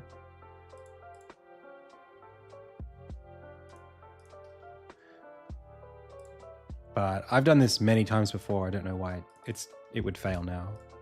Still, let's try it and see what happens.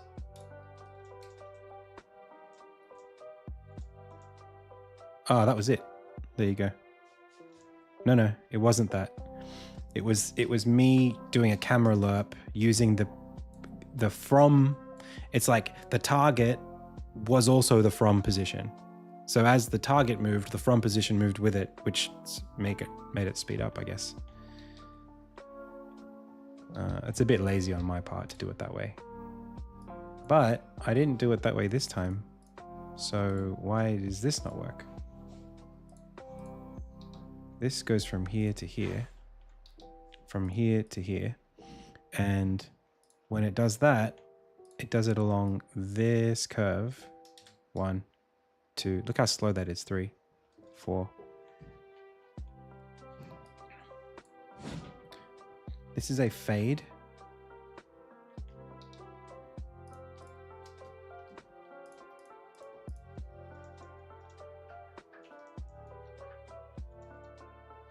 Hello. See how fast that was? The first part of that?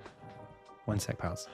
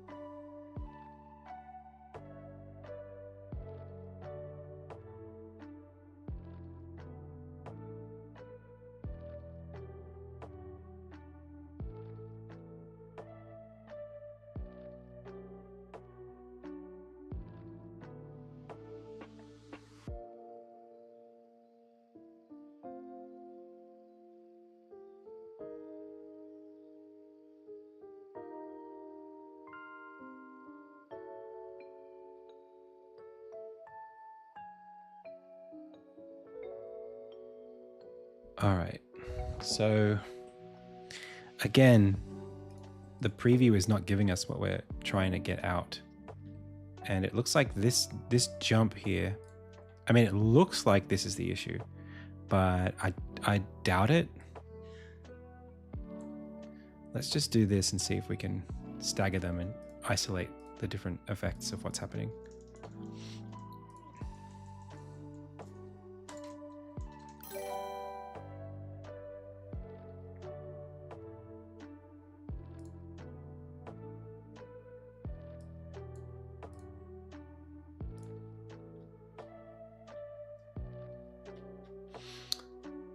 So we fade in, and then that still was really weird. So I guess the fade in puts us at the start position for the camera, which is here, which I guess we don't really want. We want it to be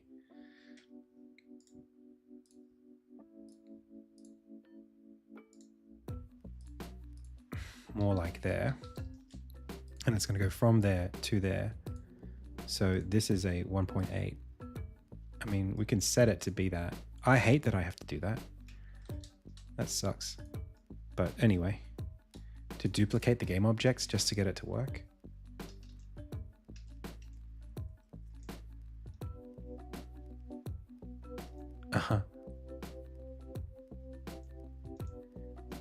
I mean, that's better in terms of the positions of everything. If we bring this back over to where it's supposed to be, so that Armin starts getting up, he should be, if it's done correctly, he should literally be stepping right up into frame.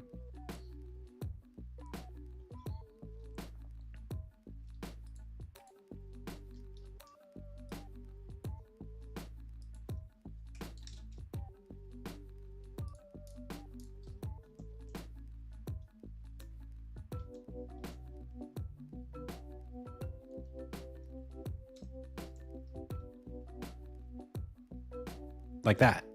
That's what it should do every time.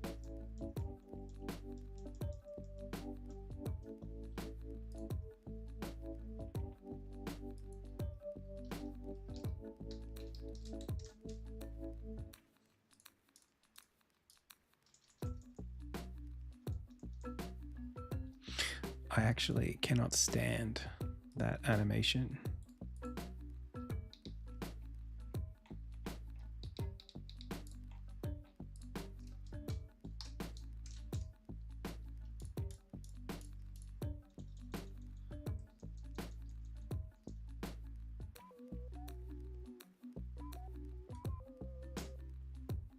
That, what the hell, man? Why does it do that little acceleration at the start? There's no reason for it. I can't understand why it does it.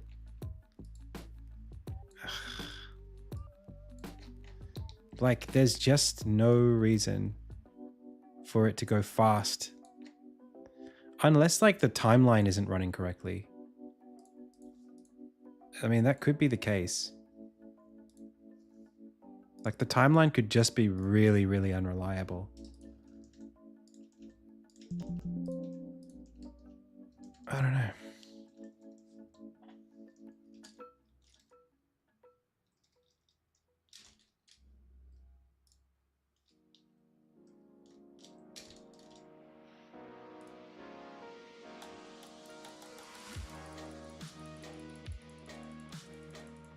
Yeah, what the hell?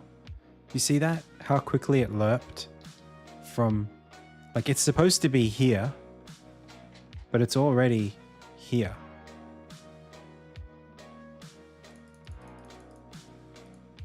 Sometimes that plays out correctly, sometimes it doesn't. This lerp is only supposed to fade in. Fade in puts us on the move plane. Like there's a move component and there's a fade component to my camera system, right? The move component is set to start at 1 and end at 1. That is to say, on the first frame of this sample, this purple clip, the position of the camera should be exactly where this blue is. It doesn't have to like lerp to it. It just is there. That's what that red line is. Sorry, the first frame, the red line at the top is the move component. So that's already at 1. It should snap to the destination position, which is the position of camera 2. Now, camera 2 at the same time is doing a clip. This is camera 2.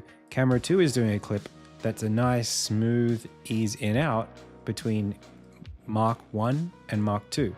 So we should snap from fully black, and as we fade from fully black to white to clear, we should lerp smoothly. That's currently what, you know, it looks like should be happening.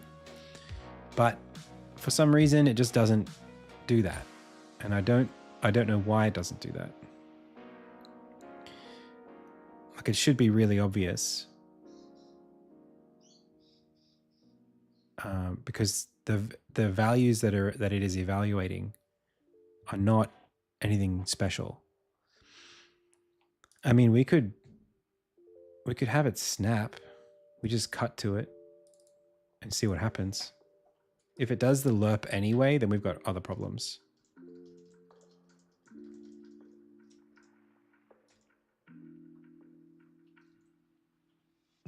Okay, we got other problems. So what's happening, I think, my next thought is that the camera system, the base camera system, is doing its default lerp instead of the lerp that we want to do. This transition is not being respected.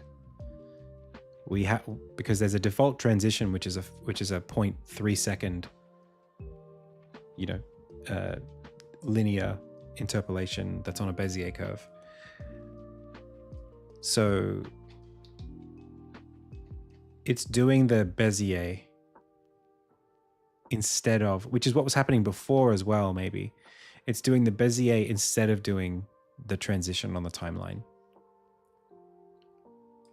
Okay. Why might that be? Let's have a look at this transition clip and the behavior on it.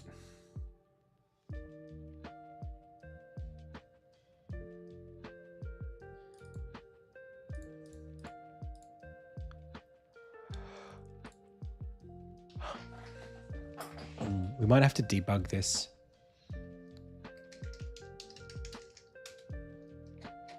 From the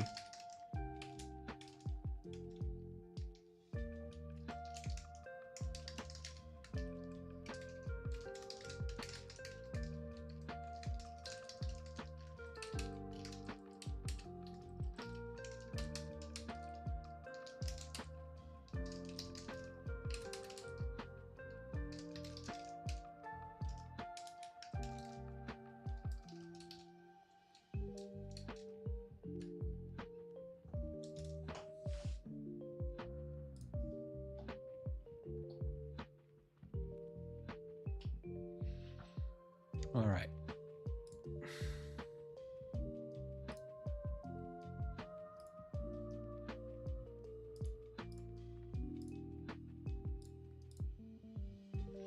Oh, it could be the zone camera when Armin teleports.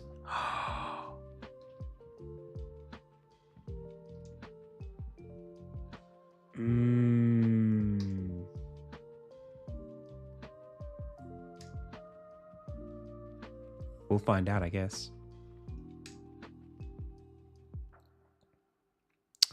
Oh, shit. It's a race condition between these two cameras. Huh. I added this zone camera in here. When Armin teleports into this, it doesn't know we're in a cutscene. It's just like, hey, I take control when I get walked into. Okay. Well, I guess we can't trigger a zone camera in a cutscene.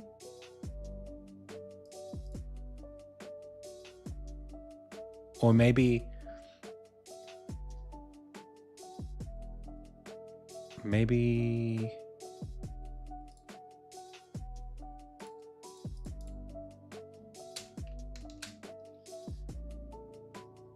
could say main camera behavior dot instance.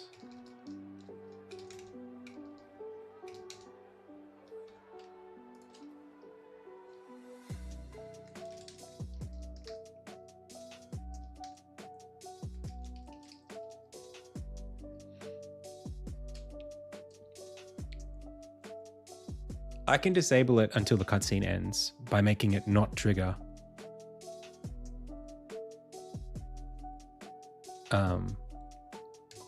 While there is a camera in the stack that is a cutscene camera, the zone camera just shouldn't consider itself triggerable. So this will be engine.camera active camera dot camera stack dot contains, and I don't think it is a stack, it's a list. Stacks actually are really shit. I had to remove a stack recently.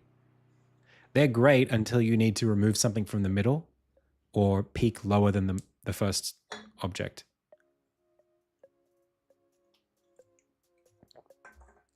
But you can implement that with a list. So like, there's no real reason to have a stack if you want to do different stuff with it. Anything other than the most basic things that a stack can do, there's otherwise just no reason. Yeah. Sometimes I do it for brownie points, but then invariably I want to do something with it by like query it, and then I go, oh, this sucks.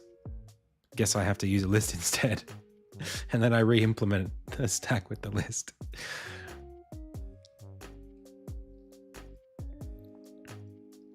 Priority int.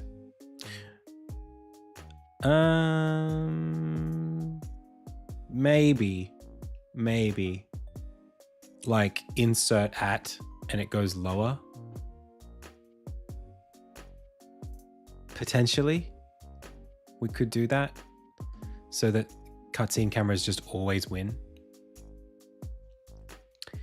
It's possible. It's possible. The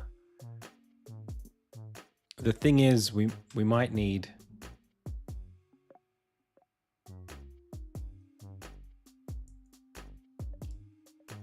Yeah, I don't hate that. Maybe like long term we'll do that, but for now.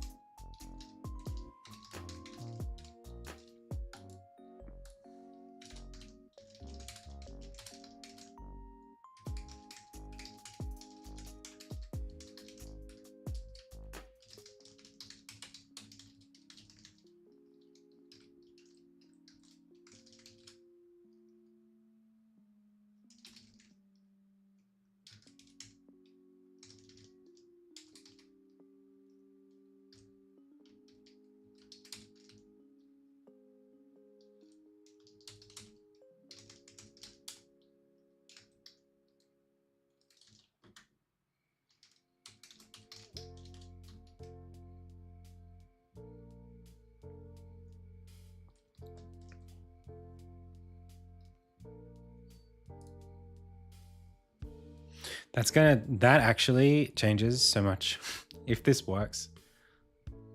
I hope that code works. I think that's technically. So that is that, and then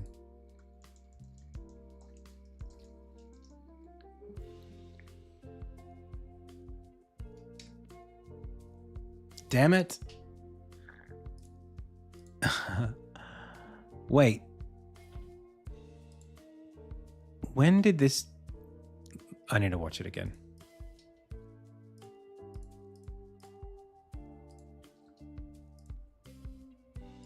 Get out of here.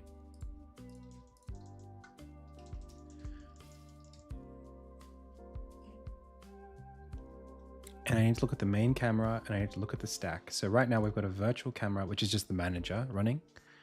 That's fine.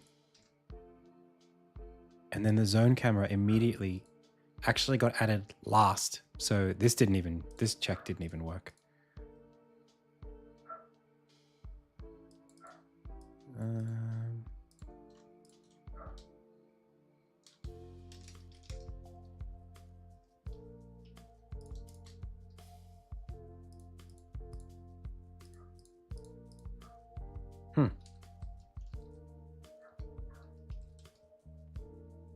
Really?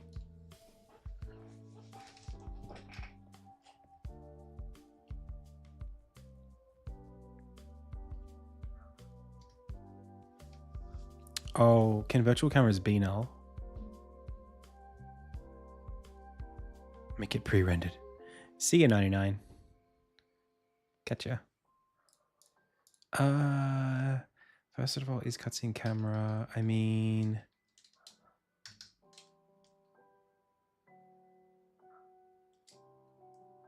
Let's just do it a bit more verbosely, just to check.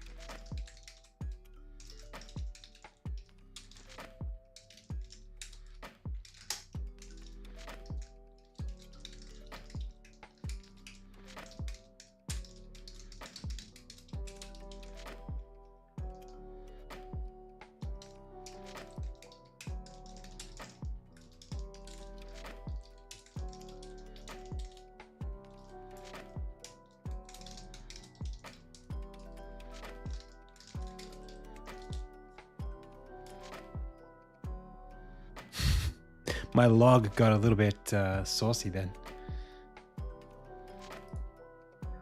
Yes. Got a bit spicy.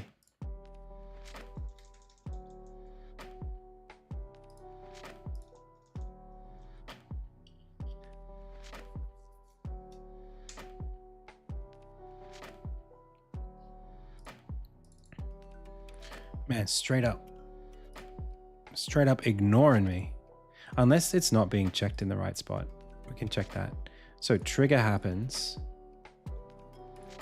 when we are meeting ground condition. Oh, hang on a second. This isn't even... Ugh, what am I doing? What are you doing, Adam? Is in bounds and not triggered and meets... What is triggered?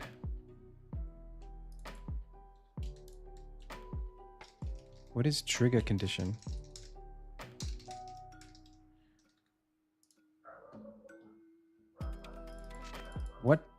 What is... Okay, well... Is this a interactable or something? No. Okay, in which case, I just need to go back to my fixed update and then...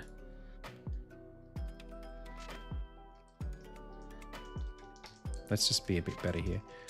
Ball inbounds.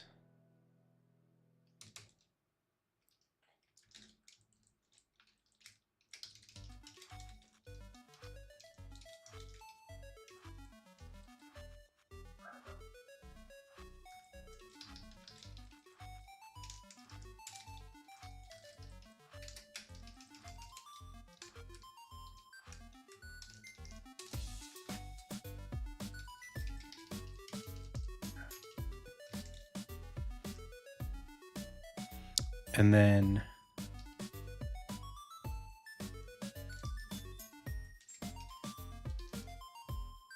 grounded.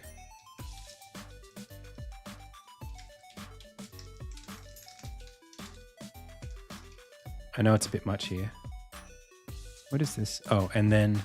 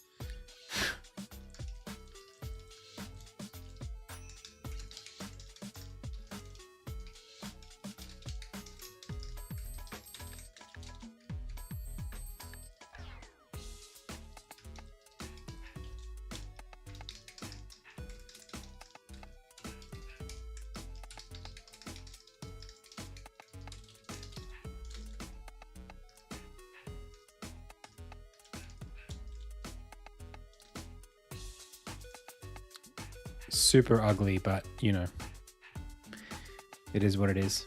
If you can only eat one meal or food every day until the release of Insignia, what would it be? It would be Weet-Bix. Weet-Bix bites with... If I didn't have to worry about the health of my teeth, it would be Sultana brand.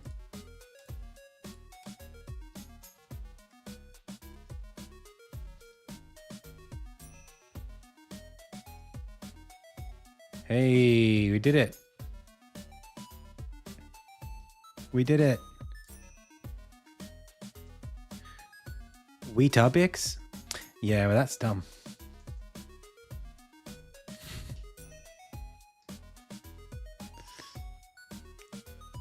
Oh, Elzac, I don't have any at the moment.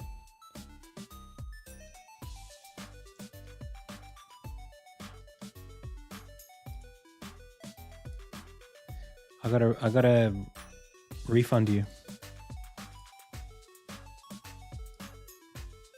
Sorry, bud.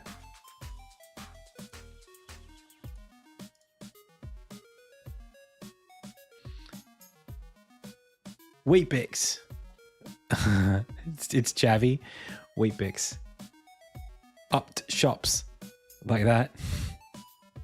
Opt Wheat Bix.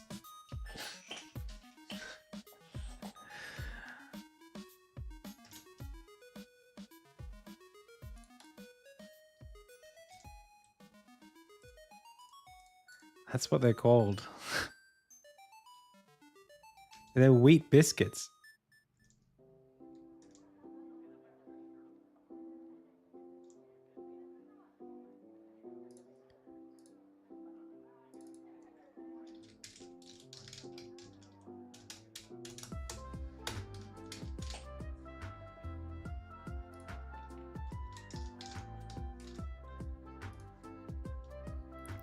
Wheat bickies. Coding and Unity and coding is scary as hell. Do you know what though? You get better at it. That's what's cool about it. It is scary, but it's the fact that you can like, it gets less scary the more you do it. I mean, I'm still scared of it, but like, you know, it feels good when you solve stuff. So this ow my headline. Now, the issue is that ow my head. So this is like a logistical issue, right? With my game, with cutscenes. All right. So when this begins, these transition tracks, they're not bound to the cameras. They're not bound to the timeline. It's basically really just an event with a duration on it. They're not being evaluated every frame like this, even though it looks like they are because we're previewing it. That's really just what's going to happen. And it's like that because if dialogue happens to be here, the dialogue will pause until the player presses a button. So we don't want the camera to pause when the dialogue pauses. Because of that, this camera move can't have dialogue in it unless I make it so that the dialogue doesn't pause the cutscene, which means it has to just appear and disappear. Or the other way to do it, actually, there is a way to do this. I can put this here, and then as Armin, yeah, I basically have to make this start here and then go all the way out to here so that you see my head, but then it doesn't pause until... but that might skip. The player might be able to skip the timeline to Armin saying your head, in which case... but if he's already getting up, then that might work. This is more of a logic thing than a programming thing.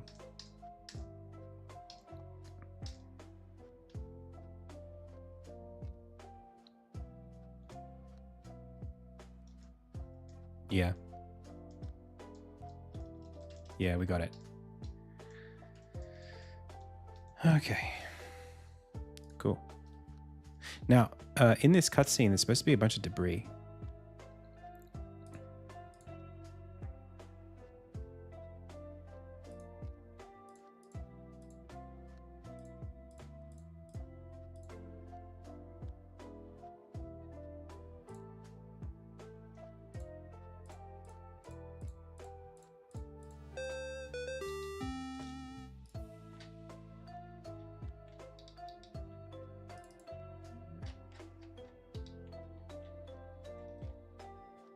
Hey, thank you so much for the sub, Volksy. Is Fmod good to use? It is good. Yeah, I don't know where we... Like, the flying machine's supposed to be all busted up and broken everywhere, I think.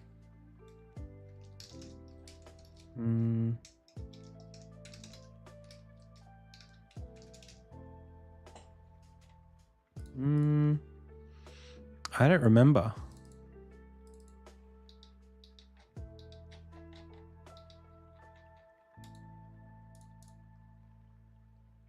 I thought we did. I thought we had like a... I'll have to ask Luca. I thought we had his machine all broken up and stuff. In like stuff all around him. Anyway, it's not a huge deal. Let's watch it again.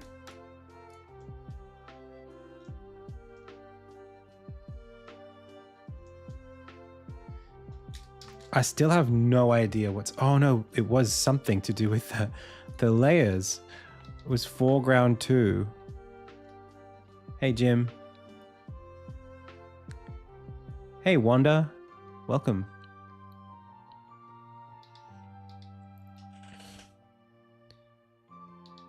What is putting these particles on this layer? And not only that, why is the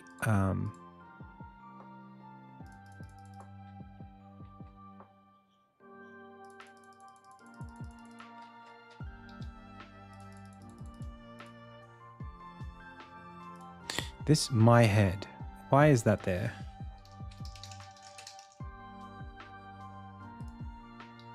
Because the pin is there. I see.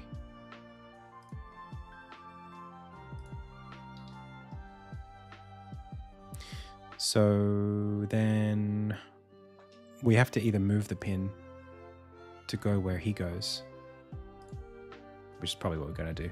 Let's do that.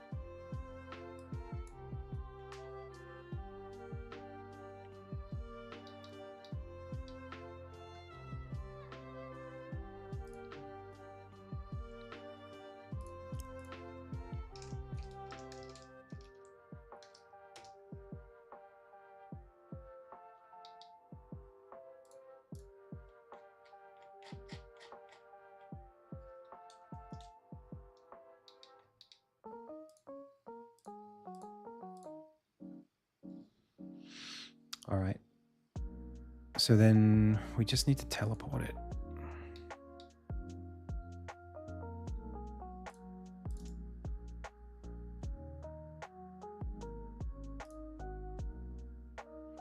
I just absolutely hate animating things on the timeline like this, like hard coding their positions.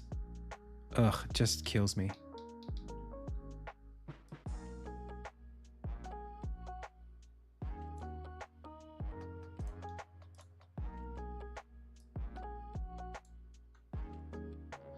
Also, like, why does this happen? Recently, it's been happening this way. But, like, I can't move something while I'm recording.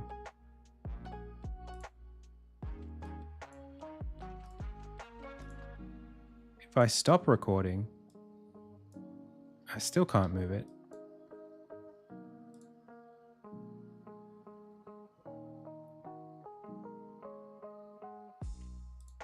If I come over here and I take the position, I think I can move the X and the Y, but I don't know why that's happening.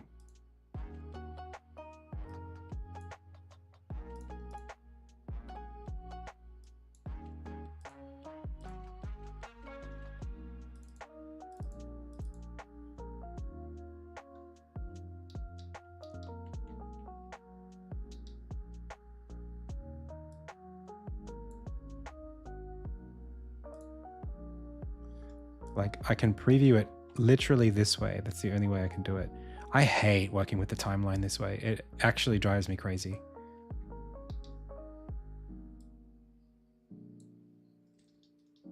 Switch the tool type. Replace mode? Is that what that is?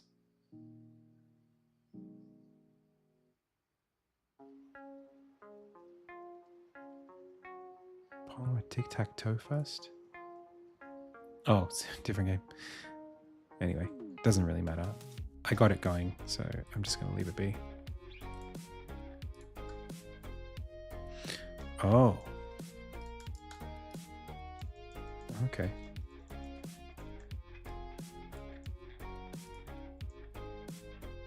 Oof. Okay, well, this should just be...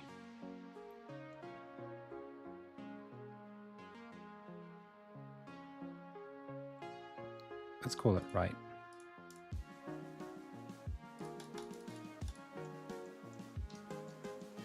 I actually kind of liked it where it was before.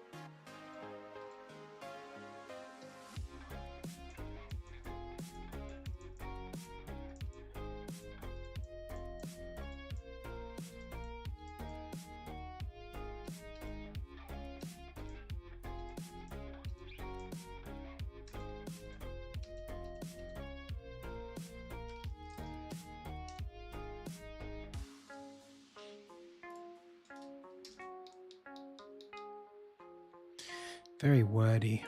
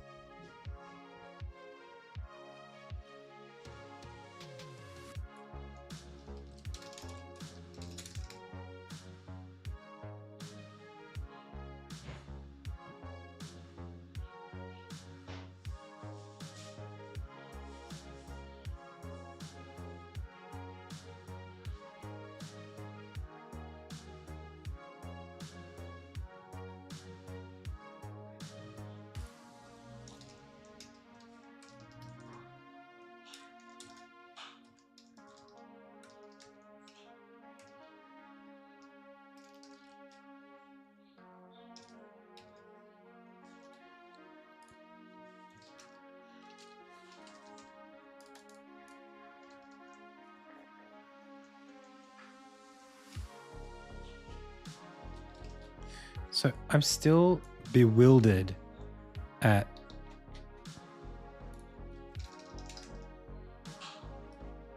the particles and how they can be appearing. Like, what is the game object? That's probably the first question. Is it the feather? The feather's all the way over there. So when this goes like this, what are we looking at here? This is particles 1 and 2. These belong where? To pillow dummy. Oh. And these are on foreground too. And if I... Oh, it's not a script. It's just an additional couple of particles. Oh, I see. I see.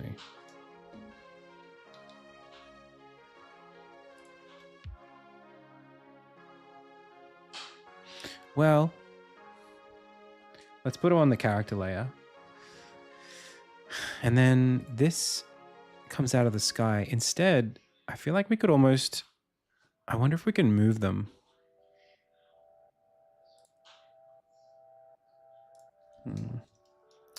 I like the idea of the stars. It's cool.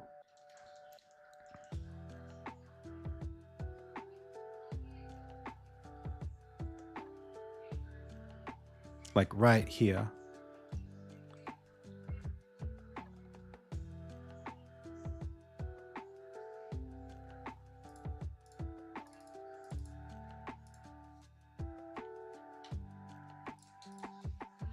But we'd have to put them on the vendor. And then we'd have to look at this and look at the...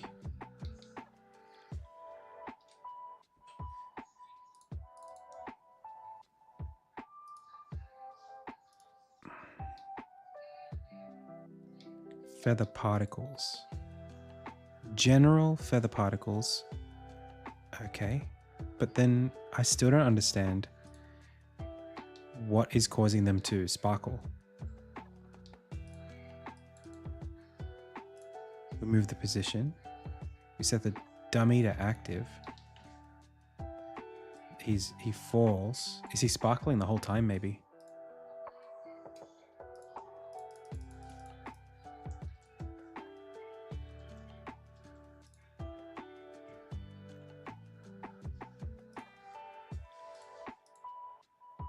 Oh yeah, he's just sparkling the whole time.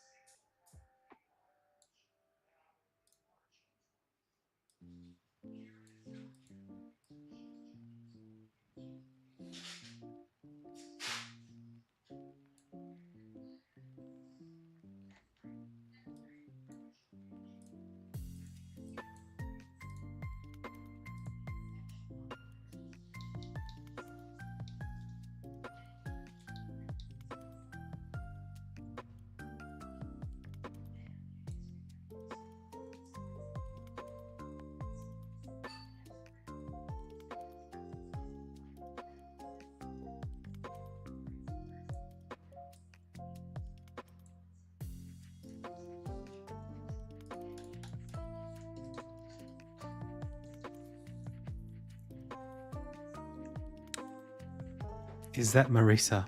Is who Marisa? Hey Zanya, welcome.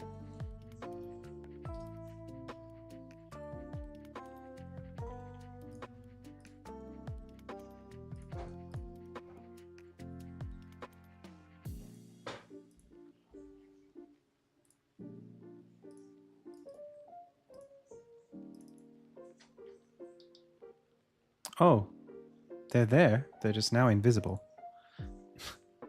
How did we go from them being too visible to invisible?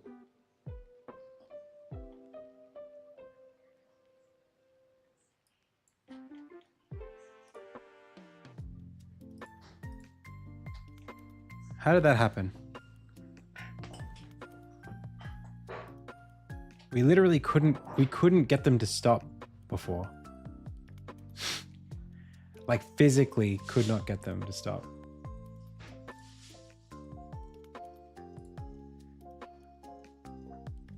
I am very upset.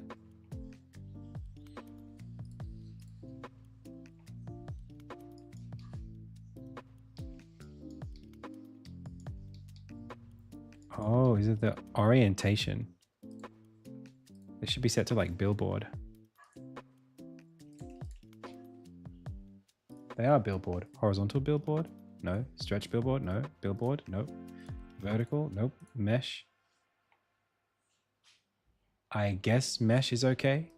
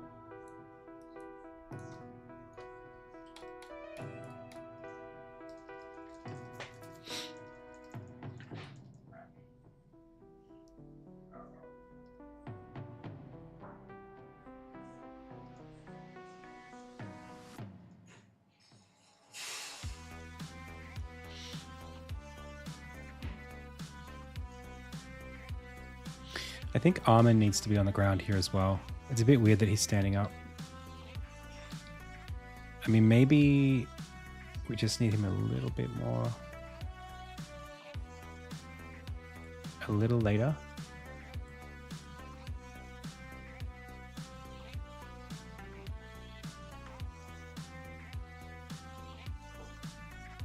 Let's see if that works.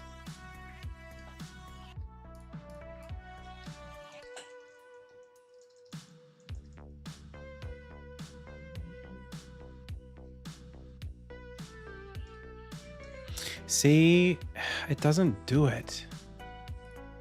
I hate that. Like, what did I do wrong? I've got this system that just does not play nice. Anytime I try to do this, it's so specific, but it literally won't do it. I wonder what I have to do to make this work exactly this way.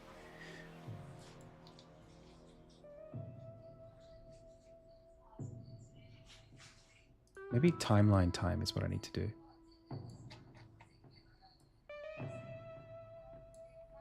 Maybe that's what I need.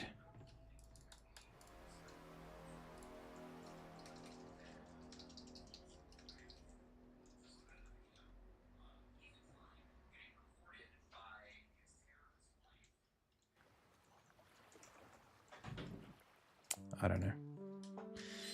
Also, what was that big flash that we just saw?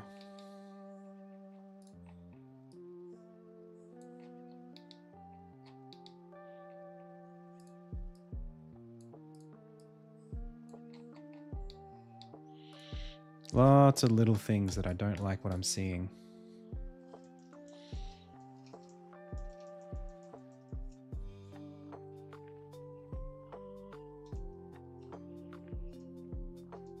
That was perfect.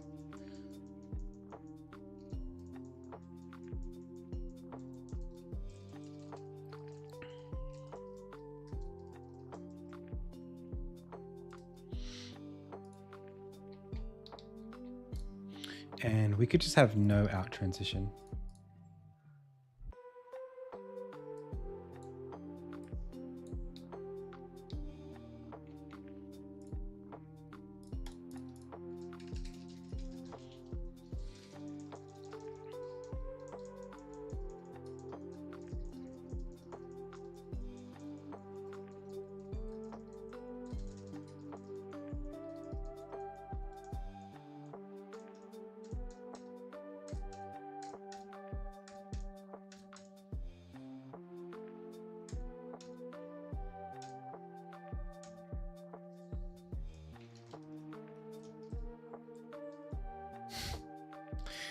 Damn it.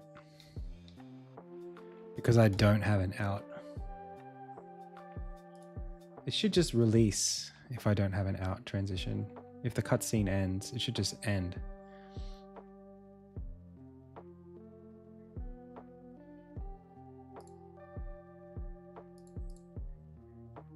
Let's see what cut does.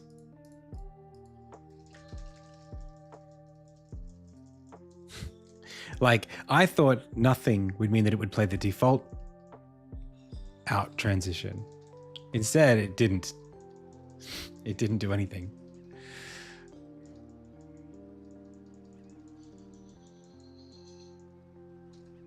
Yeah, we don't want that. That sucked. All right, then we just do a normal 0.5 move. We place it at the end. We keep this over here, but instead we do this thing where we say, you know what? It's fine. It's fine. I don't even care.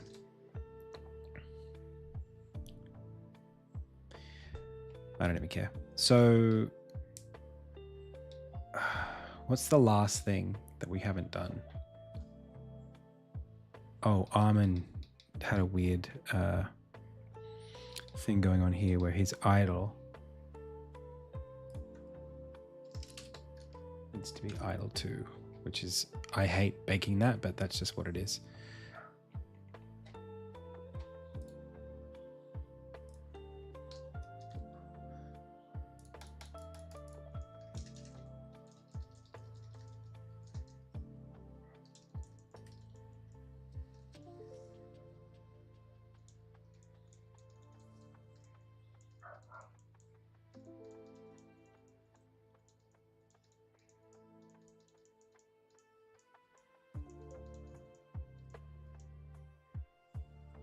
That'll do.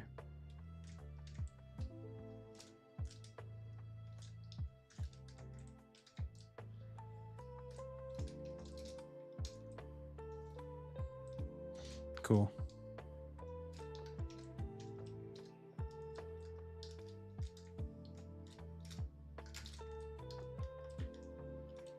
You got the moves. All right, that'll do.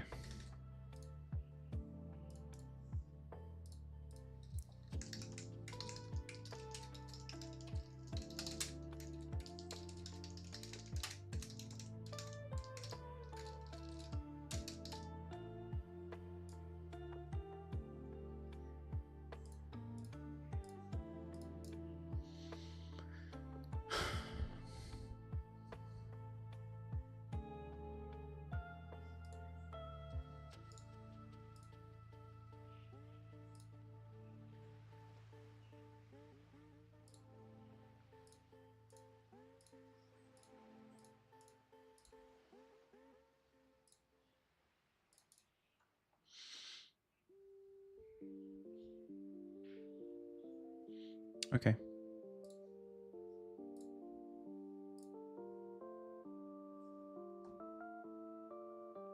Hey Zenya, what's going on? I think I said hi already. That's a long time ago now. Okay. Cool. So this scene got some updates, I think. But I don't know. Oh, okay. Let's have a look.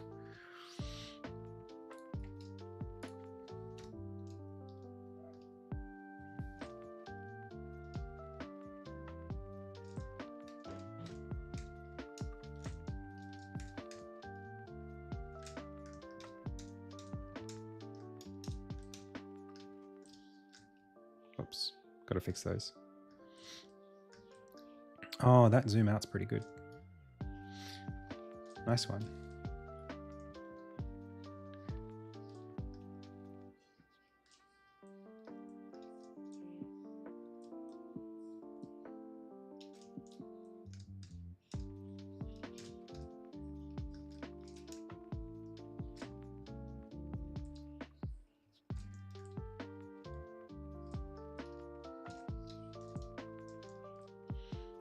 No, I don't have a booth. I'm just going to network, really.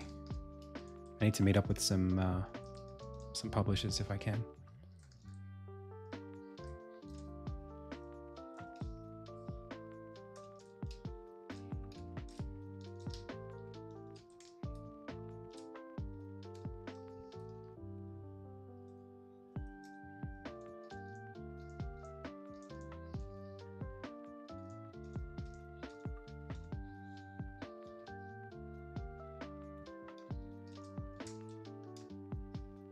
Whoa, that looked really cool.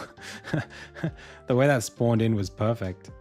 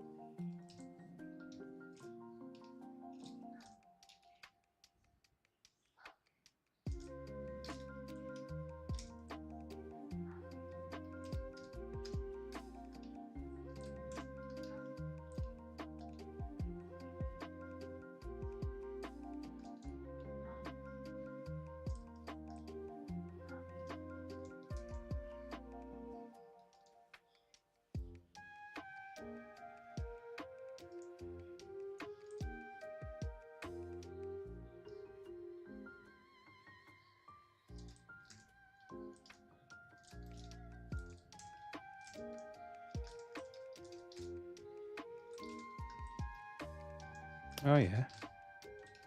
Nice. Nice, Luca.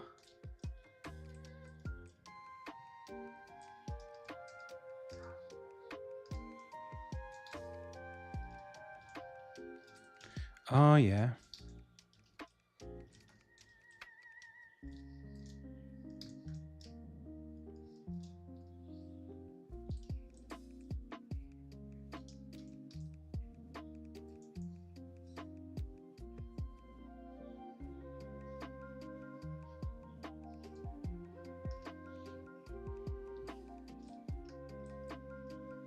See, the thing is now I want to go this way, but I bet you that's not the way I'm supposed to go.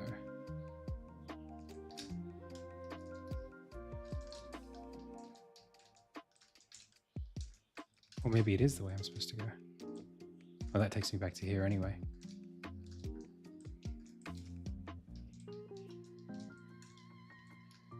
Oh, pretty cool.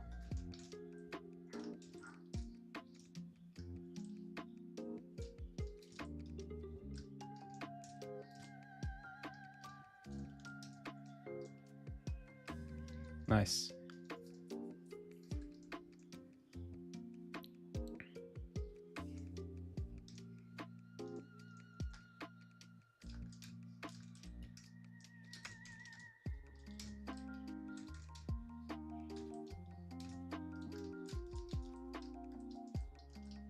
Oh, I screwed it up.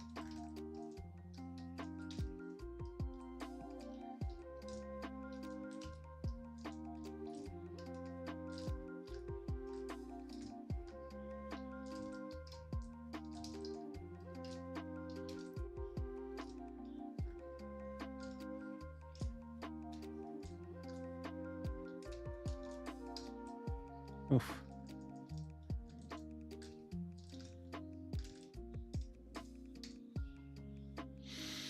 All right. So wait, is that how do we exit this?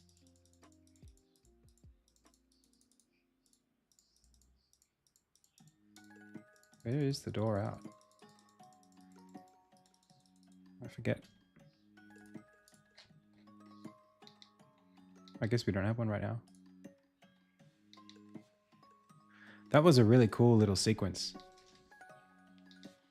from Luca. You were probably watching that, right? That was, I really, really like this. I was thinking we could force the player to go down, maybe, just for a bit of variety once they've got the snake.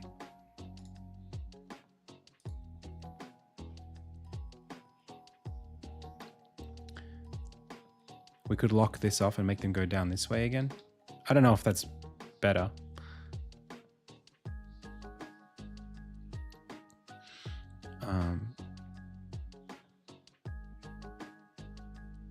Yeah, you can go either way. It's nice how it is. Maybe we should have like a chest or something here. I'm not sure. Or maybe like here, so that the player doesn't feel like they've sort of like done it wrong if they go around this way or something. I don't know. It's okay as it is. It's pretty good. I still need to design a door for this, and I need this to look a bit more profesh. And then add a background. I've got to add a background for this whole scene one day. And for this one. I still don't know yet what it's going to be. Do I plan on releasing a demo before the official release? There is a demo already, but it's kind of very, very, very old at this point. It's not even representative of the game. So we might update it soon. I'll see. Hey. All right, I'll finish up now. All right, pals. We made some good progress today. It's really hard to like be at the pace that I want to. This is done. This is done. Still have to do this. I guess I wasn't too bad, but it's now 7. I did okay today. I did okay. I just have to do more later. I did okay. Could have been worse. Oh, that's not even like, that's like quite normal. I have to solve problems like that all the time. It's very, very typical. My camera system's pretty complicated. Complex, not complicated. The scenarios are complicated. All right, what is this? Why does this have text coming from it? Anyway, oh yeah, it's like this. It's like ooh, all the way down.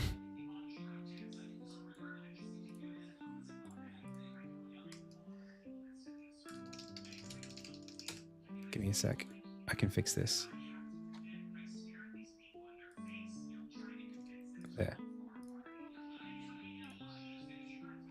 No? Okay.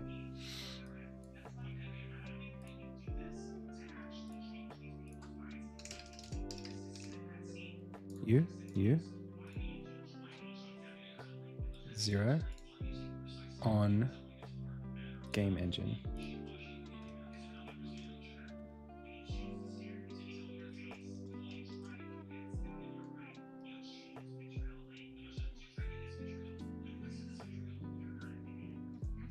Okay, cool. Still works. Man, this game has gotten so much more cinematic. That's what I wanted. Like the way that the camera works, the way that like we guide the player around the scene.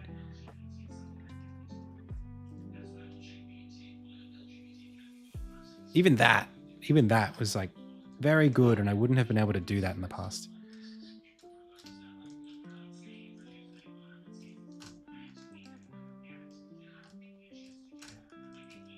Whoops. We shouldn't be able to do that. I gotta make that less jumpable.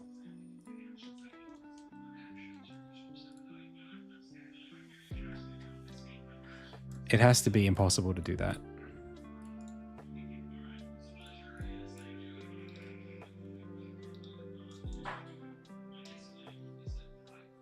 Actually, it's fine, but it still should be a little harder.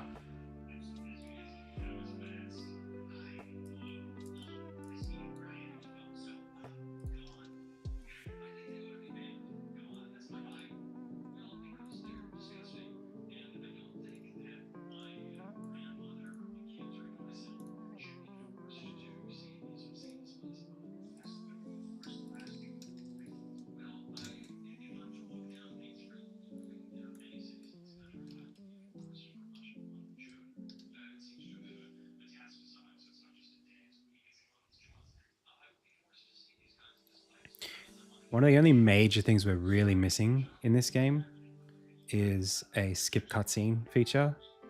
And that's one of the cutscenes we could have skipped. Not all of them would be skippable, but that one specifically could have been easily. All right, I gotta go. Thanks, pals. Let's find someone to raid for the Twitch viewers and get out of here. Let's find someone to raid for the Twitch viewers and get out of here. Oh, Incon. Love Incon. Who's Arex? Good to see a new streamer in the scene. Took my spot. All right. Let's raid Incon. He's making a Zelda-like too. But his is 3D, like Wind Waker. Thanks, pals, for checking out the stream. I had a lot of fun. Hope you did too. If you like my content on YouTube, you can become a Patreon patron at patreon.com/AdamCEunice. Check me out there. Likewise, for those of you on Twitch, same deal. It was a pleasure. I'll catch you all very soon. That's the stream. As always, I've been Adam. You've been the Pixel Pals. This has been the IndieTales Game Dev live stream. Until next time.